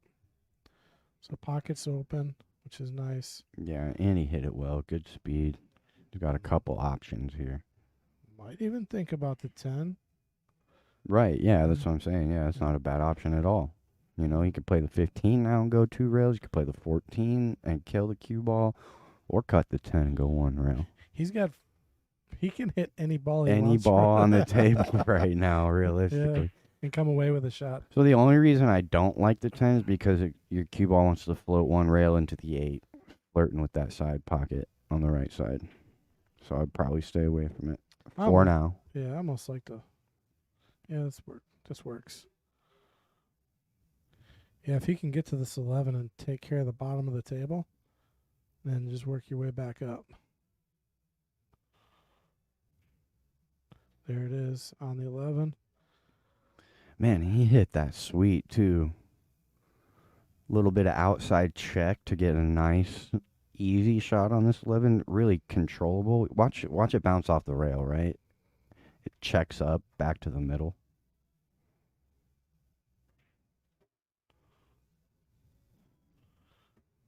We missed another pretty good shot. He took that 11 2 rails to get there. Yeah, bad production. We got to fire that guy. Sorry, guys, it was my fault. But I really like how he controlled that 12, you know, and that's one of those things where you don't have to put that spin, but it puts you in such a good position if you can pull it off. Okay, that 8 ball's getting bigger and bigger right now. No doubt. So he might consider taking the 10. I like the 10 here. Yeah. I like the 10, but like I said before, I don't like the 10 running into the 8, into that side pocket. Actually, running into well, yeah, you don't want the 8 going in, but if he played the 10 and ran into the 8, it's a stopper. You would like it Yeah. because you're dead on the 14. Yeah, so just, play this pocket speed, you'll be fine. Yeah. No way that 8's making it to Right. the pocket. So that might be the shot. See if he can use the 8 to stop it here. And careful of your speed. Oh, just played safety, it looks like. Definitely probably a little bit of a two-way. I'm sure he was kind of nervous about going in the back of that 8, you know? Well, he was not playing two-way. He was just straight up playing safe there. There's no way he gave that 10 a chance at all. Right. All right. This is a good chance if he can get on this 6. Yeah, this is great, actually, yeah. Now, Oh, don't get straight. still okay if you're straight, right? You got to take a tough 6, but Yeah, but you got to draw it back here. And just avoid the scratch. I think it'll be fine, yeah. If you just put a power draw on this, it actually works. yeah, I agree. You're not going to scratch because it's going to come off the rail. Yeah. I mean, to scratch with this draw shot, you have to be so unfortunate.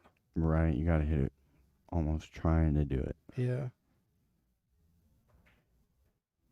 There you go. Goes off the Oh rail. my God, I almost did it to him. Like you'd have to be so There unfortunate you to go. draw it straight into the pocket, and it almost And he did. does. But we always knew this kind of situation was going to be here, right? After he hit the 5. It's good though. He's straight, just rolls a little forward. I think the 8 does go by. Yeah, and I agree. Natural shape. You might have half a pocket, so you would like to be off the rail. Oh, did he hit it? Nice. He hit it beautifully. He's off the rail a little bit, so we can see at least the middle of the cue ball. Should be able to hit it pretty good. Right? The 10 cuts off half a pocket, but it goes. Yeah. Taking dead aim at it. Knows he's got to hit it to the outside. This is a tough shot. Oh, you know what? I'm looking down the line. It's closer than we're thinking. Yeah. Yeah. No, but it goes. It goes. All day.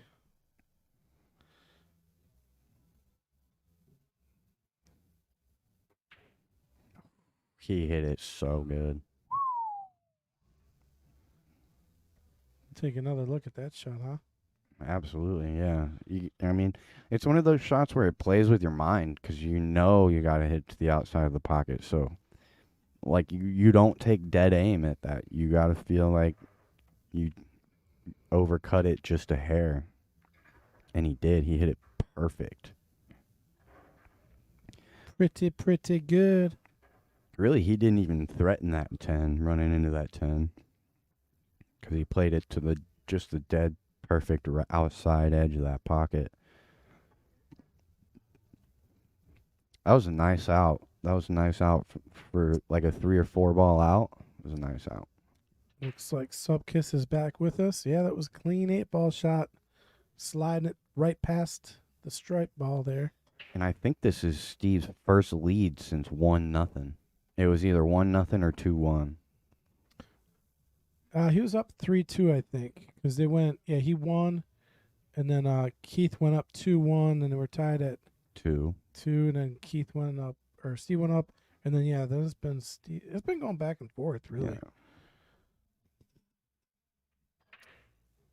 Yeah, Keith tied at 3, then took the lead again. Good Steve match so far. Yeah, it's been flipping back and forth now that I think about it.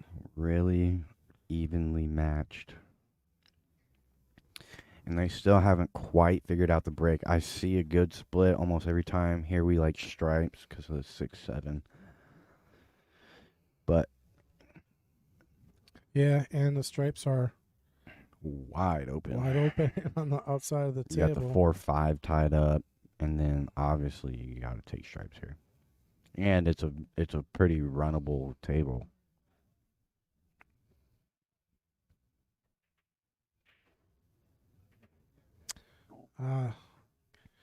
Gabe Stark chiming in. We need to specify who's shooting more. Okay, well, we'll This try is to. Keith at the table right now. Mr. Keith Cross.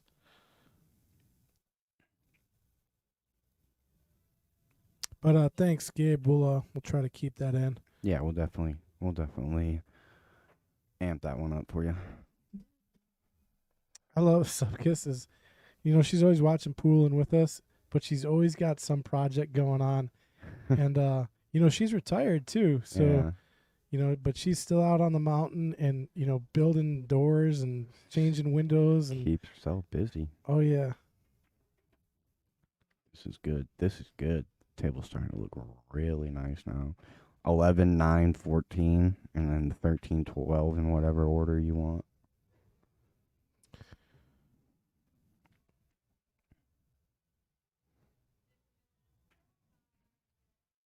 Oh, Keith rattles the 11 there. So Steve coming back with problems on the table. 6, 7, and the 4-5. 4-5 is solvable right now. But that 6-7 is ugly. Yeah, he could either play the 4 over or 2 into the 4-5, which is, I think, the shot. Yeah, because you feel like you're going to have a shot on one of the two. If you don't get one, you still feel like you got to get something on the 3.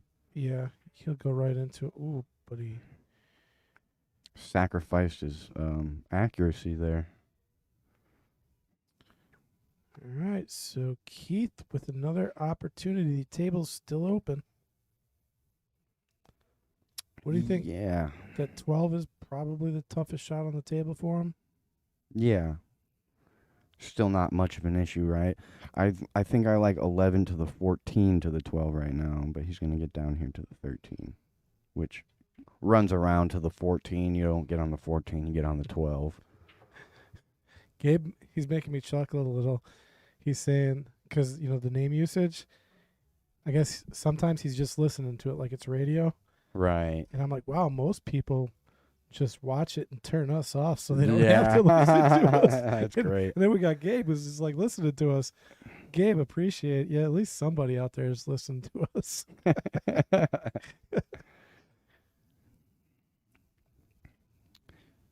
I have done that too. Watch or listen to pool without watching it. Oh yeah, I've done sometimes 2 a.m. I'm still watching pool. Like if it's a really good match or what I'm trying to catch With up on, that shot. I'll just put it on and listen to it as I'm going to sleep. Absolutely. He really juiced that ball up with some inside. He got a little straighter than he wanted to, obviously, as well. So Keith is not. Take a look at it. Watch it jump off this rail. It Wow. gains it almost gains speed. He juiced it up so much. Wow. And those are fun to hit. Those are pretty to watch. But he kind of comes out unfortunate with the position jacked up over the 7, so he's going to pull out the bridge because it's got to reach across the table as well. And he's straight on this 12, and I don't think the 9 goes in the opposite corner. So tough position. He's not dead straight. He's got to hit this sweet. Wow, look at this bridge he's got. He brought that. That's in his cue bag. Yeah, those are sweet. Yeah. If you never played with one, those are good. I like those a lot too because they're. Look at this technique I've never seen anybody put the bridge on the rail before. This is kind of cool. And he Oh. pops it out nice. Oh, that's interesting. I've never seen it before. You learn something every time you watch pool. You pick up on something. That bridge is really nice though too. Like I don't think you can really do that with a whole lot of bridges because sometimes the cue wants to fall out. Yeah. I mean, when you tilt it on the rail like that. yeah, that's why I've never seen that because I guess you can't really do that with most bridges. Right. Like what's the Moose bridge that they have? Yeah. Yeah, that's typically the one you see everyone using the Moose. But that's like a super bridge.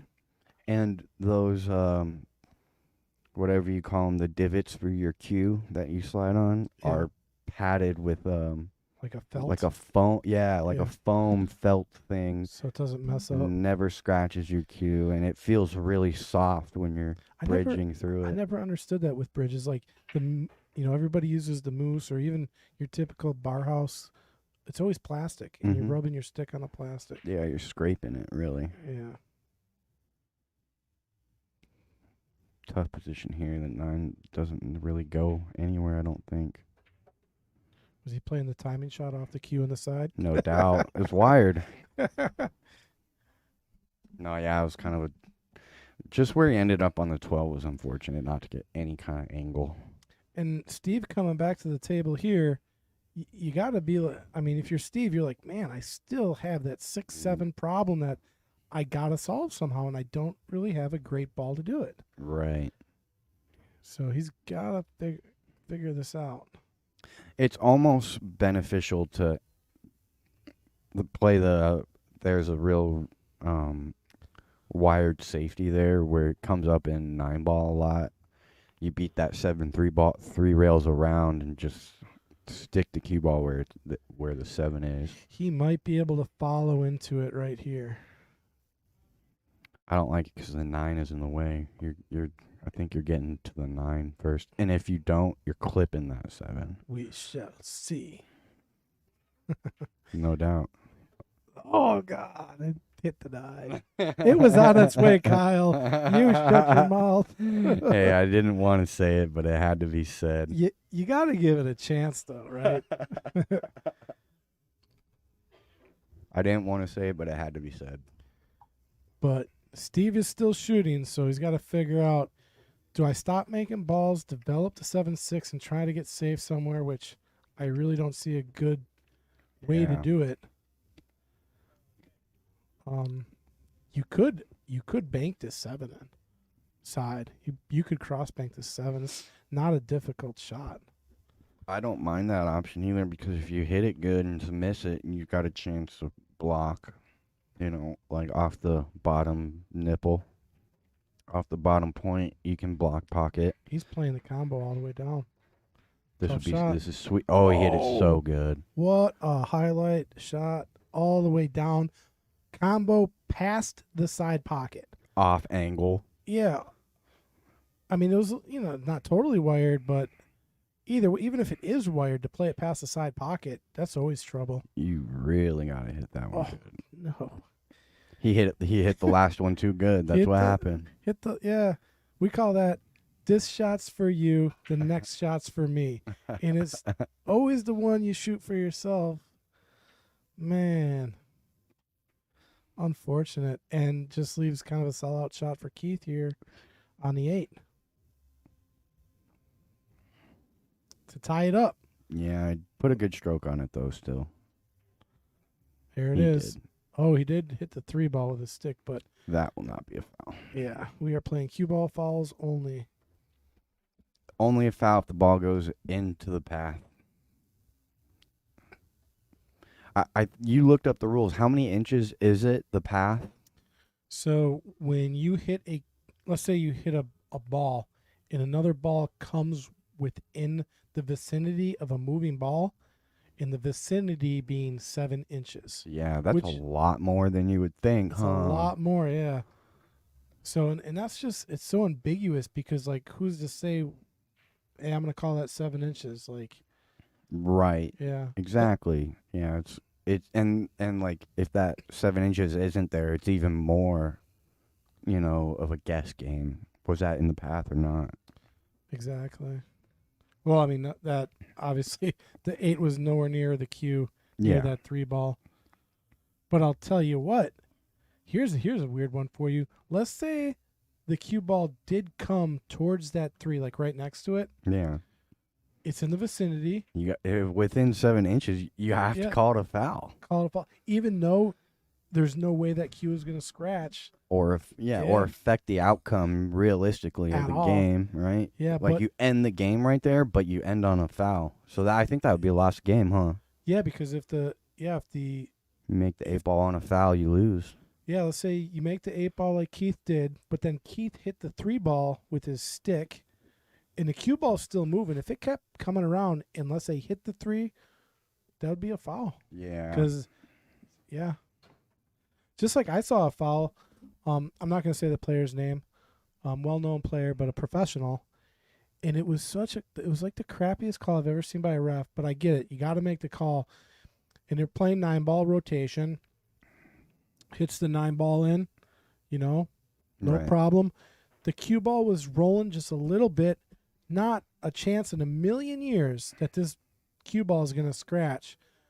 But they pick up the cue ball as it's rolling. Yeah. And guess what?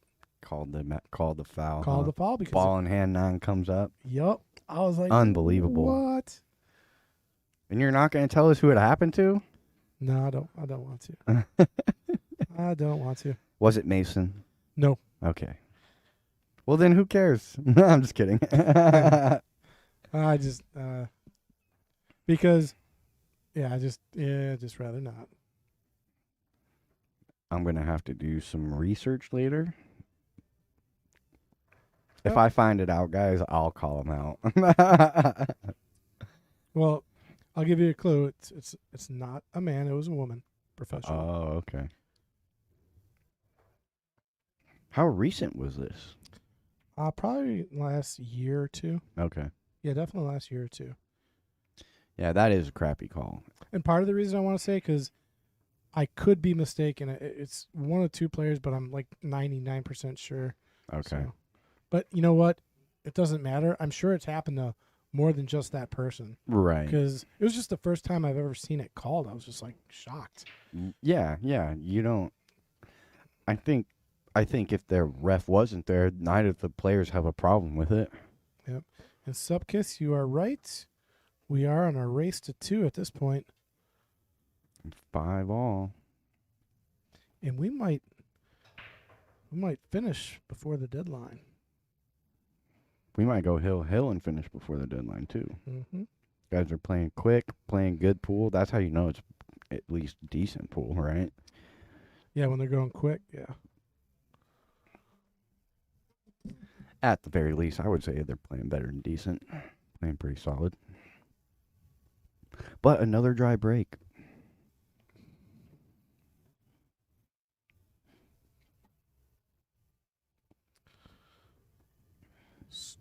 Stripes. Yep. 14 is messed up, but the 9's sitting okay. Actually, the 9's not sitting that good. It's not sitting horrible, but yeah, it's not great. To like mess with that 14-1-6. Yeah, but if you get the, what is that, the 12 ball up there, you get that away, and then the 9 is fine. And actually, you could probably use the. Ooh, Uh-oh. did that lock on the point? I don't think so. If it did, it's one of those funnest shots in pool where you just push it through. Yeah, you can push that through. Compression shot. I love that shot. He's not on the right angle to do it, though, so if it's on the point, it wasn't. It's not on the point. But what do you come away with here? You got the 10. You want to float. The cue ball naturally wants to float to this 4 ball next. Might be able to play between the 4-1 and come into the 14 if you put some left spin on it. Obviously makes the execution of this shot much harder, but This rack just got really tough. it just got weird, huh? Tied up the 8. Yeah, he's got to get an angle on this 9 to get into that 14 ball. And I almost feel like you got to run into the 5 right now too. Yeah, but yeah, that. Oh no, the 8 does go by, I think. Oh, where the 15 goes now? Yeah. If it does, it's close. Obviously, Yeah. it's really close. Wish we had like a line that we could put.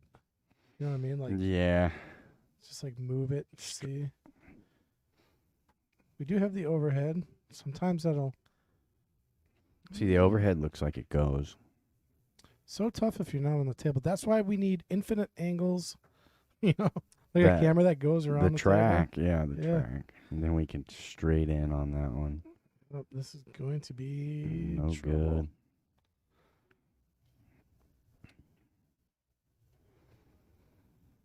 So I don't. He can't see the 9, so he's got to play off this outside of the 14. I think I'm just trying to get under the 3 ball however I can and make him shoot something up table.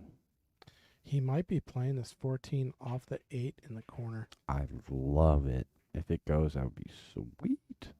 But I think he was trying to do what I did, or what I was saying, and try to get the 3 ball, under the 3 ball.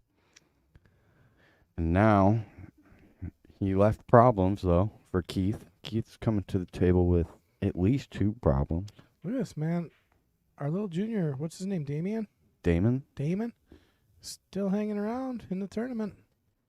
Yeah, man. That Kid's a little monster. He is. And he's still so fresh. Like, he's going to learn. Like, I just got, there's that feeling that he's going to learn so much so quick that We should bring him in the booth. we should ask him. See how he would feel. I bet you he would love it. And I bet you he would be able to map out run outs. Like, I bet you he would be very educated in here. Like, I just, the way he plays, he's a smart kid. He understands the game, He understands the game really well. We'll see if it goes another game or so. We'll see. I'll get him in here maybe. Do like the last game. Yeah. Probably get him really excited. That would be awesome. We are tied 5-5.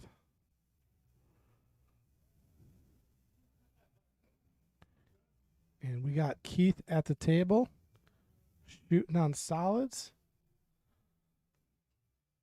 He's got the 4 ball in a little bit of trouble, but he's got some help up there to solve it. He's got the 6 and the 5. Yeah, this is a workable table. And you got a little insurance with that stripe still being tied up. Taking a 3 right now, or the 2. I like the 2. 2 to the 1 maybe. Yeah, 2 to the yeah. 1, yeah. This is touchy shot though. Oh, he Yeah, railed it. He got yeah. nice on the 1. Because he hit a little thick, right? If he makes that ball, that cue ball might pop out another 2 inches where he can't see the 1 ball properly. But realistically, I thought he hit it pretty good. And again, not selling out. Not selling out. Got a big problem with the 14, and the 9 is nowhere near, with that being your last 2 stripes for Steve. And the 8 ball's a problem kind of now, even though it goes off the 2 pretty nicely. But I don't think we'll see him get there because there's no way to get this 14 out. Oh, there's a way. You just gotta really nail this ball. And Yeah, you got it. And you got to. yeah. I like this move. Put it somewhere useful. Yep. That's a development shot. If he gets No a chance doubt. back at the table. And with the 14 being tied to the 4, right? You're forcing your opponent to do something. He can't just run out. They're not open. It's not a straightforward run. Even though that 14 might go by the pocket in the 5, he's going to do it right now. See? Ooh. Yeah, that's a good shot. Because that 14 might go in, or the 4 ball, the 4 ball might go in the same pocket as the 5. I would have liked if he hit it harder. He could have just separated Just it. popped it out. Yeah. So, That would have worked really well, too. Keith walking around the table. He's got solids. He's got a back cut on the 5 or the cut on the 3 here. Which, the cut on the 3, you could probably get right into the 4 there and separate it as well. I think that's the shot. Yeah. A little bit of outside. It's thin, but it's doable. Yeah, but he's liking this 5 back cut for some reason. This is dangerous, too. Cue ball's heading towards the 8. Yep. You know, and you don't want to draw this one. Just looking at that 8 ball. Running into the 1 ball here would be good.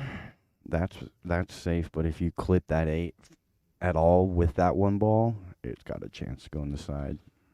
I'm putting a little bit of outside He's draw. putting inside almost, it looks like. That's not gonna. All right. Interesting move. Doesn't leave an angle on the 9 to get to the 14. Yeah, I mean, if Steve wants a shot at it, he's really gonna have to pound it all the way off the bottom rail back up to the 14, and hope to get a good separation and come away with a shot. Exactly. Or even going into him with that much distance, and like Yeah. he doesn't have a whole lot of angle. So like you said, he has to pound it and make sure that cue ball comes straight up and down towards that 14-4, which is just unbelievably difficult. Yeah, not easy to control the line on the cue ball off the bottom rail here. Not at all, right? Most of the time, you just want to float back somewhere in the middle. I mean, almost 2 rails in between the 6 Yeah. and the 8 is probably better. He tried it. He gave it a good ride. Yeah. It was always just a really difficult shot, and now it's tough to get safe too. Yeah. Even if you hit your opponent's ball and then give ball in hand, they're going to solve it real quick. So you almost got to go after something or play some type of safe here. Yeah, not able to quite accomplish that, so that's going to give Keith a good chance to get to the hill. I mean, he separated his ball, and it's still not an easy out for Keith because of the 1. That's the only tough shot he's going to have on the he's just got to get good on the 1. Right. So if you're Keith, you got to be thinking, get to the 1 as soon as possible. Yeah, I think I like short side for the 1 too. It's just so much bigger window. Yep. Oh, I'm playing it down past the pocket. Then you don't really have to control the cue ball that much. Yeah, you're right. Although the 6 ball lays good to get to the 1, you have to get a good angle on that 6. But he's there right now. He's dead on it right now. He can do anything he wants with this cue ball, I think, and still come away with the shot, other than hook yourself on the 8. I like personally drawing right back to the 5.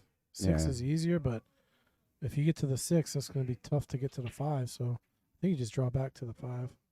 Ooh, but he missed it. He Oh. missed it, and that's going to give Steve a good chance now. That's a sellout shot right there because that's just a. You got to make sure you make that one. Tough to get out of line there, but obviously it wasn't the easiest shot. Like you say, you never like shooting past the side pocket. So this could be the dag. Like I told you, you don't want Steve getting to the hill first. And it looks like it. I'm not going to say it. He's got a good chance to get there right now, but How good, Kyle? you How got good? to you still got to get down and hit this ball good. That's how good. All right, Steve on the 8 ball to get to the hill, and I he's didn't there. get him. I'm 2 for 2. It's about time. All right, there's a few times where, man, you jinxed some guys. I was I'm like, so bad too. Like, yeah. there's no way he's missing this one. Then, right. Oh, wait. Oops, my bad. Like, I take full responsibility for those misses too. I was like, when Kyle gets on the stream, I'm just gonna be like, oh, Kyle's got an easy 8 ball here, and whiff. You're gonna try to get me every time. I hope you do. I would Oh, make going back and listening to it's it so much fun. easy 3 ball run out here for Kyle, and He scratch. dogged it. Dogged it. But then Oh, no, God, I'd have to be careful because at some point I'll be on the stream and you'll just be doing it to me. Hey man, what comes around goes around. Absolutely. But Oh my gosh. see how many times I can curse him today. No, it's the opposite. You should be rooting for me, Patrick. Oh, definitely. I'd like to see you do well on the stream. We'll get you on the nights. Yeah. What I want to see. So Chris did really well in the Jesters, and then MH, he had 5 in a row here on the nights. I want to play MH on the stream. We should. We're talking about. We should have like a stream on stream A commentators. battle of the stream team. Yeah, the extreme court. All right. So again, not wide open, but they definitely split apart, and nothing down for Steve. So Keith coming to the table, and it's open. And you kind of gotta like solids here because of where the 1 ball's at. Now the question I have is, can you hit this stripe solid combo to start? I think he can see it, and I think that's the move. Can't. No, I really. Wow. He How came with. fortunate! I don't is even know that? how. I don't know how that happens. It doesn't go down, and you get shape. I think the play there was the 12-1, though. I think you had to do it because now that 1 ball's a huge problem. How do you solve it? Yep, not an easy solve that I can see. You Oh, can here you go. kind of do it now, but you still got to hit this one so good. No, this is pretty easy draw. All you got to do is draw it around the 9, and you're gonna hopefully come away with something. But around the 9, right? A lot of the times I feel like you want to come in between them if you hit it like that. Oh, yeah, he almost did it. Yeah, you either go into 9 or you go in between them. Yeah, there's a way to do it. You just got to really trust your draw. Right. He really tied that 5 up too now. Yeah, at this point, you almost got to stop making balls here and just develop the table. It wouldn't. Oh, that's for. Oh, if that 13 goes too, that would be really fortunate. I almost like taking the foul. What is Emnu saying? I think I should not have written do or die. I think it triggered the commercial. He's just talking about us talking about streaming. Yeah. But big problem for both suits really, but I think that stripes has an advantage now because you make that 1. If you can make that 1 as a stripe. Oh, he Still didn't open it up, and really he's hooked now. Well, this is where you just bump the 1 out. Bump the 1 out and leave it behind the 1.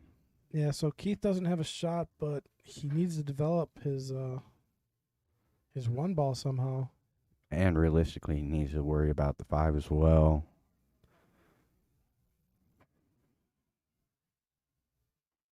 Just a kick safe, trying to get a hit. not give anything away. And now the 10 ball up there sits good for stripes. It sits good for stripes to clear that problem with the 1 blocking. He's calling it. He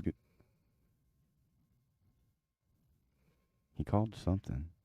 He called the 10, played the 9-10 combo there. Man, this table is a mess. That was aggressive, and it's still super advantageous towards the stripes. Yeah, Supkus is saying it. That top right corner of the table is just a mess. Yeah. Now you don't really even need to make that 1 ball and play safe if you're stripes. You got a couple good balls to work that cluster out.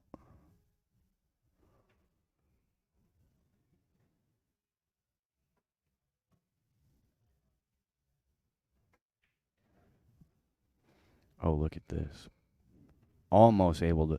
I think if he comes into that 14 a little more full, that 1 squeaks out a little bit. Which doesn't necessarily hurt or help you. You got to still find a way to make that 1 ball if you're solids.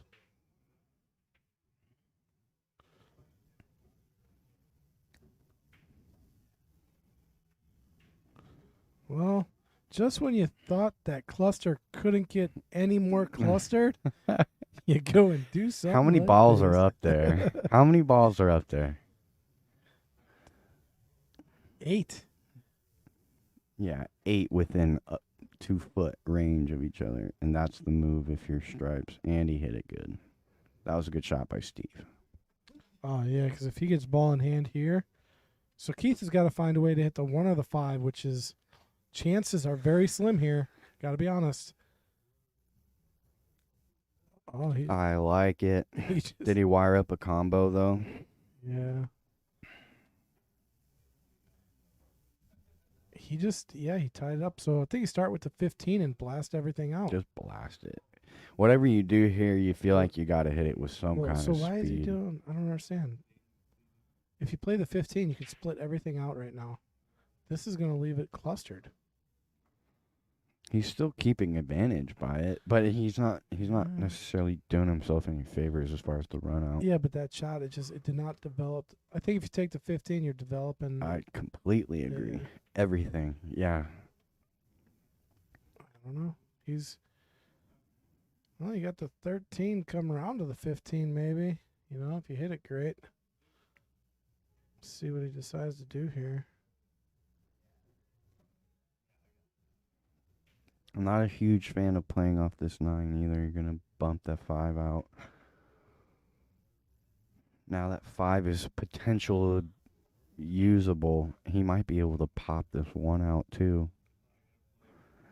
If I kick it this 1 clean, I feel like I get it out and I don't sell out a shot. Supka says, don't sneeze on them. What? I haven't sneezed yet. Might have coughed.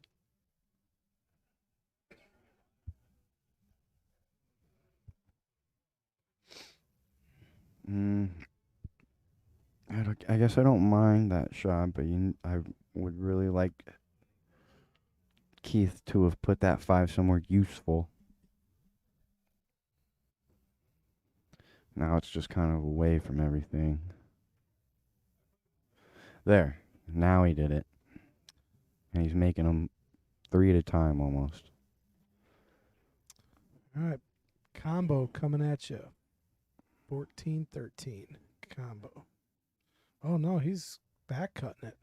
No, he's not. Yeah, there it is. There's the combo shot. Yeah, he was lining up the 14. Hit it good, too. That 14's going to stick. Yeah, there it is. Good shot. Good shot. All right. So one good position shot to the 9. Like, if he could get straight on it, play a stop shot. Yeah. And then you remain the Jester champion. But he did not get straight, so now Still, you can float this 1 rail in and still play the 8 in the side. yeah, he's got the perfect angle here. So all he's got to do is make the 9. Yeah. And Steve will be on the 8 for the win. Oh, he chose to stroke it, go 2 rails, and hit it sweet. Yeah, that was a great shot. Good shot. And this puts you on the game ball. All right, folks. Steve for 4 weeks in a row on the 8-ball. Can he get it to go? It's a little bit of a cut in the side. All Keith can do is just hope it hits the point. Yeah, a little bit small of a pocket. And there it is. Steve remains our champion. Thanks, guys, for sticking with us. We will be back in about 30 minutes. I'm going to start the stream over.